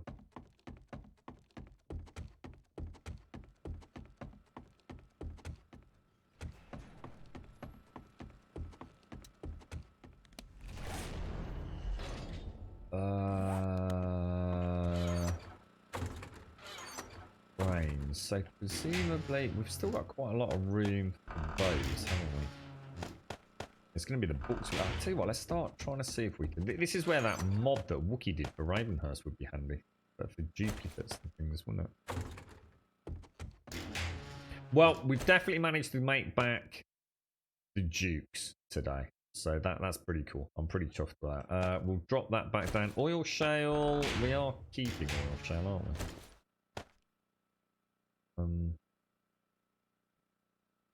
Yeah, we hardly used any ammo either. But those tier 4s are the sweet spot, aren't they? Because you can do them back to back pretty easily as well, as in rapidly. The tier 5s are just so time consuming. Wonder if they'll do something for the tier 5s. I mean, they did increase the payout a little bit. I mean, I know I used to moan a lot about the tier 5s. So I really thought that people were going to miss out on doing tier 5s because they were so much more difficult. Especially for a new player, but also even for someone that knows the game, because they're just so expensive in terms of your consumables. So I know they did boost the tier 5 quest rewards, but they're still so out of whack. They're still not, you know, logically worth doing. And unless you're doing it because you enjoy doing the quests, which is why I do them, because I think they are a lot of fun. I think the simple fact of the matter is, for the majority of the player base that are just trying to survive, tier 5s are a big no-go. You'd be batshit crazy to do them over multiple tier 4s. Time spent versus overall income is exponentially better for tier 4s. Maybe if they could do, I mean, I'd consider in the mod, like, having tier 5 is the only way to get tier 6 equipment. Like, the only way. Right, so... Let's go do that other one at night. So it says I'm on, so I do own it on Dead Frontier 2. I'll have to have a look at it, mate. Like I said, I don't remember having ever... See, I would never have streamed the game for 4 hours. Because my slots are never 4 hours. So, but you've got me wondering, dude. I don't know. I'll have to have a look, mate. Is it any good? I mean, the point being, did I enjoy it? Was it a good game, Aralander? Should we go back to it? Was there a reason I'm no longer playing it? Because I can't remember playing it in the first place. There's got to be something going on there, but... It's a zombie western game. Zombie western game. And it's on my Steam list. I've got to look. You're driving me mad. Dead Frontier 2. Let me have a look. Oh, I know what it is. Holy shit, dude. We did fucking stream this, bro. This is the, This is like the procedurally generated one, dude. Holy shit. God. Nice one, man. Nice one. Yeah. I remember it. Yeah. This is the one that I was going batshit crazy over because of... Was it the aim down sights issue? I can't remember what it was. It made the game basically fucking unplayable.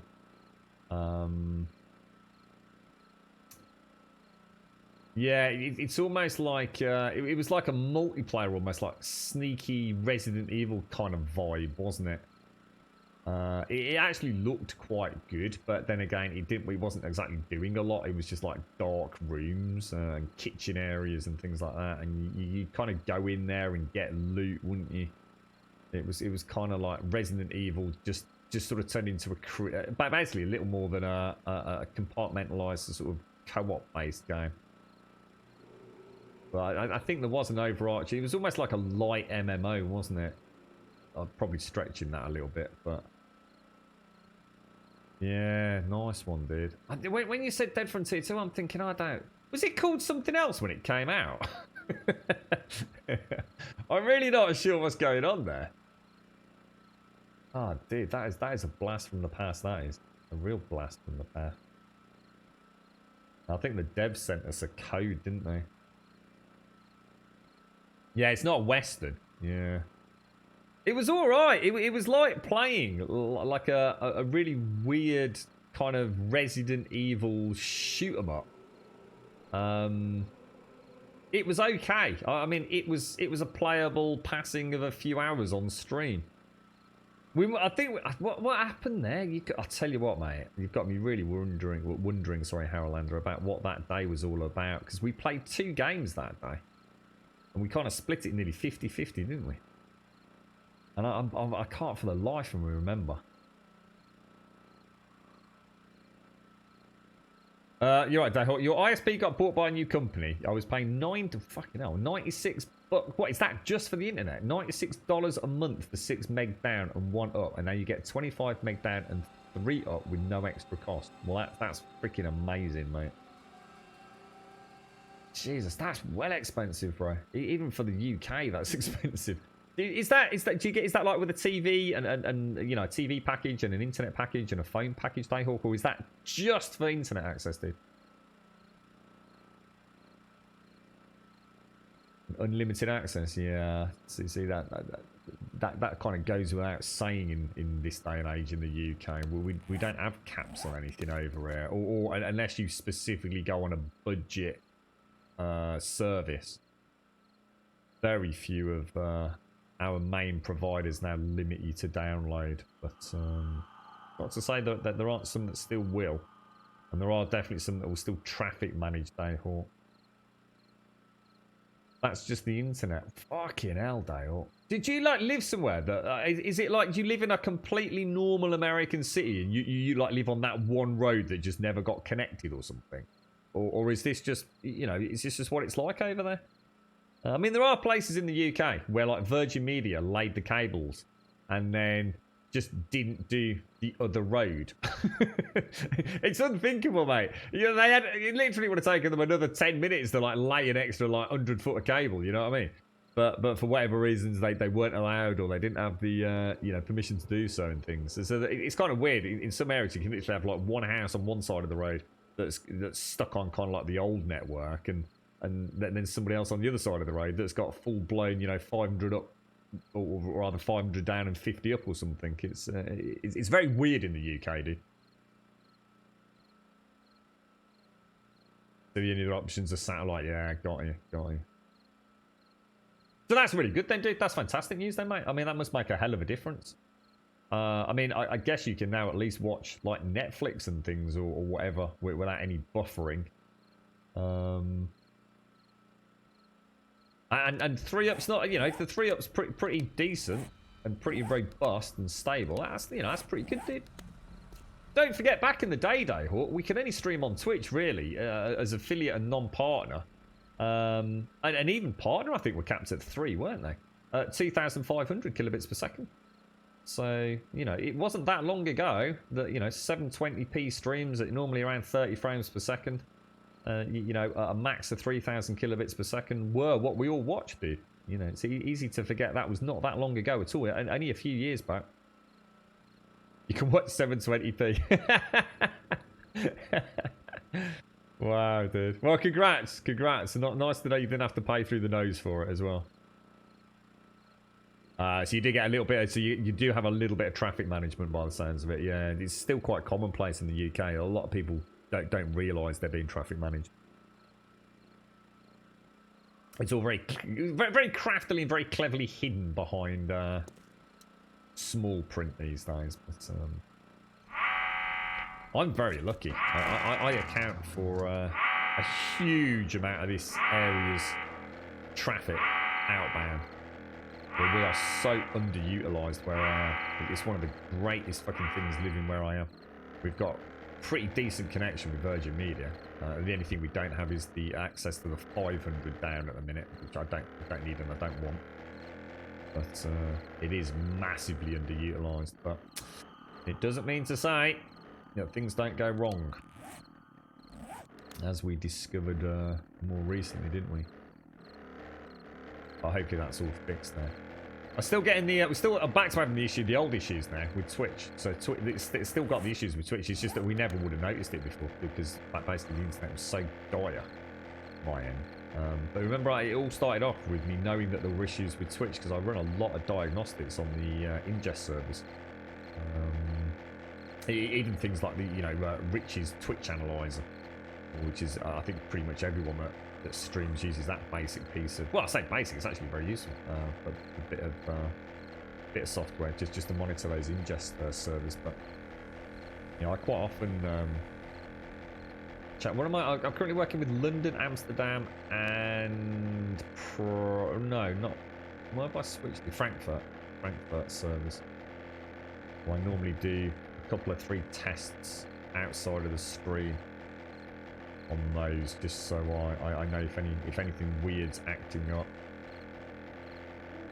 But yes, there's definitely some strange goings on with Twitch at the minute. I've noticed even when I've been browsing, and I remember a couple of weeks back I wasn't in. Was it the week before last? I think it was, wasn't it? Where, because I didn't get any evening streams on, I was still having to travel a little bit, unfortunately. And I was doing quite a lot of viewing of Twitch in the background, you know, on different Wi-Fi networks. And I noticed a huge amount of buffering and 2002 or 4000 errors and things like that. Ever so weird. It definitely makes me feel that Twitch have still got something in the pipeline that they're just not letting us know about yet. I think there's going to be a big reveal at some point. They're either going to change something quite fundamental on back end, or we might even see an increase for, you know, the bigger streamers, especially these new guys and girls that are under contract with them. Oh Jesus, what the hell? That's brutal, man. They ain't mucking about, are they?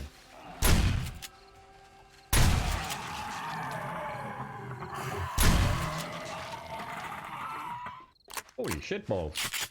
Yeah, yeah, because like Dr. Lupo and Lyric, they've all signed these deals, haven't they? Exclusivity content deals with Twitch. So it wouldn't surprise me if some of those guys and girls start being allowed to use much higher bandwidth, even running on their very own servers, perhaps. And maybe Twitch will build on that portfolio of, if you like, lucrative talent. I don't mean to upset anyone that's a small streamer. But let's be honest, we don't bring in the big bucks for Twitch, do we? So I wouldn't surprise me if we do see a little bit of segregation in that top end. Start letting those boys and girls really go to town. You know, with more YouTube style bandwidth, and it could just be running almost as a completely independent sort of server load, couldn't it? They're going to have to do something, because it's the only thing that holds Twitch back. So Twitch has got the player base, and the viewer base, you know, so they're under no immediate threat from that. But people do, yeah, let's put it this way, even myself, right, who's so heavily invested in Twitch, you know, this is a huge part of my life, you know, the friends and the people I've met on this, you know, it's what makes Twitch. I've got no desire to move to another platform. I still feel like I owe Twitch a lot. But if there's a new game out and I want to go and watch content of it, I quite often don't check it out on Twitch anymore. I want to go and watch, you know, a 4K res video on YouTube. You know, especially if it's a game that I'm looking at like Metro Exodus, you know, for its fancy pants graphics. I don't really want to watch it running on, you know, a low bitrate stream. I might still join a stream later on to ask some questions. You know, ask a streamer like, you know, what are the graphical settings available on PC, and can we have a quick look or something like that, perhaps? But yeah, Twitch does suffer quality-wise. Yeah, well, technically, Paloa, you're allowed up to. See, it's not a case of being allowed. Most of us can stream around between the 6,000 and 8,000 kilobits per second. The problem is that's when you'll start noticing errors on your end, because of essentially how that transcoding works. Whether or not you've got transcode, you are still being transcoded down as a partnered streamer for you know, 864, 720, 480, etc. So that's part of the reason why you'll start noticing some of the streamers that you watch, especially the bigger ones, that you might start noticing more and more errors as they keep trying to find that sweet point on the ingest servers that they're working with. But it's the recommended of 6,000, isn't it? Is the recommended maximum that Twitch. If you try and stream at like 15,000 kilobits per second, no chance, mate. It ain't happening. But so last month your ISP got 10,000 new users. They tried to they're trying to add new nodes and lines. That's nice one, Diehawk. So maybe things will get even better as well then, dude.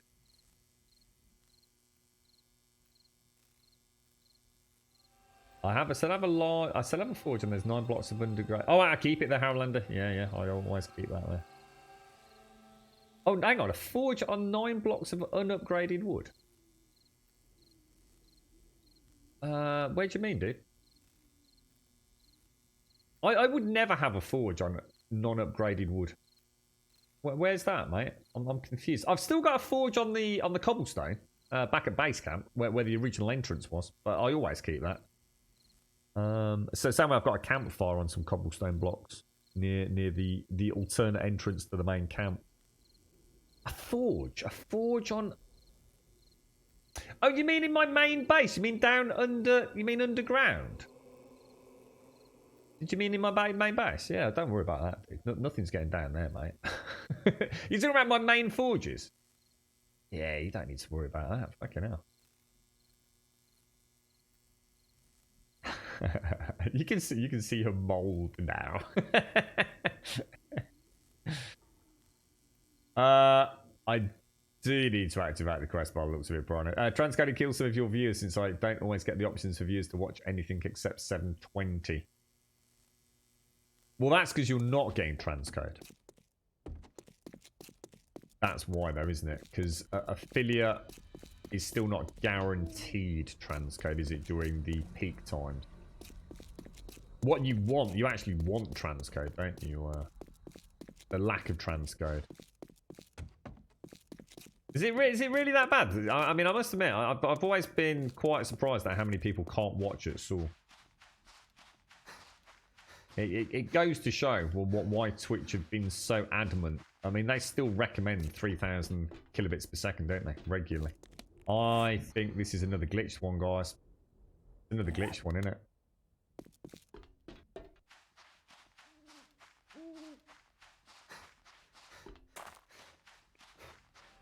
This is a glitch quest. We're going to have to quit it and leave it, aren't we? Because it's trying to claim it's inside there, which we know it isn't. Shit.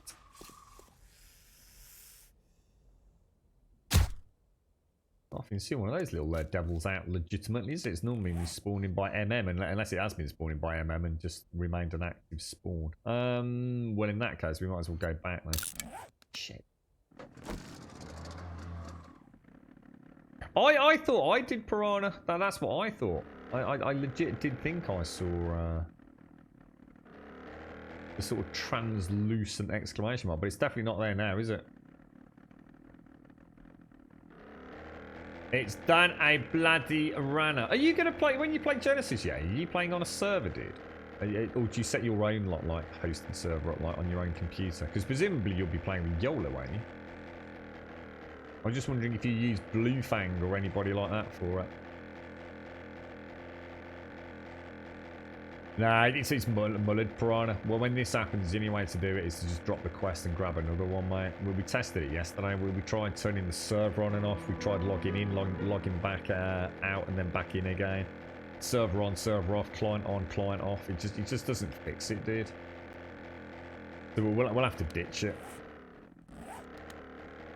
Ditch it and start again.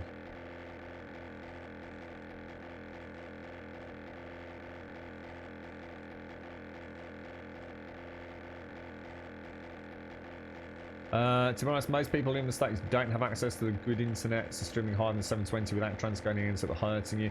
Twitch say, regardless of whether you've got transcoding, I think Twitch still, their demographic data is very supportive of just do not stream over. So you got to, see, this is the problem. A lot of people forget that actually for a partnered streamer, most people are watching a static 3 or 3.5 anyway. Because it's not in direct proportion to your current bitrate, and this is one of the fallacies of Twitch that people out there that stream just don't get their head around. Twitch are very much, you know, they know the data a lot better than we do. You know, we're for example a small channel, so we could easily take a snapshot of all the people that watch us, and, you know, do a quick survey. You know, every day for a week, just asking people what quality they watch at. The simple fact of the matter is, if you're not watching at source, you're watching...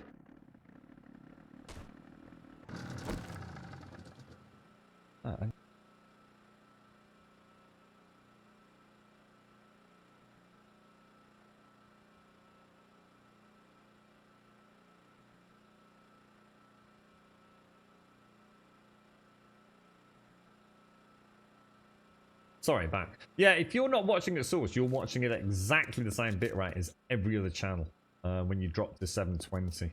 And that's predetermined by Twitch. A lot of streamers are under the impression, oh, it doesn't matter, because I'll stream at, say, 6,000. But then if you drop to 720, you know, I'll stream at 6,000 at 1080-60. But then if, you know, if a viewer drops to drops to, say, 720p, they'll probably be watching at about 5,000 kilobits per second, so they'll still get a good quality stream. And if you watch it at 480, you know, they'll be still be watching at, say, 4,000 kilobits per second. It don't work like that. It doesn't work like that at all.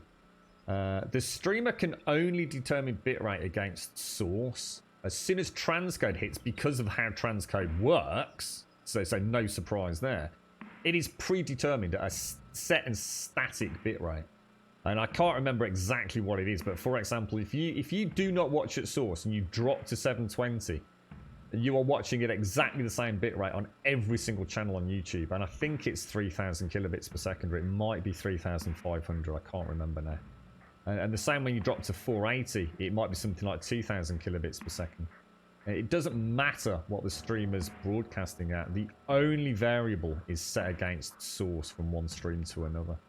So there's another fallacy a lot of streamers have, is that, oh, well, you know, I might not be partnered, but I do sometimes get transcode, so I'll stream at a really high bitrate, because then I'll still get, if I do get transcode, I'll still get a really good quality stream, even if people can't watch at 8,000 kilobits per second. Wrong. Doesn't work.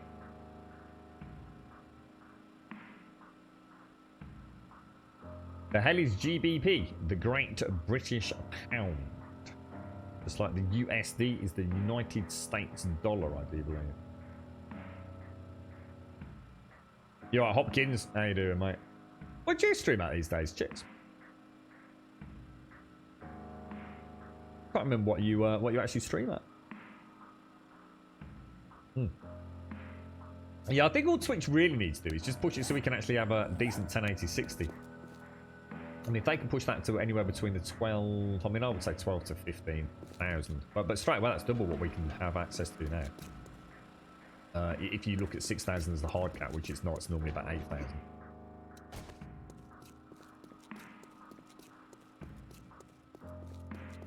$720.30. Yeah, but what's your, yeah, but that's your resolution and frame rate. What's your bit rate set at?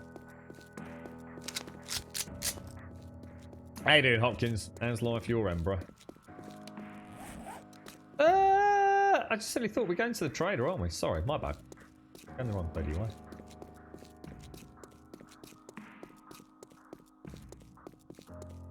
What will you do, Yeti? Will Yola set up a server then, will she? Did you know what server host she uses for Bluefang? Sorry. Or does she use Bluefang? 3,000. Yeah, you see that's perfect, chick. A really nice sweet spot. It's like you said, there's no reason to go above that at present anyway. You know, it's not you know, if you're streaming at prime time, you're not going to be getting transcode. Perfect.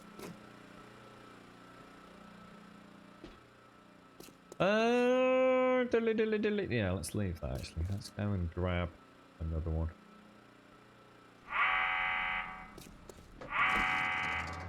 I'll have to check it out later. Sorry, not check Yeti. 180.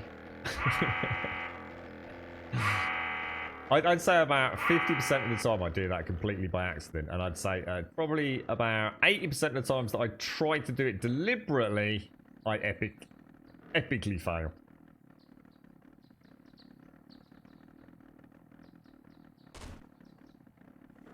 Yeah, and a lot of your images will be reasonably static as well, chicks, which is the beauty of it. You know, if you've got a knife that, you know, you're grinding down, a lot of your screen, frame to frame, is reasonably similar. A sight for sore eyes. So it makes no difference, dude. You know, Thanks anyways. why limit there. your potential viewer base by, you know, pushing a bit rate that they can't handle, which means they end up watching at a, you know, a really low quality. What do we actually want here?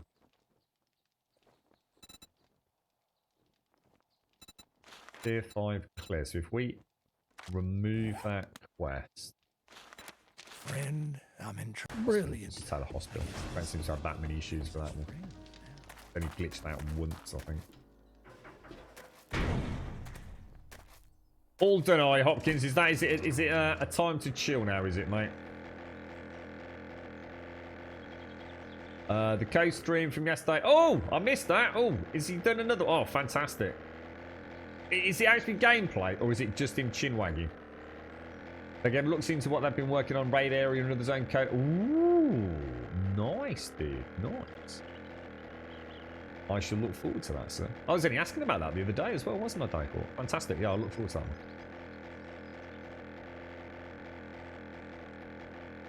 Yeah, got Pantheon, mentioned it earlier, New World's coming out, hopefully sort of April time, so we've still got a couple of months on that one.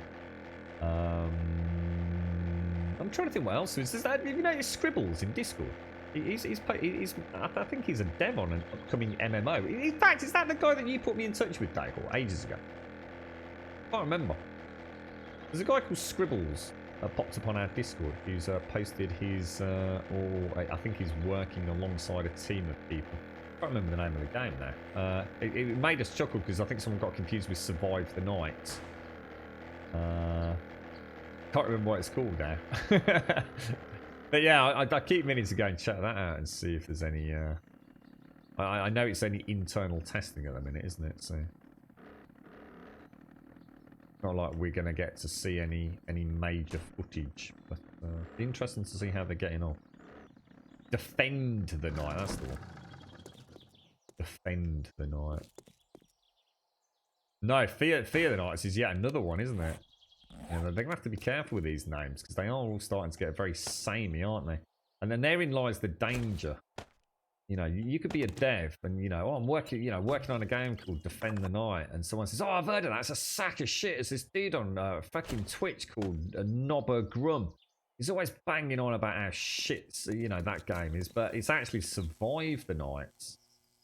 They do need to start being a bit more careful with their names, I think. You can sort of understand why so many games have weird and out of the blue names, so they don't get confused with anything else. So easy. People are so busy these days, aren't they? It's so easy to just have a game completely dismissed because it's got a similar name to another turd out there.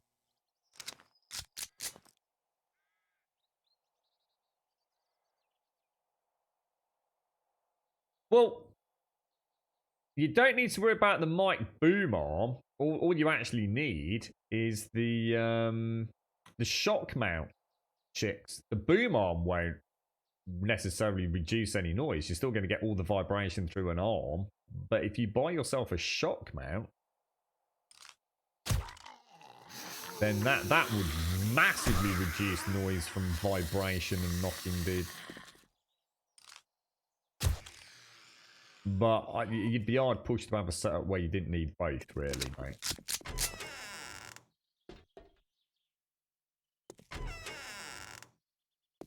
Do you reckon we'll get to see any actual gameplay footage today, Hawk? Or early access, beta access, or anything for this this other one, Defend the Night?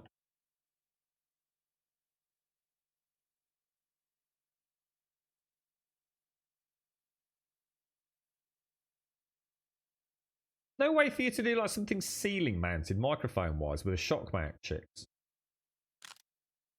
Any reason why you can't literally just have something suspended from the ceiling? It's very much out of the way. You can just sort of bend it to wherever you want in the workshop. Keep it on a shock mount just to keep any vibrations there.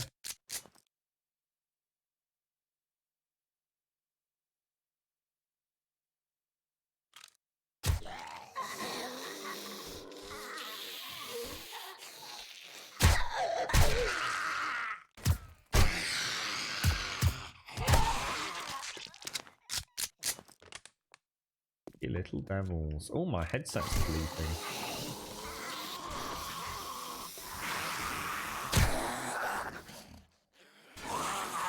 Still might pick up stuff though. That's the whole point though, chicks.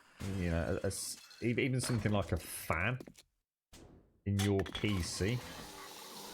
That's the whole point in a shock mount, dude. Just to get rid of that. And anything. I mean, presumably you've got a lot of noise vibration in there.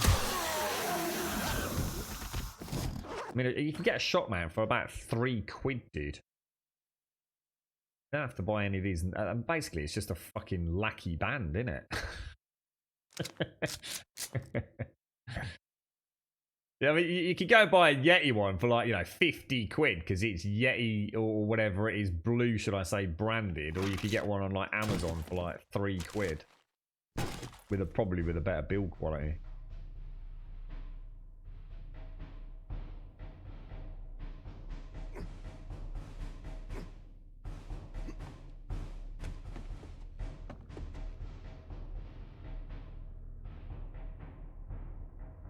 Yeah, no, I'm not talking about like the little snippets. That's what I mean. They hold like an actual proper, like a bit like they do with Coke.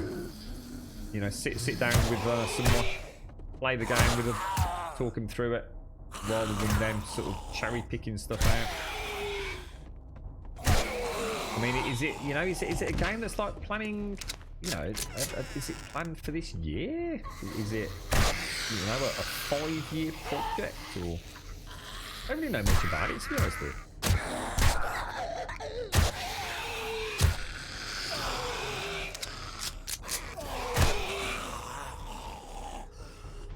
Stay down. I'm on a clock here, mate.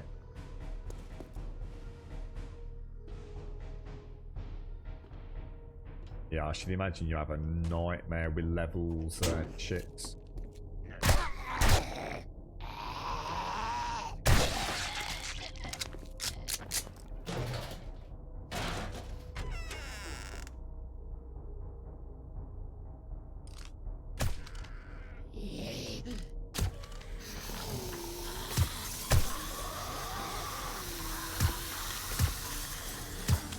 Yeah, I thought that was already.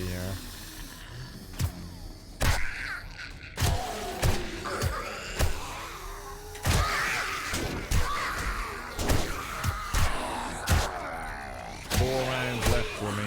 4 rounds left.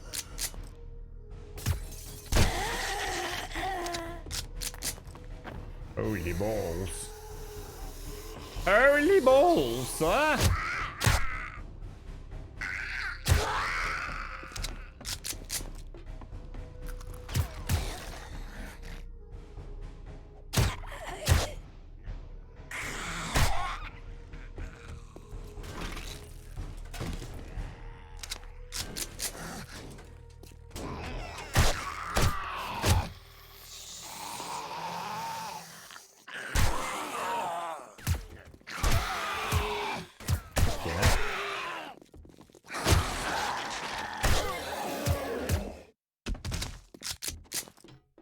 Would still be nice if the bullets, I suppose, in a way, did have an impact on the zombies when they're dead. But I suppose then, how would you know they were dead? Oh, you see the chicken?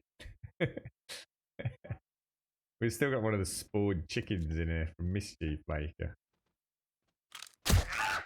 Oh. That should quieten down. I won't worry too much.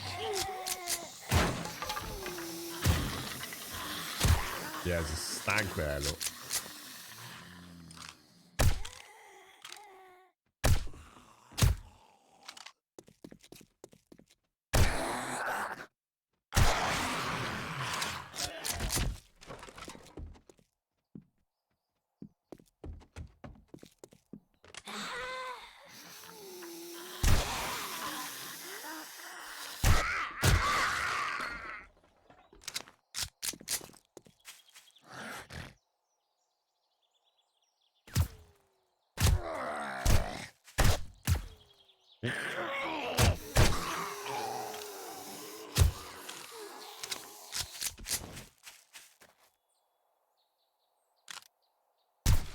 Those animations are not too bad. A couple of times today I've noticed them getting up off the floor. I think there was some improvement with those, wasn't there, in Alpha 18? They used to kind of like sort of magically just jerk up, didn't they? Actually do. Although, you know, you could argue you're not seeing all the sort of complex animations of something bringing itself up off the ground. It's not bad. It's a lot more believable than it used to be. I almost just like went from horizontal to a vertical position magically.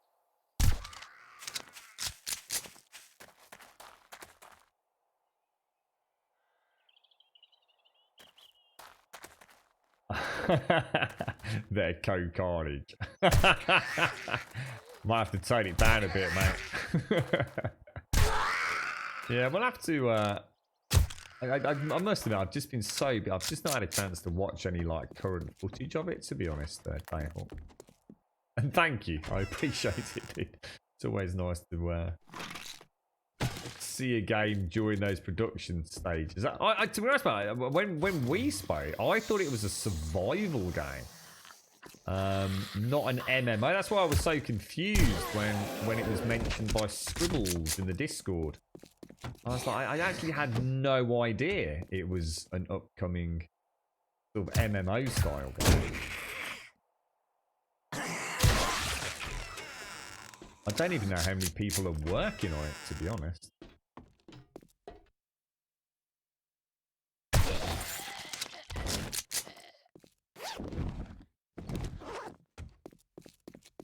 We got this one down to a fine art now, ain't we? All I can ever think about is my beautiful Duke's tokens.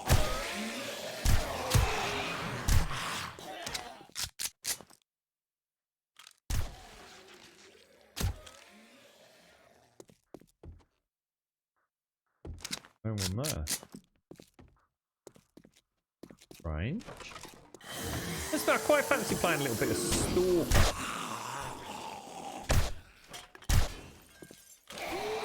I think we played Fall of Chernobyl last. I think. No, Shadow of Chernobyl, isn't it? Is it Call of Pripyat? But then I don't think they're set. They didn't release in the same sequential order that the games are set, did they? The timeline bounced around a little bit, if I remember. But I'm not even sure if we... What the hell? Where's all the Z's gone?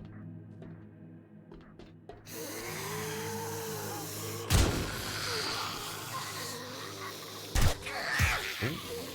What the hell? That's just plain weird.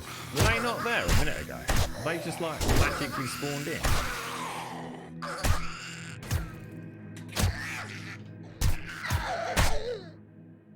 That's really weird. I was gonna say that is not normal.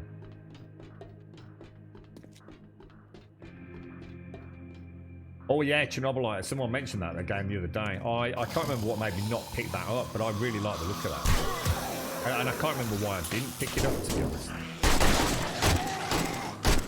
Maybe I did discover something, but yeah, it actually looked pretty decent. Have you seen that one, Templar? Yeah, Call of Pripyat, Shadow of Chernobyl, and then there's another one, isn't there, as well?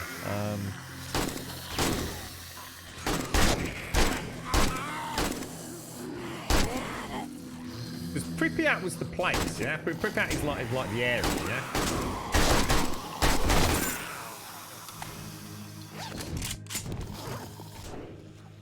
And Chernobyl was basically the name of the power plant, wasn't it?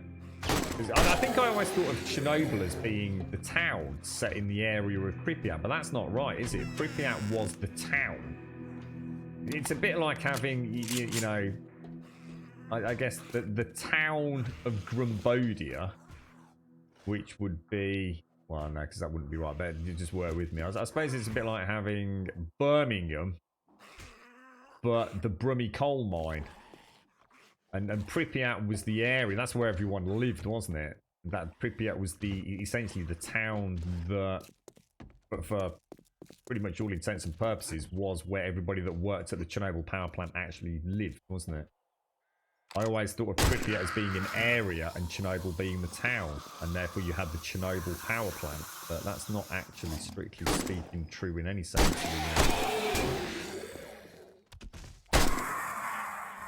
Why is it? You're right. What, they've only just got there, Advina. What, have you literally been waiting in all day for them to say? I would be so pissed, mate. That's crazy asking you to wait that long. They played it, did they? I might have to have a little co-catch up half hour after the stream. Watch a bit of Pantheon and a bit of Chernobyl,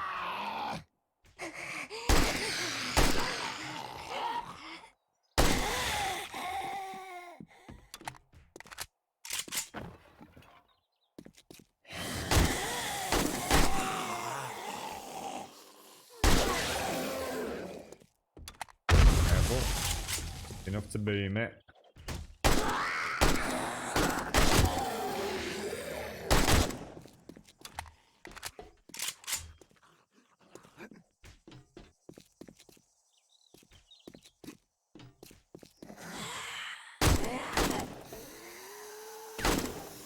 Really?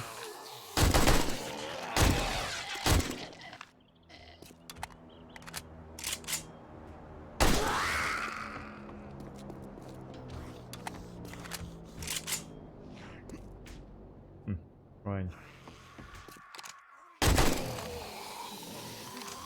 It's like a leg shot. Does it actually do anything?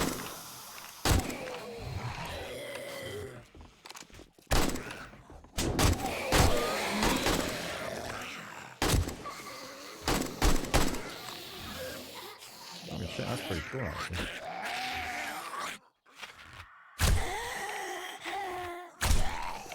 Huh, nice. Oh, is that? Oh, that's why. Because I wondered why I was out of 9 mil. I'm not out of 9 mil. I'm just out of bloody pistol. Did you use did you make your Rice Krispie cakes in the end last week, Anvina? I am rather partial to a cheeky Rice Krispie Choco Flake.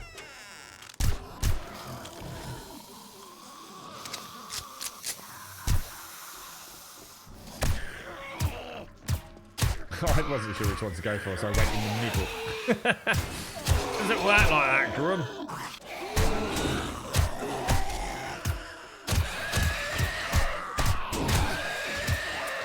Oh, Jesus balls.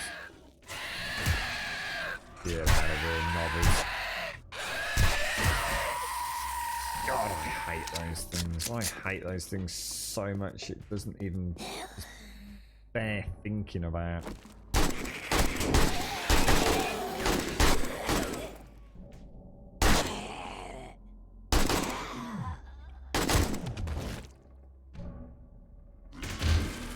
Shit. Such a cheating git.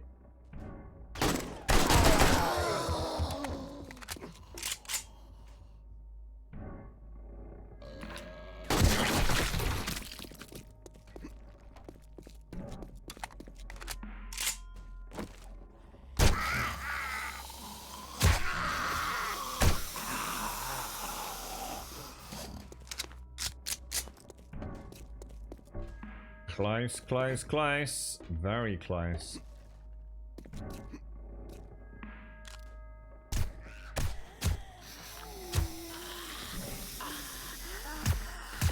Oh, Jesus.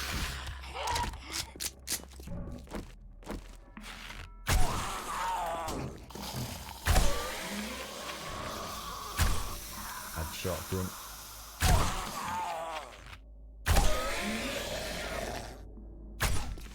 Headshot. Dog.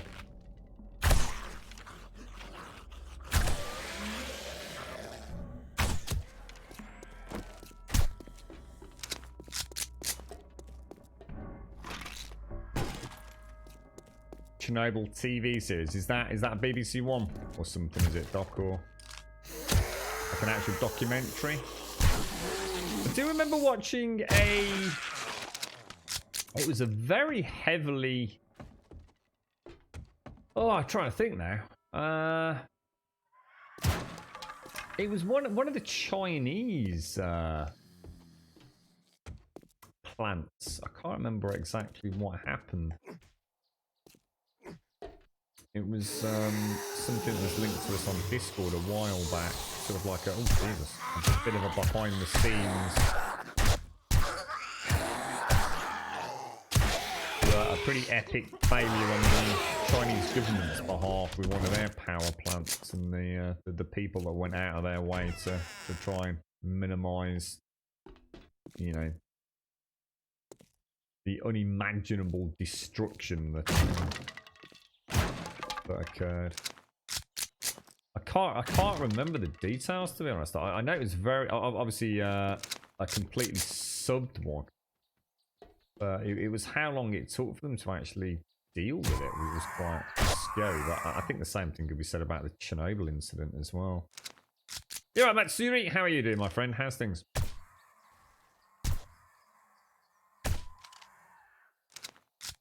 The beast inside. You need to get on these games. What's that one, dude? What's the beast inside, bro?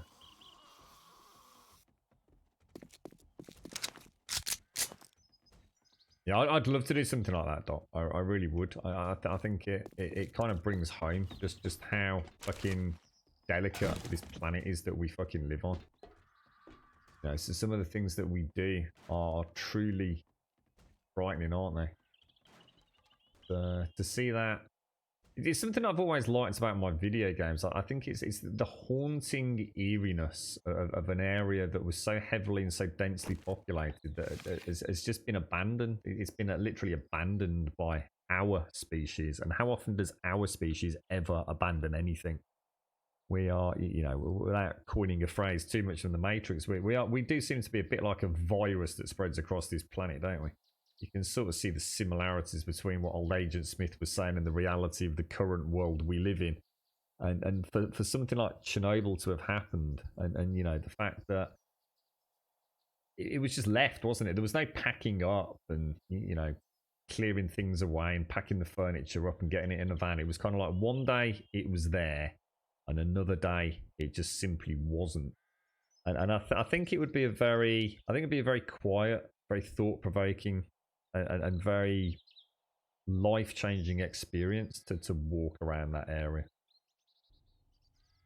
Something I would like to do. I think it would be. I think it would hit home, just like I said, just how delicate it all really is, and just how horribly things can go wrong, and you know, the tragic loss of human life through us tinkering with things that, you know, maybe we weren't quite ready to be tinkering with. Scary stuff, man. But, you know, I think otherwise you just see it from afar, don't you? You know, we can all sort of sit there and try and empathise with what, you know, the people that were there, and you know, the long-standing changes that have happened to those people in their lives. But to actually go there and kind of see it, you know, maybe we can learn a bit more from that. You know, if we had to go and fucking spend a day at Chernobyl, terrifying, really. Okay, I can't remember. Yeah, I don't remember. I'm not sure what it was obviously a non-English film or documentary, but can't remember now. I'll see if I can dig it out, mate. Yeah, what is the Beast Inside? I've never heard of the Beast Inside, blah. What is it? Under Beast Inside, blah blah blah. Don't know what that one is. Building a giant dome to contain. Well, they did the fancy sheath, didn't they? Did you ever see that? The concrete sheath they built. They're fucking amazing. So essentially, rather than trying to pour it around it, they actually built it and then slid it across, didn't they? Absolutely insane. I remember reading about how the shift patterns work for all the workers there. So yeah, they essentially created like to the millimeter sort of recreation internal blanket, didn't they? And slid it over the top after the original sort of concrete structure started to fail, didn't it? So they had to bring in even more serious measures to you know, maintain the structural integrity and to preserve the reduction in radiation leakage. Fascinating how they did it. It slid into place not that long ago. It was only a few years back, wasn't it? Yeah, that it's not a dome. Yeah, it wasn't a dome. It was built adjacent and then slid along on rails to perfectly seal it in. It's amazing, absolutely incredible. And I think the whole point in the cover, the sort of on the outside is almost semi-cylindrical, but if you can imagine inside, it fits perfectly with the external construct of the plant. And like I said, it kind of slides across the top without causing any damage. And I think the whole point in that is it's supposed to, obviously they were working against time. You know, that they only had, you know, days, minutes, hours, seconds, whatever you want to, you know, for individual things to get done. So of course the original concrete resolution was never really designed to last the hundreds of years that this could potentially impact on the Chernobyl area in Pripyat.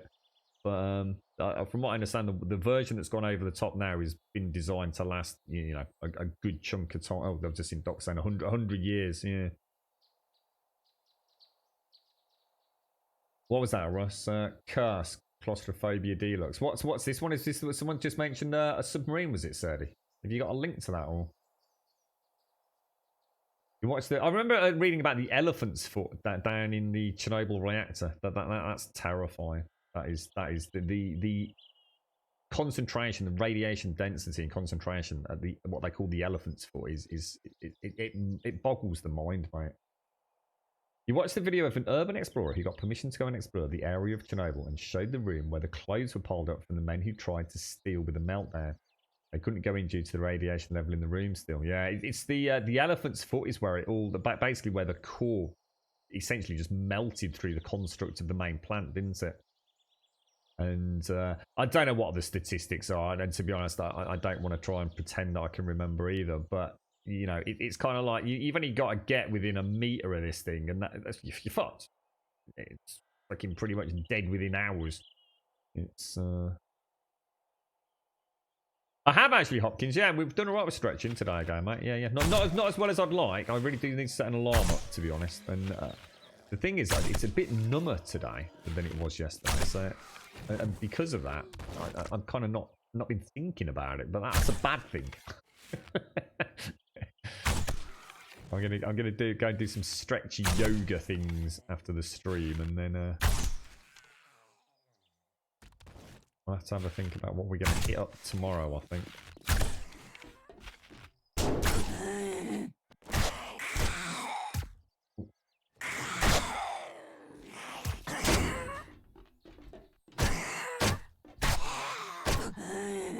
Jeez, man.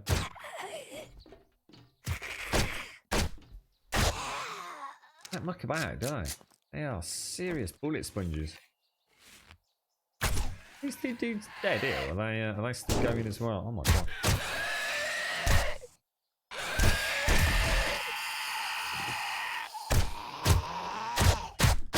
Get out of here, Mo.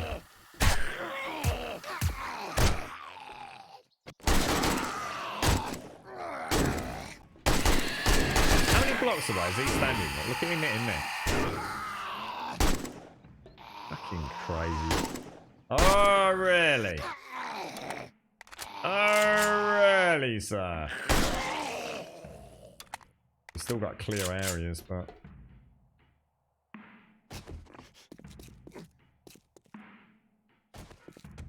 How far down we going? We can hit that. Tempting to drop down. Still below me. Get to that one. Here somewhere.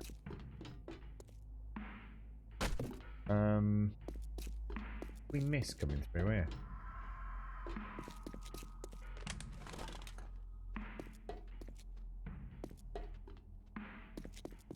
Train.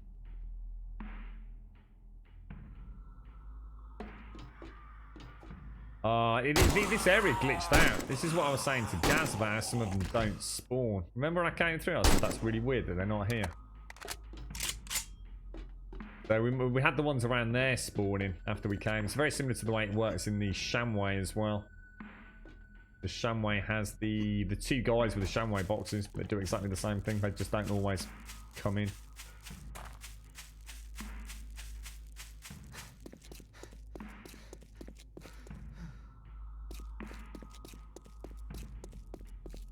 Is that what they state as statistics? Is it? Oh my god!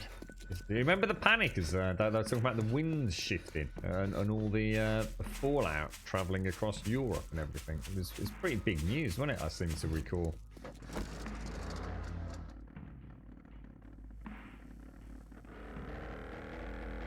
Oh, really, Doc? So basically, in an attempt to sort of save a bit of face, they actually put people's lives. Oh, that's really sad, isn't it? I mean, it won't be the last time it happens, I'm sure, but it is kind of sad, isn't it? What's that Rust cheat move? What?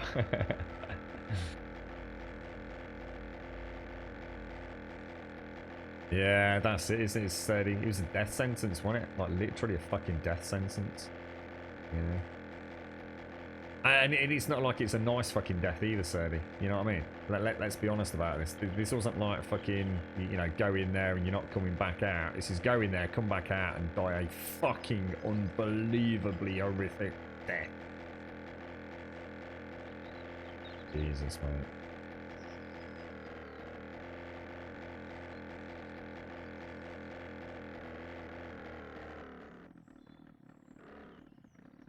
That was haunting to see, Lady Elvira. It's those little snippets of it that, you know, that sort of frozen in time spookiness of these sorts of tragedies, isn't it?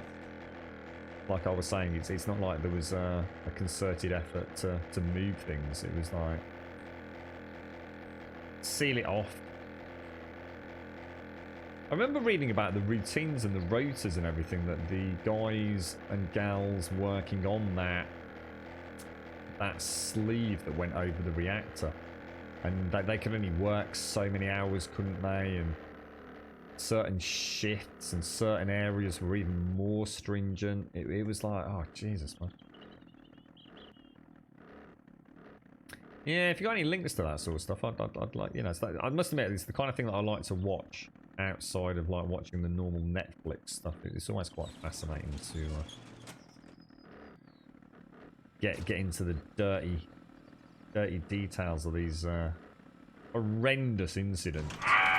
Because I think, like you say, it's like Sadie says there, you know, it's unthinkable, and no doubt, you know, a lot of finger pointing can be done, and a lot of blame can be allocated to individuals and human error. But it's also the fact that, you know, in those darkest of times, you know, so sometimes people do come forward that, you know, it's easily forgotten that it could have been so much worse if it hadn't been for the bravery and unthinkable decisions that people made. You know, like you said, Sadie, you know, just getting close enough, you know, to later die a fucking miserable and horrible death. And let's be honest, most people probably don't even fucking remember it, you know what I mean? But, you know, I wonder how many lives were saved by those few people that did die, you know, that did go back and, you know, put their life out there. You're right, Hopkins. You like that one, Big Cat? Went alright, didn't it, mate? Yeah, I think I'll check it out, Hopkins. Right, boys and girls, it's 3 o'clock. We're going to start, actually end on time today. So thank you very... Oh! It's Shades just sneaked back in, look. You sneaky snooker. Nice to see you, Shades. Did it all go according to plan today? Or... Nice to see you, mate. Right, ladies and gents, I am going to leave it there. I'm going to go and do some stretches, see if we can get this leg with some feeling back in it, and then hopefully we'll be back nice and early tomorrow morning. Not really doing a lot at the minute, so apart from just fanning about in the mornings, I should be able to get the stream up and running at a normal time. So I'll have a quick look at that one you just mentioned there, Plower. Thank you all. Thank you for a wonderful day. It's been very enjoyable. Thank you to everybody that's participated with the Mischief makers as well. I don't think we can go back to anybody at the moment, but I know some of you have participated quite heavily in Mischief makers again today. So thanks to each and every single one of you, especially to Voided Pigeon, who's the genius behind the extension. Thank you very much. Definitely adds a whole new element to the tier 5 questing in particular. But we've had a really nice day today, so I've finally managed to get a load of brass casings back. So fucking awesome. I knew the novelty would end wearing thin within a matter of days, and finally we started making some brass casings back. So luckily we know that ammo's back up and running. So it does make me feel that we could probably push forwards with trying to get a bit of a more interesting horde base potentially. But we'll see. We'll talk about that tomorrow. Yeah. Thank you all. Do consider joining us on Discord. !Discord will get you a link to the Discord server. If you're not already over there, please do consider joining us. Just pop into introduction, say a quick hello, and we'll sort out all your posting permissions normally within about half an hour or so of the stream ending. That should happen pretty quickly today, to be honest. And Twitter will get you a link to the Twitter feed. If you do join us over there, please... Oh, no, I was going to say YouTube. But if you do join us on Twitter, we do stream from 8:15 in the morning through till 3 o'clock in the afternoon. We are currently streaming 7 days a week, streaming 7 days as our go-to game at present. Hopefully with me being back now, where we can start continuing the conversation where we left it off, so it was sort of back end of last week, really. We had a few ideas in the pipeline, didn't we? And finally, YouTube will get you a link to the YouTube channel, and if you do follow us over there, please do consider a subscription. Would be very much appreciated. Obviously, it doesn't cost you anything over there either. Just click that sub box. Let's see if we can get those figures up. Thank you very much if you do join us. And a massive thank you as always to Simpsy. Thank you very much, Simpsy. I hope you're feeling well. I hope your shoulder's well, Simpsy, if you're out there. I know you've been having a bad time of it recently as well. But thank you for sorting out all the Twitch archive VOD footages and getting them all uploaded to the YouTube service. Thank you very, very much indeed. And thank you all for the subs, the resubs, the bits, the follows, the donations, and of course, the gifted subs throughout today's stream. Have a wonderful day, evening, whatever you're up to. And I look forward to seeing, hopefully, some of you on Discord. I'm definitely going to get some, well, if all goes well, we'll definitely get some time to spend on Discord later. And hopefully see some of you back in the stream tomorrow morning. Stay safe. Thank you very, very much for watching. I'll see you soon.